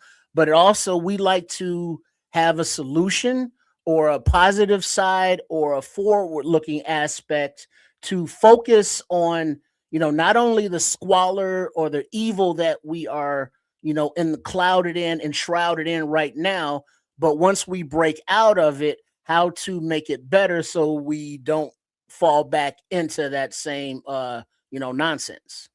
Man, listen. It's going in a place that makes it uncomfortable for me, and I'll just be clear and obvious on my perspective. It's not that I disagree with you, Trips. You already know what the truth is with me. It's not that I disagree with you. It's just me trying to keep this channel a safe place for people to be able to have conversation, and that's it. And think how they want to think. And I'm not making no excuses for nobody who made the wrong choices when they went to the ballot box. And you a stupid motherfucker if you voted for it. And I'm being honest when I'm on the side with Trips there. You There's stupid. a lot of those. You stupid. And it's costing us. Flat out. And we're gonna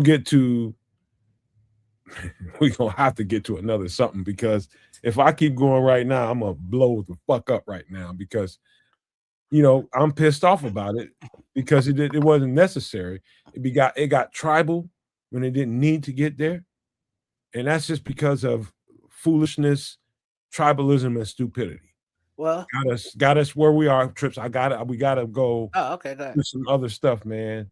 And I'm gonna move on, man. We're gonna get into some movies, and I know y'all gonna enjoy this. I know it. Give me a second to get this off the screen. Give me a second.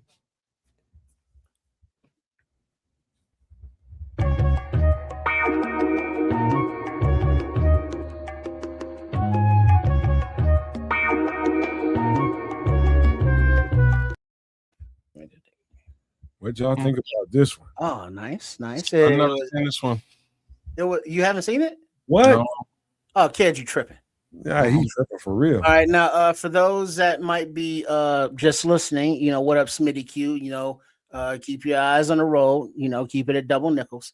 But we are looking at the movie poster for The Hateful Eight, starring Samuel L. Jackson, motherfucker, Kurt Russell, Jennifer Jason Leigh, Walton Goggins. I Kurt can't Russell read. and Goggins are in this. Yeah, Tim Roth, Michael Madsen. Hold Michael on. Madsen. Hold on. Let me Corey put on my Bass. spectacles. Oh yeah, Hey, Bruce hey, Dern. Tips, did you know that this was rated as a top 100 by most of the movie rankers in the world? This is top 100. Yeah, it's got everything that your boy likes in a movie. There's the good versus evil aspect of it. There's the reclamation of I've done bad, but I can do good. There's violence. There's a lot going on there, kids. You got to check it out. Okay. I My understanding is this is a Quentin Tarantino movie, and as such, Hey, Kez, you holding me? You saw this movie? Fuck that! You saw this? no, I didn't. There's Bullshit, dog. I don't believe that, man. I'm sorry. There's a couple Quentin movies I haven't seen. This is one of them. I cannot believe like that. Benjamin is saying all-star this is- cast, good movie. Mainly because this is sort of like westerny, but yeah, I haven't seen it yet. Dog, Haven't you ever been like in the doom scroll of whatever movie thing you're watching? It's like seen it, don't want to see it, and this has never popped up, and you've never been like, just damn, look at this cast, let me give it a gander. What's funny is I go through a doom scroll like this on a weekly basis with my cousin. Me and my cousin go through it. I just haven't been in these last few years, man. I haven't been in a mode to sit down for 2+ hours to watch a film. I will watch a television show because they're so much better fleshed out. It's just how I'm wired right now. I can list the films I've watched in the last 5 years, and there's not a lot of them. I haven't really been doing the film thing lately. Hey, Triple R. And I used to be a huge movie buff, man. There's a part of this movie that is probably tickling your fancy. But don't you dare fucking say it. Don't you dare say it. He ain't seen it. Don't you fucking say it. Yeah, I try not, even though the movie is like 30, 40, 50 years old, I try not to give spoilers away. For those that haven't seen it. But come on, you see a Samuel L. Jackson, or Kurt Russell, or Tim Roth. I mean, Walton Goggins. People don't know Walton Goggins' name like that. But if you see him, it's like, yeah, oh, they that do, dude, man. he's been Walton in that, Goggins is a G, bro. You know what I mean? But if you say the name, most people be like, who? You know what I know? You know when I knew Walton Goggins was a G, and this is the weirdest thing I'm going to say.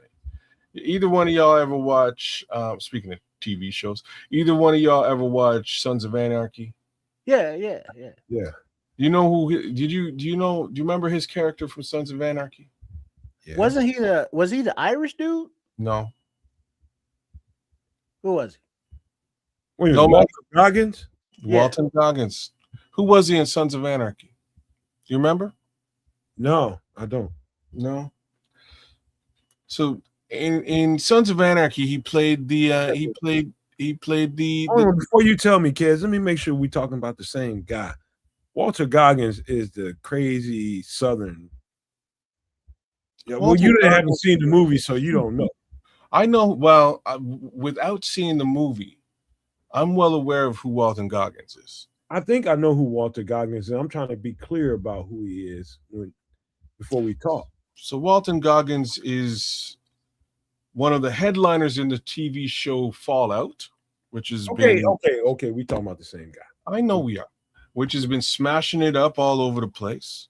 Walton Goggins was in Principles with some people. It's a funny show. He's been in a bunch of things, but where he jumped out to me was in this role in Sons of Anarchy. And in Sons of Anarchy, he played a Justified. He was in Justified as well. He played a trans man. Oh, yeah. Okay. I forgot about that. I didn't, because I'm not because he played the role so well.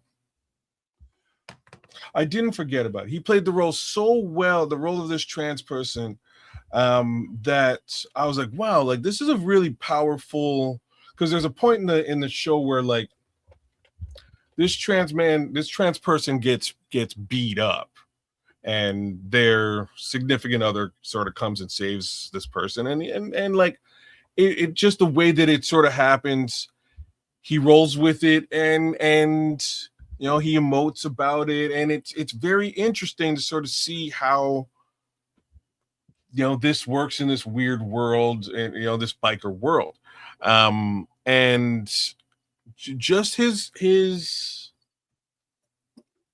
the way that he embraced this particular character threw me for a loop, and I was like, wow, this guy's actually a really good actor. Let's see what he does in the future.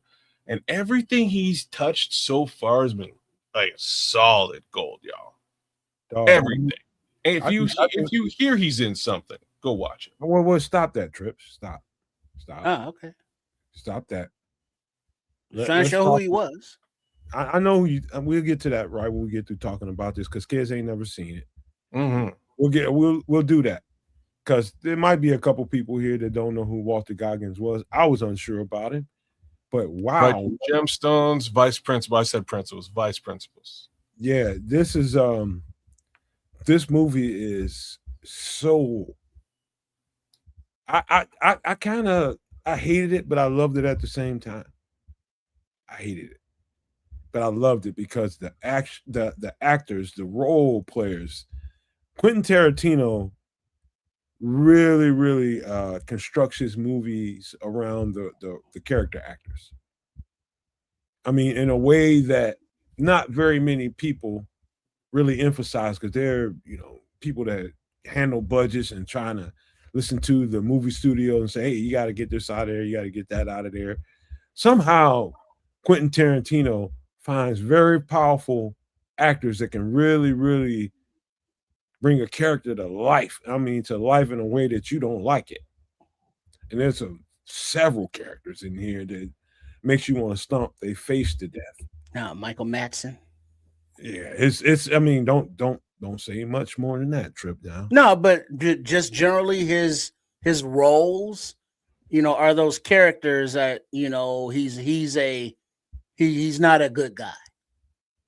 He's almost always the redemption. I think the best and worst role here was the female, and you know, she was absolutely evil. Jennifer Jason Leigh. Absolute evil. I forget what is her name. Jennifer Jason Leigh. Yeah, it's that's her real name, but I'm talking about her role in this movie. Yeah. If you don't see this movie, I'm gonna beat the shit out of you, man. I wasn't below.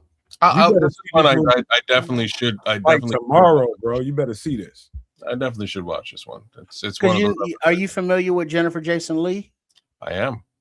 Because it wasn't Blow. Westworld? No, but a different one where she was undercover cop and got strung out on the drugs.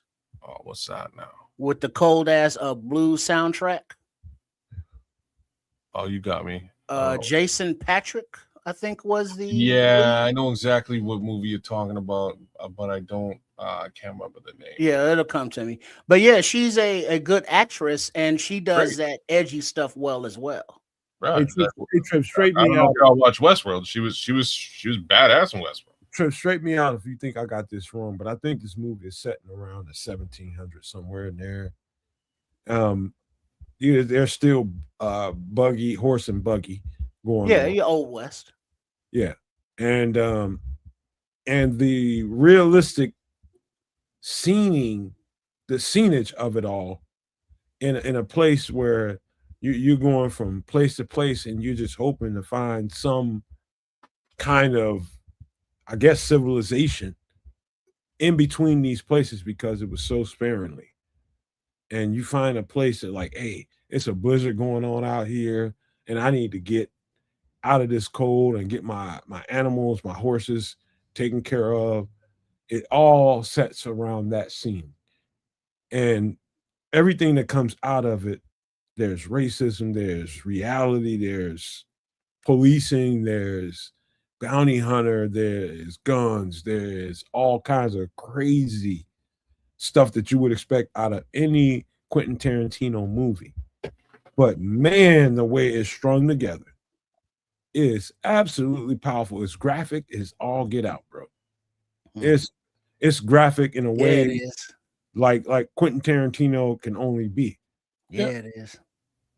I can only imagine. Like I said, I think I've watched everything else he's ever done. This might be the one I haven't seen, but I think there's one more that I haven't seen as well. I'm just not sure what it is. Well, but like speaking of the all-star cast, to clean up Jennifer Jason Leigh, her discography includes Backdraft, Weeds. The movie I was talking about, kids, is Rush. Rush, yeah. Is the name of it. She was in Twin Peaks, Miami Blues, In the Cut, White Boy Rick, Easy Money, Amityville Horror. I mean, she has a long, distinguished list of roles. She's a good actress. She played a role, she had a French name in it. Dominique Leroux, something. Let's see, Fargo, Hunters, the Machinist, Annihilators, LBJ, Dolores Claiborne, Crime 101, Fast Times at Ridgemont High, classic. Single White Female. Yep. Existence, Night Always Comes, The Hitcher, Something Very Bad, Good Time, Flesh and Blood, The Hut Sucker, Buried Alive, Road to Perdition, Anomaly, Miami Blues. I don't see anything like specifically French naming. Margot. That could be French. Yeah, Margot at the wedding. Maybe you ate some ribs or something with the little missus, and y'all watch a little something. But yeah, she's good. She mixes well with this cast because as an actress, she can hold her own. Like Bud Bundy with no date. Kids, it is so powerful. The roles that everybody you see on the screen here, whether you can, kind of picture who they are or not, the roles that they played, there's a guy that played well, she's not older guy that played a little bit more subtle role in the movie, but very powerful at the same time. Oh God, dog, if you don't see, it's like, dog, you better see this movie. I've watched it twice. And I'm not one of them people that watches too many things too many times, but the next movie we'll get to, I watched several times because I love that movie for a couple different reasons. But this is man, it makes you want to, oh God, dog. It shows you how awful people were that were what you call establishing what this country is now, how evil they were, how fucking absolutely evil they were. Because Tim Roth is always a son of a bitch. Absolute evil. And I think all the stuff we just got through talking about previously, here we are in the situation where we are, is because of the evil.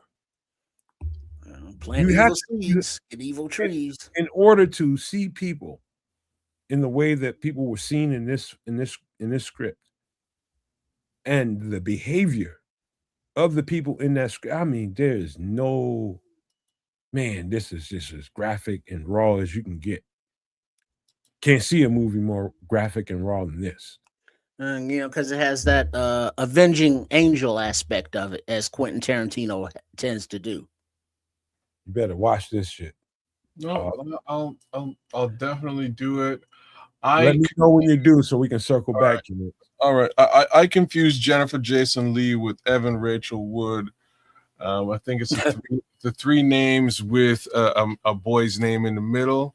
That kind of threw things off for me, but yeah, okay. This is definitely on the list. I'll have to watch this one. It's gonna make you want to hurt somebody, but it's gonna make you tip your hat to Quentin Tarantino at the same time. And then you can figure out what original movie he got this idea from. Hey, you know what? Hey, Trips, I'm glad you said that. I'm gonna get a little controversial here before we move off of this. I don't think there's no way in Hades a black man would have been able to get away with having this script turned into a motion picture. No way. None. It had to be a way. Spike Lee. You mean this one or any script? This script. Ah, okay. No way. You're gonna show white people looking like what? No, black man, you can't do that. No. No way this would have turned into a major motion picture with a black man writing this script. No way. All right, now I have to watch it, and that's fine. That's why you need to watch it. That's fine. Quentin's a bit of an asshole, and sometimes I love that. So there's that. Love that about you. Yeah. All right, let's finish this thing on a little bit lighter note. I know we didn't do the UFO UAP stuff, and there was a reason, because this is so much going on in the world. I think that raises to higher priority level. Then, if something comes up, and I do got some stuff to talk about soon, like next week, but we have to go by way of what the current events are telling us to do. But this next one, I'm pretty sure at least two of us seen this movie, but we'll see. Anybody seen this movie? Oh yeah, Marky Mark. He starred in that with Sure, no. with my man from George Clooney, The Perfect Storm, where they were fishermen out there in Gloucester, out there in Northeast, out New Hampshire way, New England and such.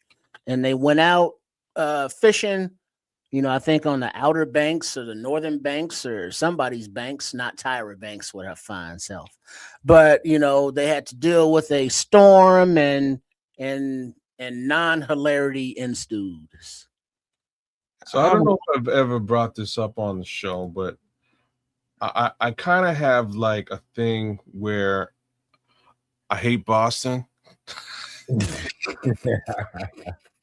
Beantown is not a friend of yours? You hate Boston?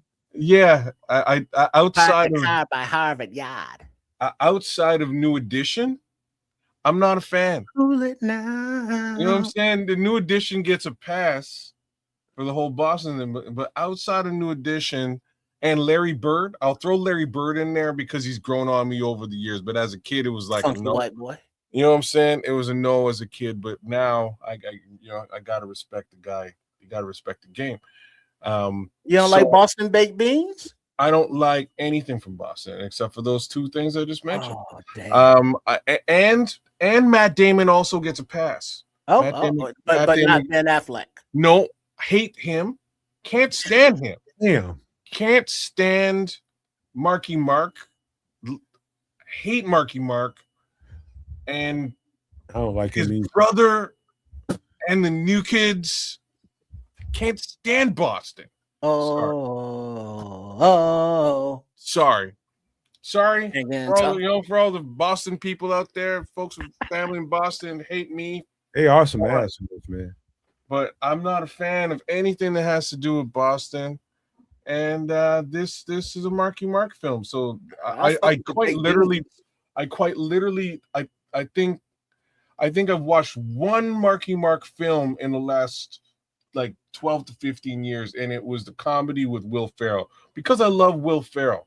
And it was like they were cops. Yeah, I was at odds with myself. You know what I mean? I was like, can I stand to watch? Will Ferrell's so corny, but he's that funny corny. He made it so that I could stand looking at Marky Mark's face, and it was okay. It was an all right movie, but that's it. Well, but in this Perfect Storm film, was it Mark Wahlberg?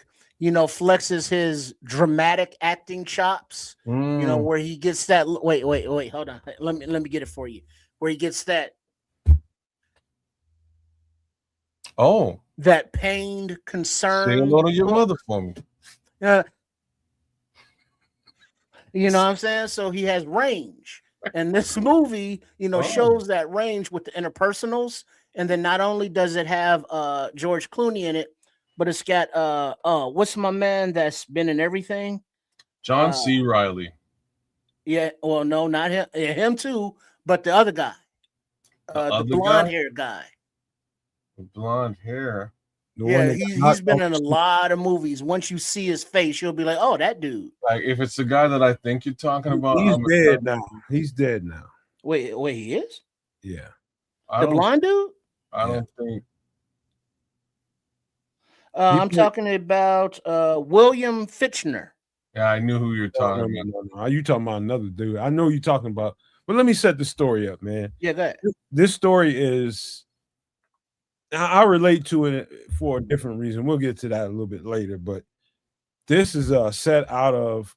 This guy was in Prison Break. He's a bad motherfucking prison. It tells the story of greed Yeah, him. in the fishery market, and it talks about basically, next time you think about going to any kind of restaurant to go order the highest level of crab, lobster, and shrimp that they have on the market, there's a market pool to bring those products in, and people will pay all this money to, oh, I got me a snow shell crab, or I got me I got me a that, and I paid this much money for ridiculous prices for what they go out and risk their lives for, and for no good reason.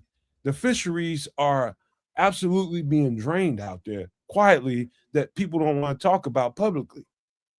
The fisheries are being drained out there. They should not be draining this amount of resources from the ocean, but they are. And because nobody will legislate anything to really, really halt that shit, it's going to pay a toll. I'm And talking so about what that toll is Alan Payne is also in this. So Yeah. these fishermen, in order to make their nut, and get the haul, you got to go further and further and further out to find the spawning beds for the fish. And so that's how they ended up, in this North Sea, Barents Sea, wherever the sea they were. And, out there, Mother Nature, don't be messing around with the storms. And it just happened to be that, meteorological perfect storm to where, this storm front collided with this storm front and this other storm front, and they made a baby of the perfect storm. So, having to go out to those more dangerous waters to try to, find the fish to, feed and sell and all that stuff puts humans in more precarious situations, just to try and make that, that rent payment or, that payment. So, that's kind of the premise also with this the amount of pressure that they put on themselves. They call it the perfect storm for a reason. There were two storms looking to merge into one big superstorm, and they knew it. I'm talking about the people aboard this ship. Roll the dice, baby. I can't remember what the ship is called, but they had a choice. And I think this captain was dead set on he didn't give a shit. He was just going to go through it because he felt like he had seen enough storms in his career to say that we can get through this. Yep. And he asked the crew. And because for whatever reasons, personally, they wanted to make sure that they got the bounty from this catch. Yeah. Everybody got bills, but I ain't trying to die for this shit. Well, but they I mean, if you look, when you watch the movie, kids, and everybody who hasn't seen it, you'll see that, the squeeze was worth the juice. It's like, yeah, because it wasn't like a surprise, because the captain is like, hey, I'm a good captain, I got a good vessel, and you all are a good goddamn crew. And each one of the crew members, did their own introspection as to why they were on the boat out there in the first place, because they already knew that it's like, we got a nut to make that we got no other way to make it. So, it's like, all right, YOLO, let's go out here and get these fish and get this money and get home, but hey, Mother Nature had different plans. I can tell you guys something that's so my girlfriend, me and her met, and we kind of bonded over two shows. I had never seen what's the show with Alan Cranston in The Big Show? What's the big show that he got all those? You're probably talking about Breaking Bad. Breaking Bad. I had never seen Breaking Bad. Remember I told y'all that story. Remember I told that story about shit got tight for me, man. Recession happened, and I couldn't pay my bills, man. I ain't have no cable. My cable got turned off. And it was only about maybe a week when I didn't have cable, maybe a week, but I met my girlfriend in that time span. And all I can get was I knew how to give myself basic cable because I was a cable guy. I knew how to give myself basic cable so I I can had watch. climb up on that pole. Yeah, I ain't had to climb no pole. This one was on the ground.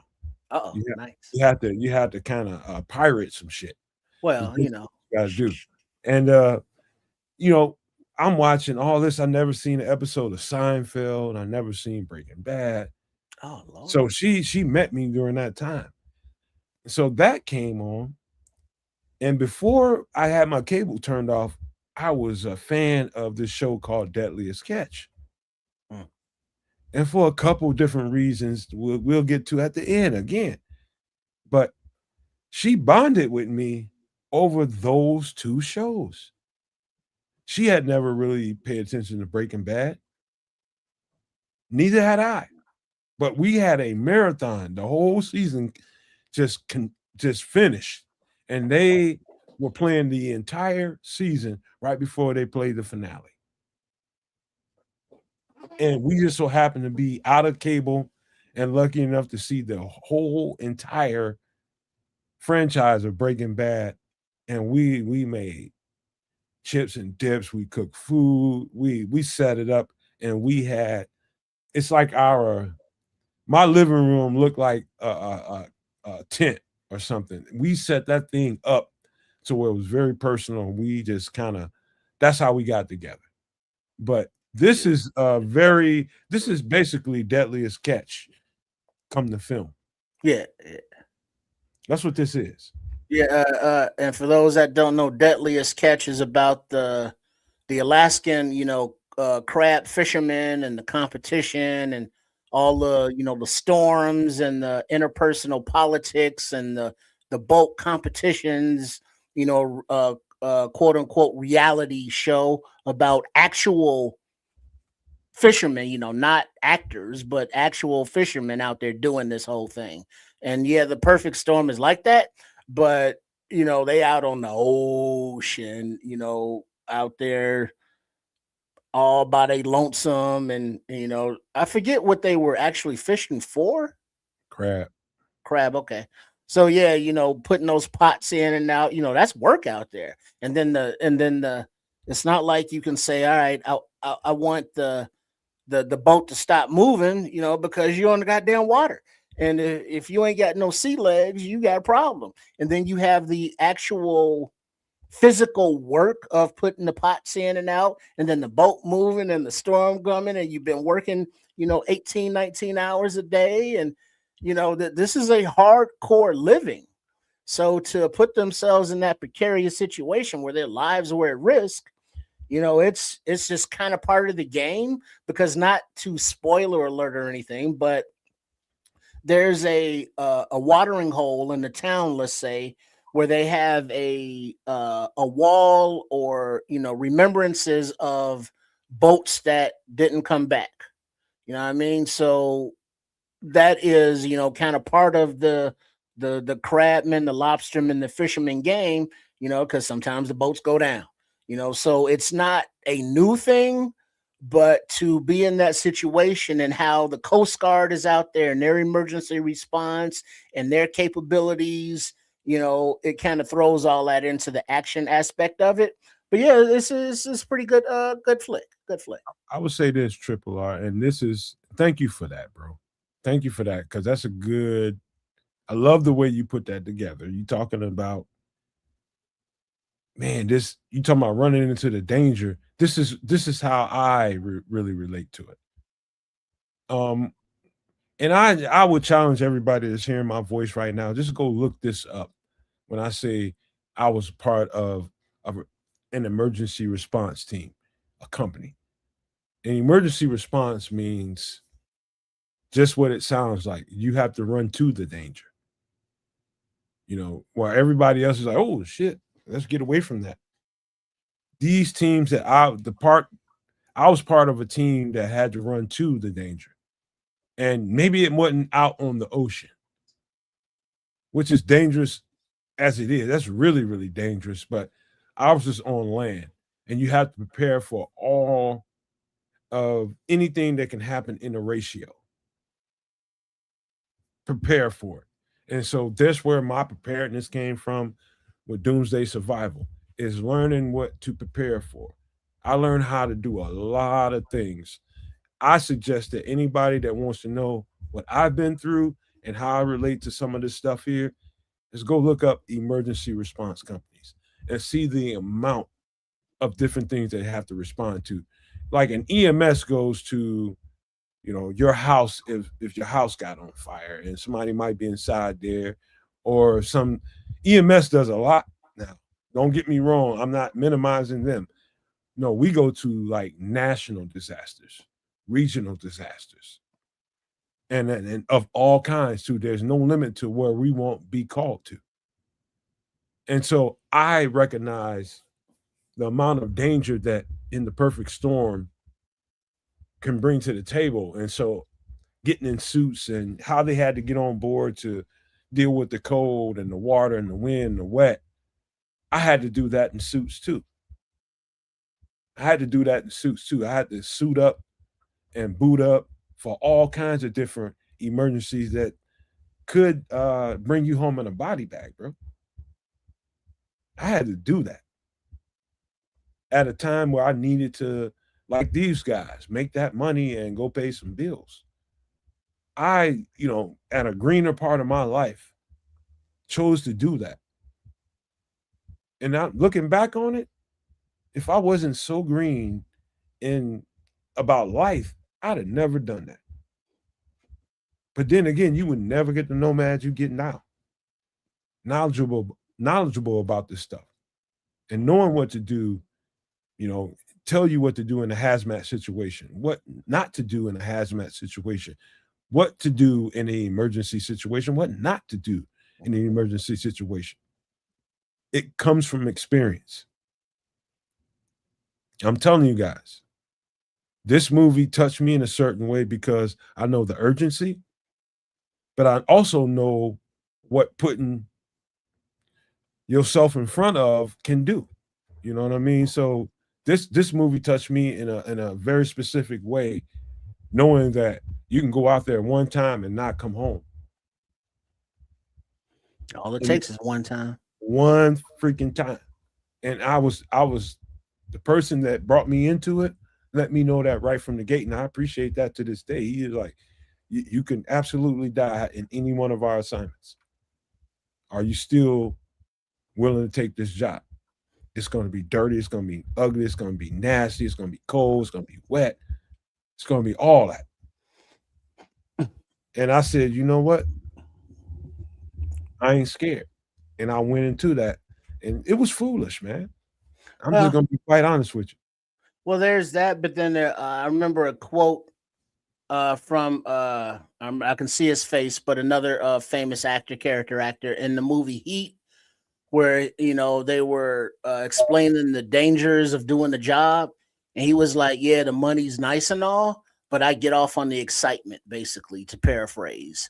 And there are personality types that are drawn to these adrenaline life and death, living on the razor's edge, precarious jobs, because they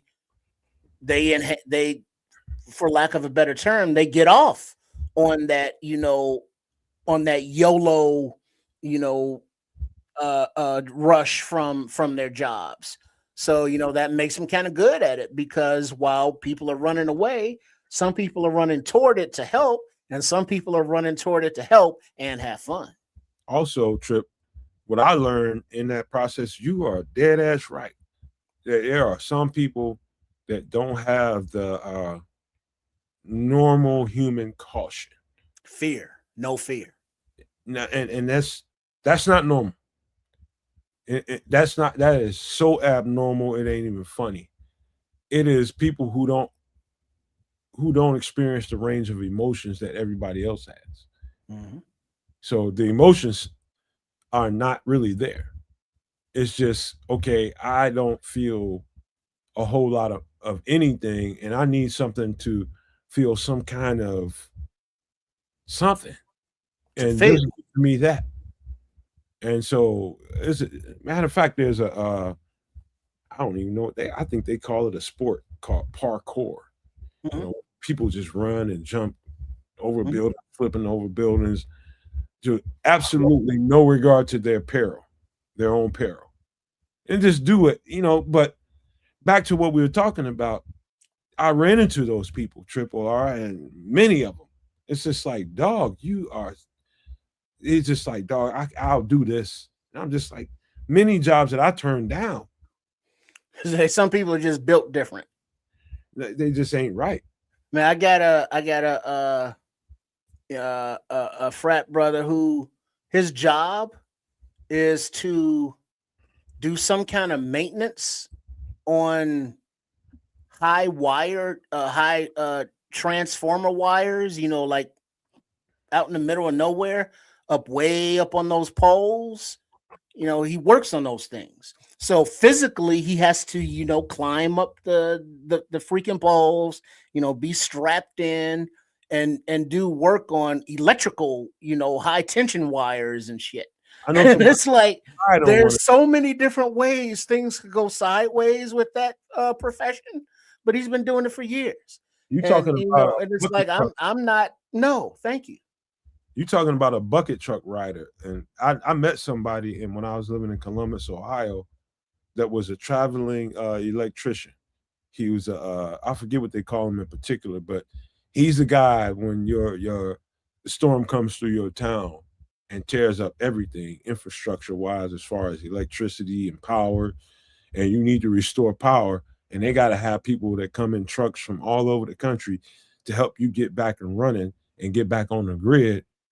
These guys come from all over the effing country. I know a guy that got fried on one of those on the bucket. See, see, that's all I'm saying. Yeah, it's and it wasn't his fault. He was there supporting the guy that was actually putting hands to, connection. He was getting fried, but he just so happened to be too close to the guy that was getting fried. Nah, it's a chain gang. But that the dark humor of a job like that, as well as other industries and professions that are as or more dangerous, is, would you rather fall off the pole or get zapped? And it's like, probably zapped because it's faster. Probably the fall because it's like, enjoy the on the way down. Oh, And so you have to have that kind of mentality to do the job while respecting the dangers. all right, man. You know what? I can go on to another hour-long conversation about this because the shit I know. But man, Perfect Storm definitely touched me in a way that's deep, and I enjoy it every freaking time I see it. Not only because of what I went through, but I do enjoy the scenery, the setup, I mean that bar and the camaraderie of the people around there. I enjoy that. That draws me into it because I just enjoy that atmosphere. Local watering hole. Yeah. Yeah, yeah, I enjoy that kind of stuff. And it's just a all around great movie to me.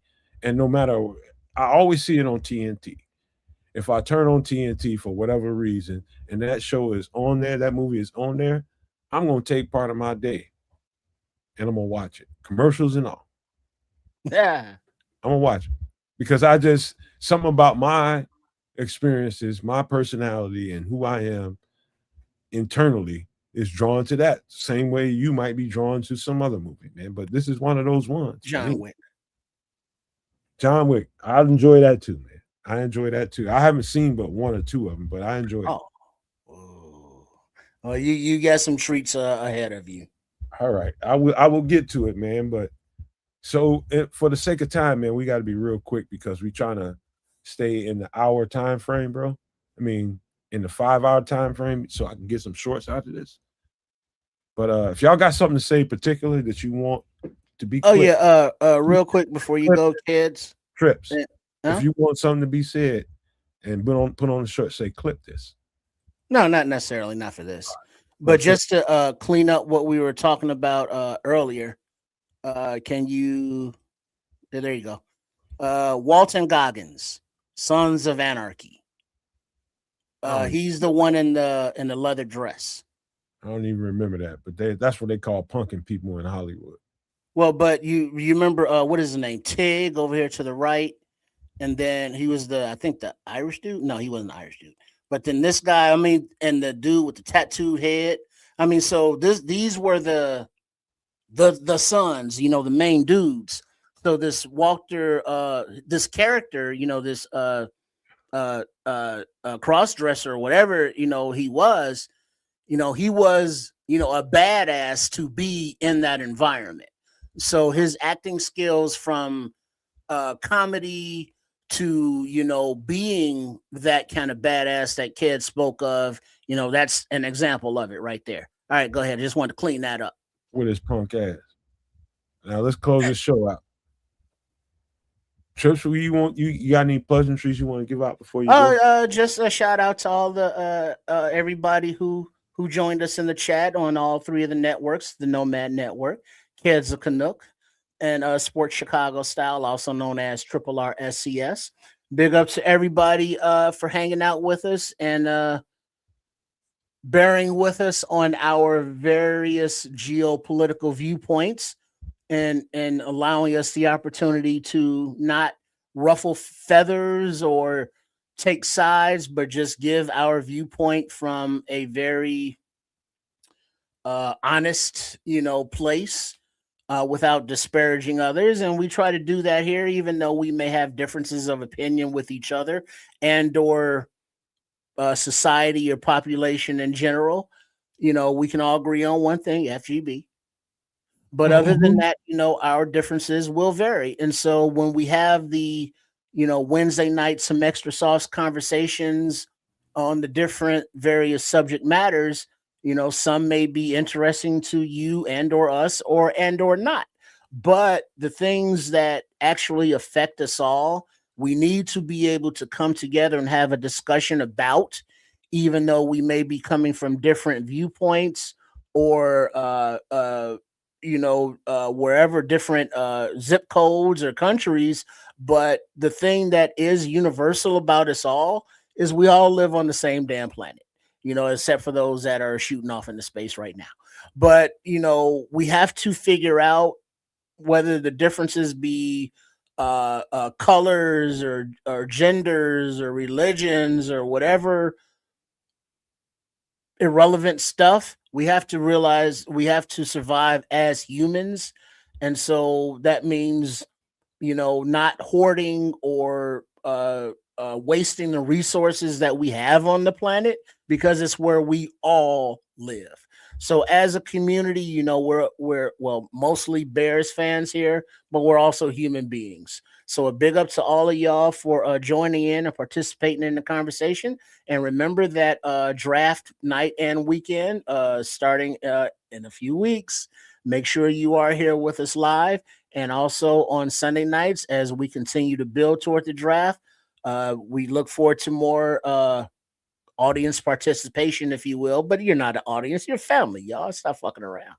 On doing the mock drafts, if you want to do it, shoot an email to Nomad or come in Sunday night early and be like, yo, I want to be the GM, and then we'll take it from there. So yeah, big up, y'all. Go ahead, kids. First of all, you should have said clip this before you start talking.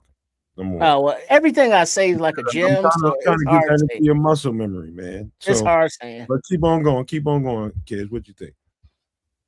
You know, big ups to How We Are Bears, the Scrolls, Nudge, True Pilgrim, Real Factor. Who else is out there tonight?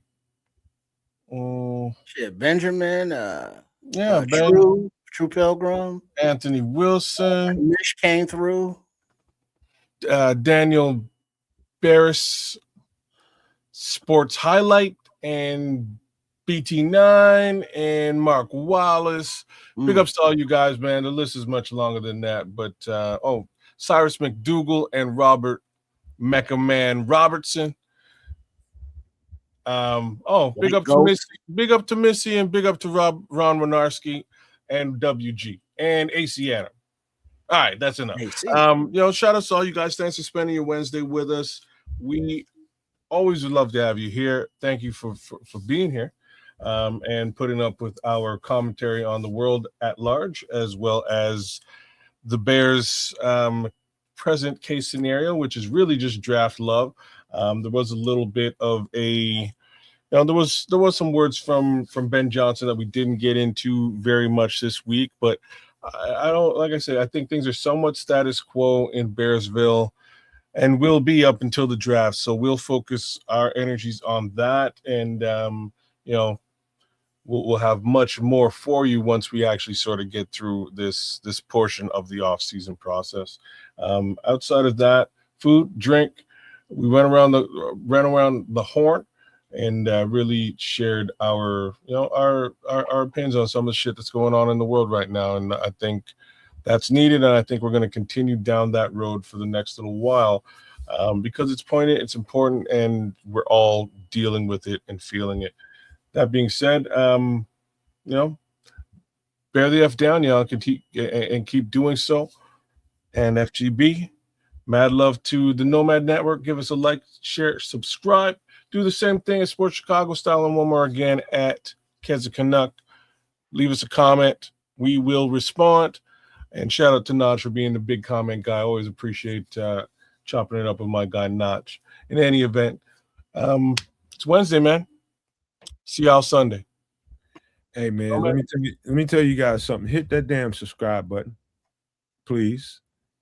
You won't get better coverage of football, sports, and all the other things that we cover here on this channel better than what we did tonight and what we do every Wednesday night on this channel. So make sure you hit the subscribe button on all three channels: Keza Canuck, Sports Chicago Style, and of course here where you're viewing this show from. Man, let me tell you something. I am so on point and focused on what's going on currently. Now, I know that we talk hella Bears talk here, and we didn't get to all of like what Kids was talking about, some of the stuff that was being discussed at the owners meeting today, and it was a lot of commentary that came out of here. And I apologize for that because we probably should have. Because I know there's so much to talk about with the other stuff that we have going on in the world, I knew that once we went down that road, we was going to take some time away from it. And we took quite a bit of time talking about the Bears tonight. And I hope you guys enjoyed those breakdowns that we did. But that's about as good as we could have done under the circumstances. And once we got to the part that was real powerful, and that's where we are in the world geopolitically, man. And I really don't want to talk about politics here. Me personally, that's just where I am because it brings a certain ire out of me particularly. I'm just going to talk about myself and what I know I could say that can really drive divisions, man, because it pisses me off, to be quite frank with you. We don't have to be here. We don't. But, there's decisions that are being made, in the big picture and in the small picture. People are making decisions that have put us here. And for wherever it goes, this is what we've brought upon ourselves. We have choices we've made, man. And so I'll say that and say this at the same time. We had more to talk about as far as things that we can do to prepare for what we know as an eventuality. We know that these things are going to happen, and we're going to have to prepare for some stuff. We have some stuff to talk about. I underestimated how strong the thoughts were going to be based on the points we brought out and the warning signs. That turned into a conversation that I didn't know was going to go as deep as it was, but credit to these two guys that's rolling with me, my boys. They dug in there. And that made me omit some parts of the show that I wanted to get to, but we'll get to them.